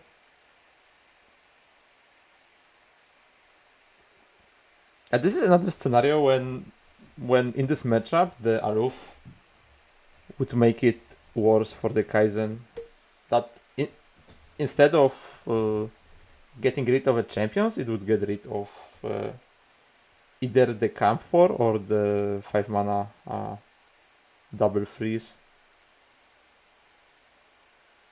Obviously, like Kaizen missed on the Aruf, so he wasn't able to find any. But still, this is like a situation that is looking pretty good for Kaizen, especially with this one of Vengeance in a hand. And Runimus is going all in, it looks like that. And he will attempt to kill this Mordekaiser, but that's not going to happen. I'm wondering if... No, I think you just play this Vengeance, and then if there is a spell sheet, you just get rid of the spell sheet with Death Grasp. Let's see how far this Mordekaiser is from Reveling. He's at 9.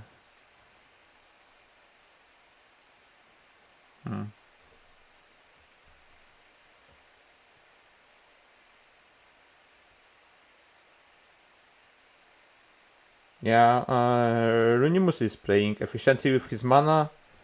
Yeah, those are just decided to go proactively with this Death Grasp. I don't hate that. Like, he took the opportunity of killing the elusive unit and also applying quite a lot of pressure next turn.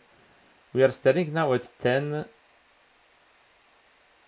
It's actually little damage, obviously. We see triple freeze on Runimus hand, which gonna punish that open attack. And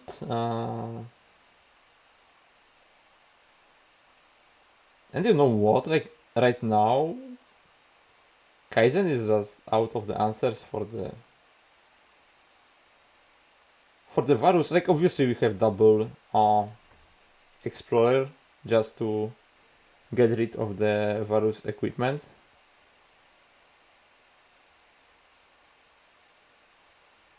But yeah, like our Mordekaiser is dead. And we do not have a win con yet in our hand. We seek Blunder to remove the overwhelm.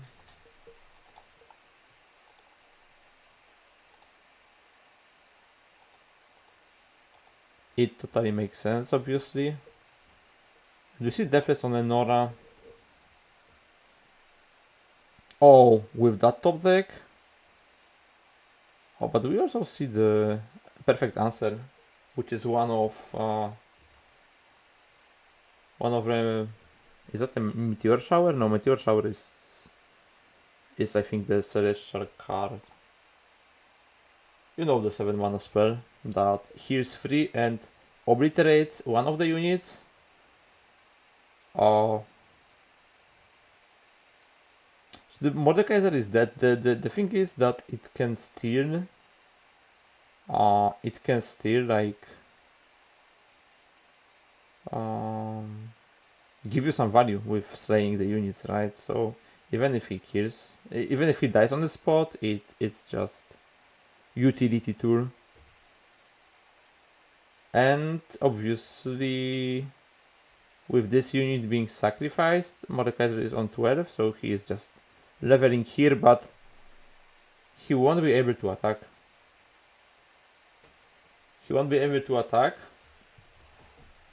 Because he's just dying right now.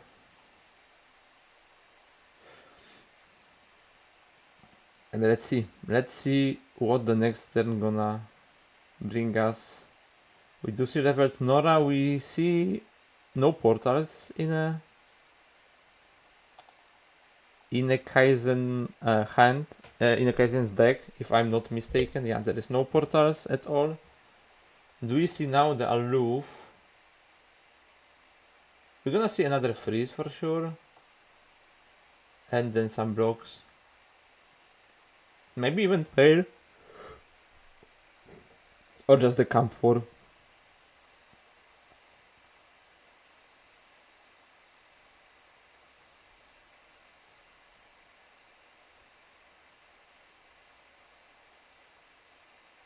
Maybe you're gonna find some amazing hits from the portals with leveled up Nora. That's also a real win con that you can think of. Oh, this equipment is actually very big.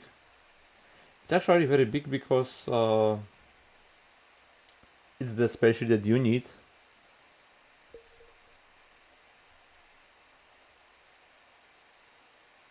If Kaizen gets scared of this spell shielded unit and pull a Ruination next turn with a Blunder, there will be a big punish with this main deck spell shield card.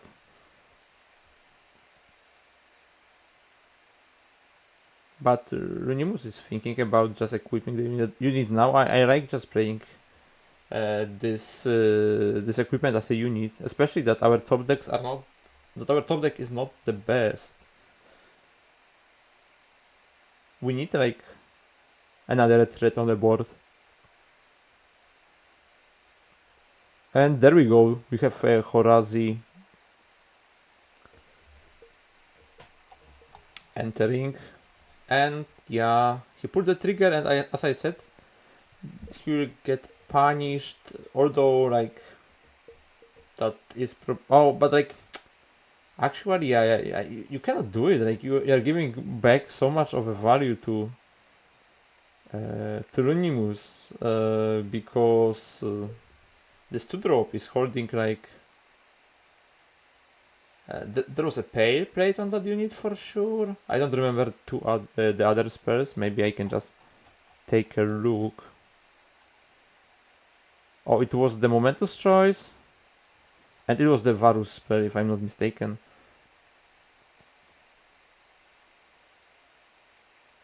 Another Brander, yeah, another Brander. Is it actually Brander on the? Oh, we just got. We just got another Mordekaiser with another perfect answer. This is insane.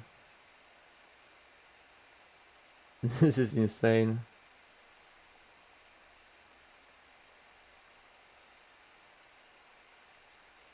I mean, yeah, they have to go for it. Oh, they don't have to. But okay. I'm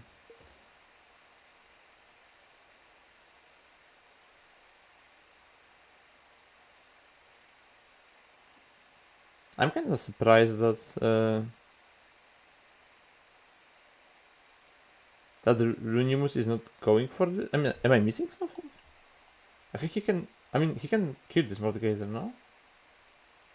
Oh, now we even see Pantheon. Wait, this Pantheon is not leveled yet? It's... But it's turn like what? Oh, we have a wall up on the top. This is so crazy, this game. This game is actually very crazy, man.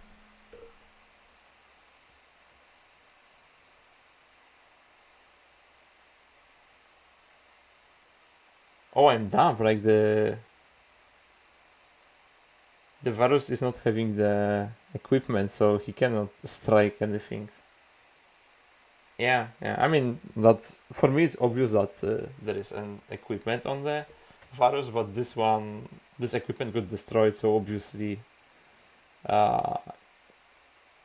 like Runimus couldn't make the play I was thinking of. But now he has the Pantheon. that will have some solid and like he's getting back like 3 spares back.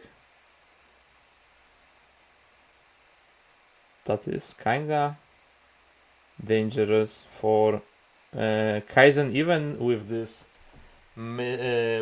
even with this warp. But we don't see the spare shield yet.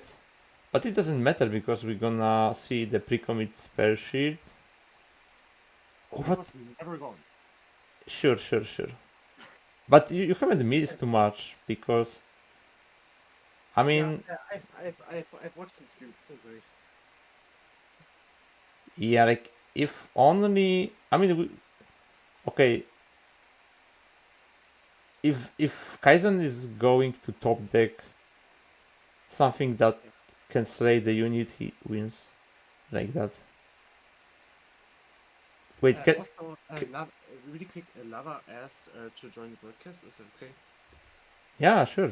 But I mean, we are just finished. We're almost finished, yeah. I mean, this is just a little swing because so I don't think there is a. It makes sense, no? Oh yeah. Yeah.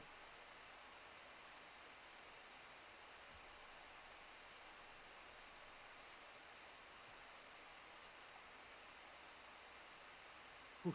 But I'm there when it ends.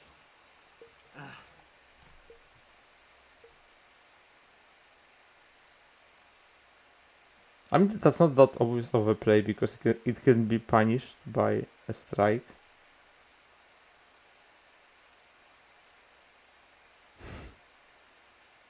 Wait, what? Just oh, that's yeah, that works as well. Yeah. That works as well. I mean, maybe draw. Oh, Oh! oh. Oh! Oh!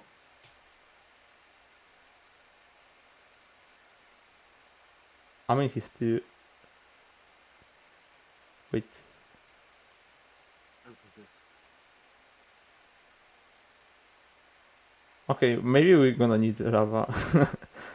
What happened? Wait. Okay, I something interesting happened, but I'm like kinda too tired to analyze that. But probably our opponents are. I mean, our players are also too. I'm as awake as ever. Okay, so can you analyze it for us? Red. Why didn't we shoot our own units and just win?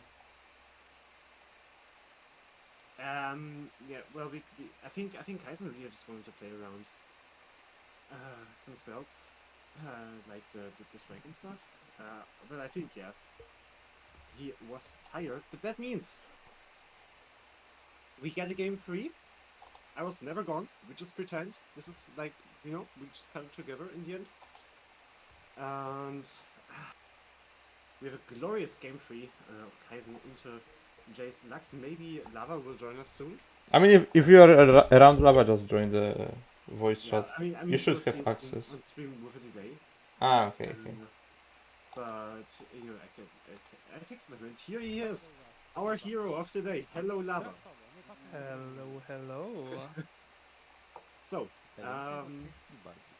just a few minutes ago, Stan, you were alone. Now you have two more people with you. Now I can just leave you guys, no? By the way, you should correct the score. That is true.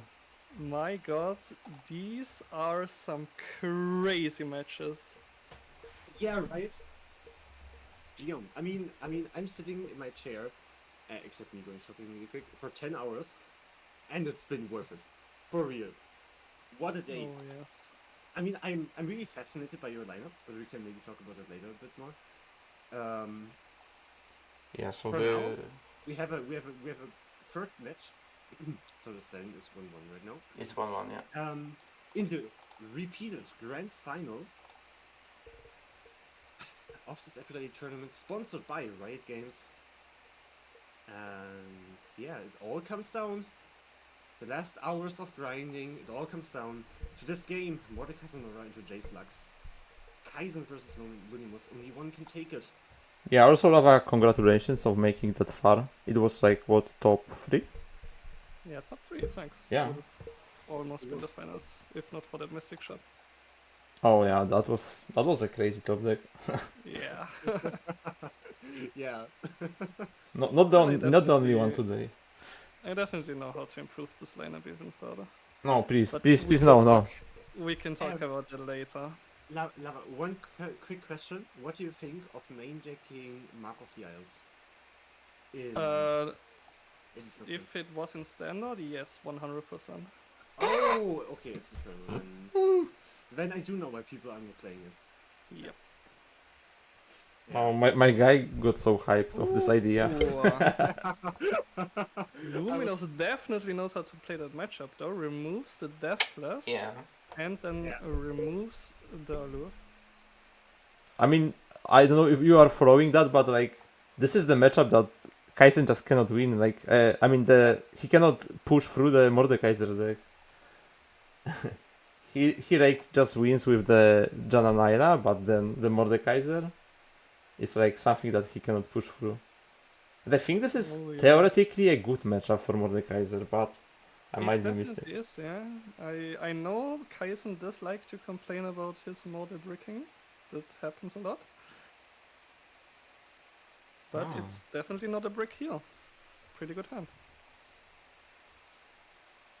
Yeah, the double Aloof. And the Mordekaiser already in a hand. That sounds like a very good lineup. A very good hand. I got discarded here. It was Decimate actually.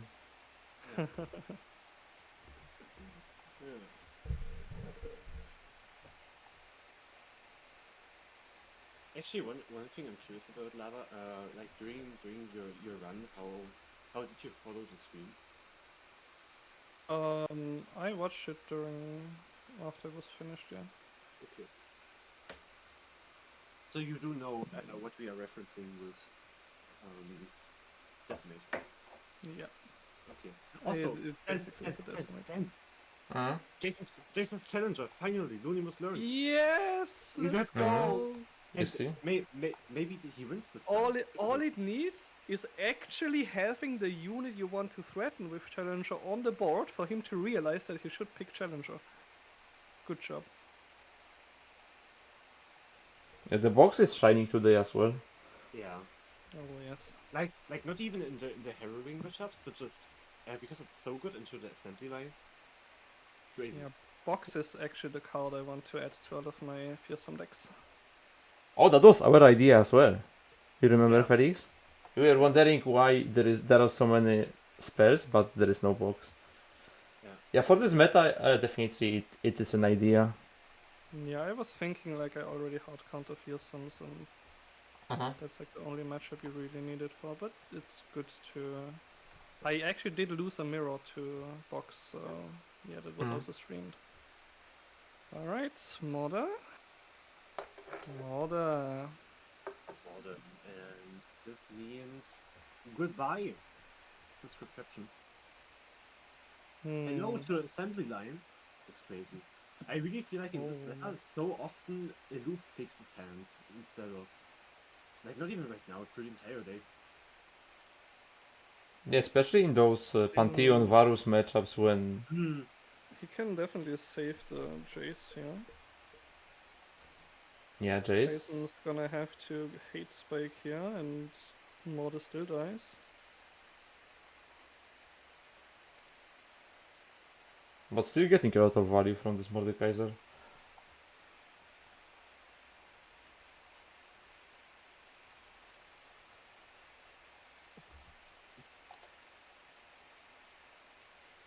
Morde is 2-0 leveling.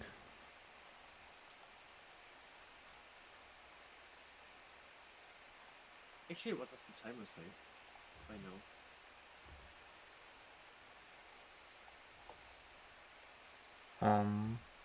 I will drag it, but I need... Oh, fucking cliffs.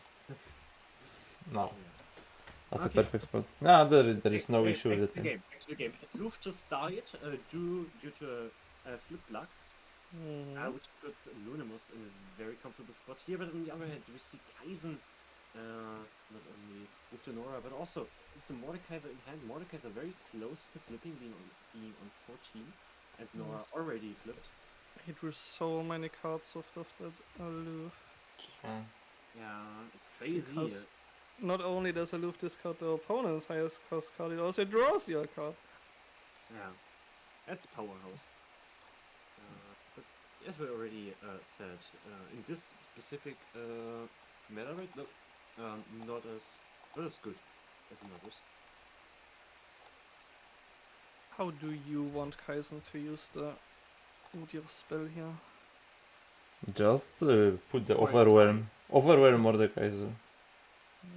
Oh, I'm not a flip I next think turn. I like think that. region could also be good, but maybe it's too late for that already.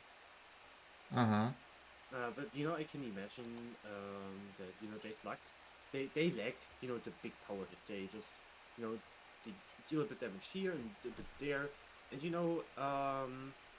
like more that dies to 2 lasers technically.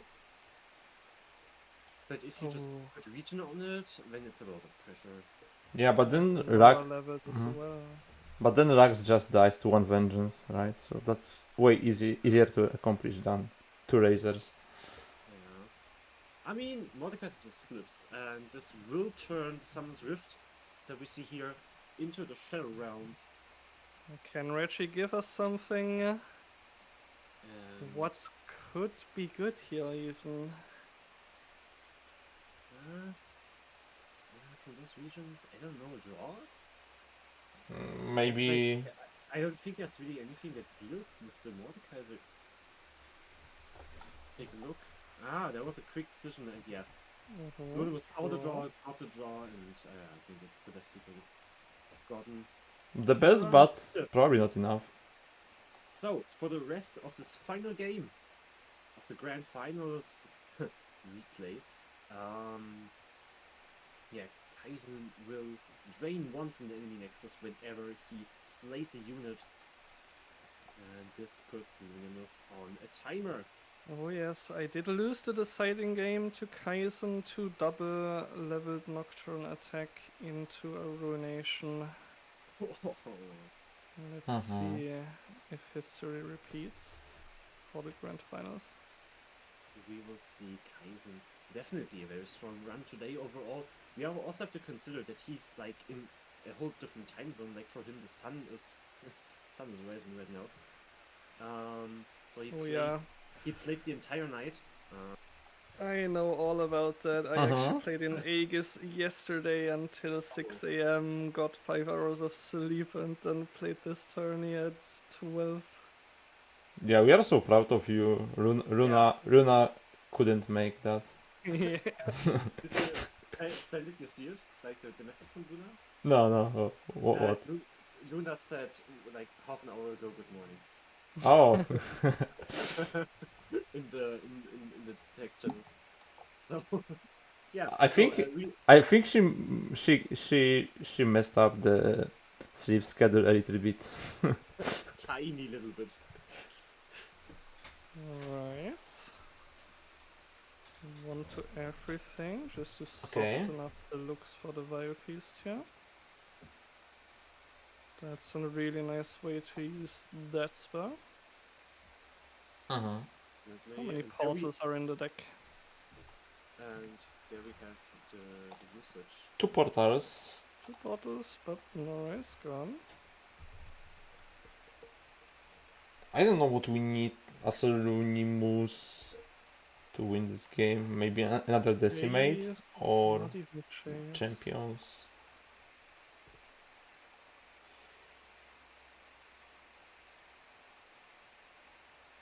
Kaizen does have Death Grasp as an answer to a level Chase. Really not worried about anything here.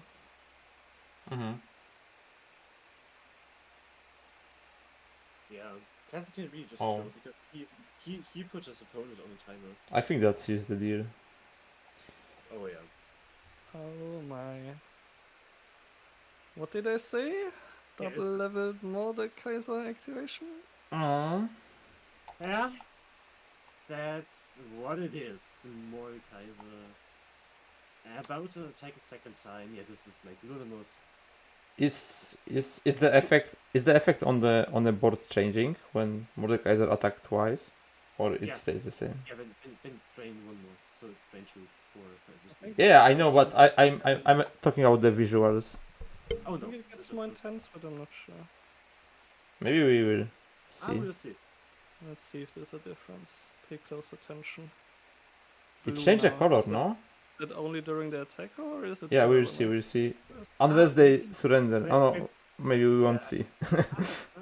But like, to Yeah. be fair, and to come back to the game, Lunamus put up a really good fight here. In the upper finals, he lost to Kaizen 2-0, but fighters way Oh back yeah. Mm-hmm. into the grand finals, winning closely 2-1, and now likely losing 2-1 in the reset. Oh, he's alive. But it's not over yet. It's not over yet. Although, well, Don't surrender, please. don't surrender. We need to see. We need to see. It's the Mystic Oh no Hut no no no. into the Death Grasp and that Death Grasp. What it tastes Yeah. like on their own unit. This That seals it. seals the deal. We won't see it. Yeah. But everyone, it is done. We have to Kaizen wins the grand finals. Congratulations! Hard-earned victory, but he pushes through. Yeah. We have a champion of today, and it is the one lineup. We were talking about it throughout today's then. For over 10 hours, we have been talking about Kaiser's lineup. How it is so standard, how it is just so uncreative, uninnovative, and it pushes through. He And is the skill diff lineup. it is the skill diff lineup. Kaizen shows that he has the upper hand. That why those decks are the meta, and very very impressive performance that he put up today. I think he also played in Aegis yesterday, if I remember. Mm-hmm. Yeah. So He even played in my team. yeah. What I'm proud of. So huge shout out to Kaizen for winning the Aphrodite tournament sponsored by Riot Games, and for putting such a huge performance throughout the entire day. He can be very proud of himself, but also rank 2 and 3 Luminous and Lava. I really wish I could talk to Lava right now because I am so interested about his lineup. Well, good luck. Hello. Oh, look who's here. We don't have winner today with us, but we have the player from the third spot. Yeah, how Yeah, we late could- is it for Kaizen actually? Let me see. Where is he from? It should be 4 a.m. You sure? I mean, isn't he like 6 hours ahead of us? I thought 7, but I'm not sure. Isn't he like Korean or something? Vietnamese. Vietnamese, yeah. Vietnamese, I see. Hold on. I mean, whatever the hour is there, Oh, it's yeah. probably the perfect time to play the Runeterra. That's like Yeah. I mean, the moment of the day when you want to play the Runeterra the most, right? yes. Or it's only me that have that. Oh. Oh. Oh, never mind. It's like the Patrick meme. Wait, I mean, this means that he got up at 7 a.m. to play Aegis, then probably stayed up the whole day and won another tournament at 4 in the fucking morning. Holy moly. Crazy. Kaiser. Sure. Huge performance from him. Once again, I can we already talked a lot about Lunamus, especially the Akshan Kane throughout the day. And actually, Lava, I would like to know because you played against it. What do you think of Akshan Kane? It surprised me with just stats. Like it's pretty much just mid-range. Like glaive is a combo piece, but I got rid of the glaive. That wasn't really a problem, and still just lost 2 units on the board. It is something when you get rid of the sun disk, but you still loses to Yeah, the same feeling, like, yeah, definitely. and you are like, what? Like, yeah, I was supposed to win now. What? yeah, like, Mm, Yeah, definitely a really good lineup for this tourney, as we saw. 2 players brought the exact same lineup, probably prepping together, yeah. and it definitely paid off. Yeah, and then moving to the third place lineup, because like Stan and I, we were memeing about how like Lunimos plays 3 regions in one deck, having like Demacia, PNZ, and Noxus with Decimate. Meanwhile, you play basically 1 region in an entire lineup. Oh So, yes.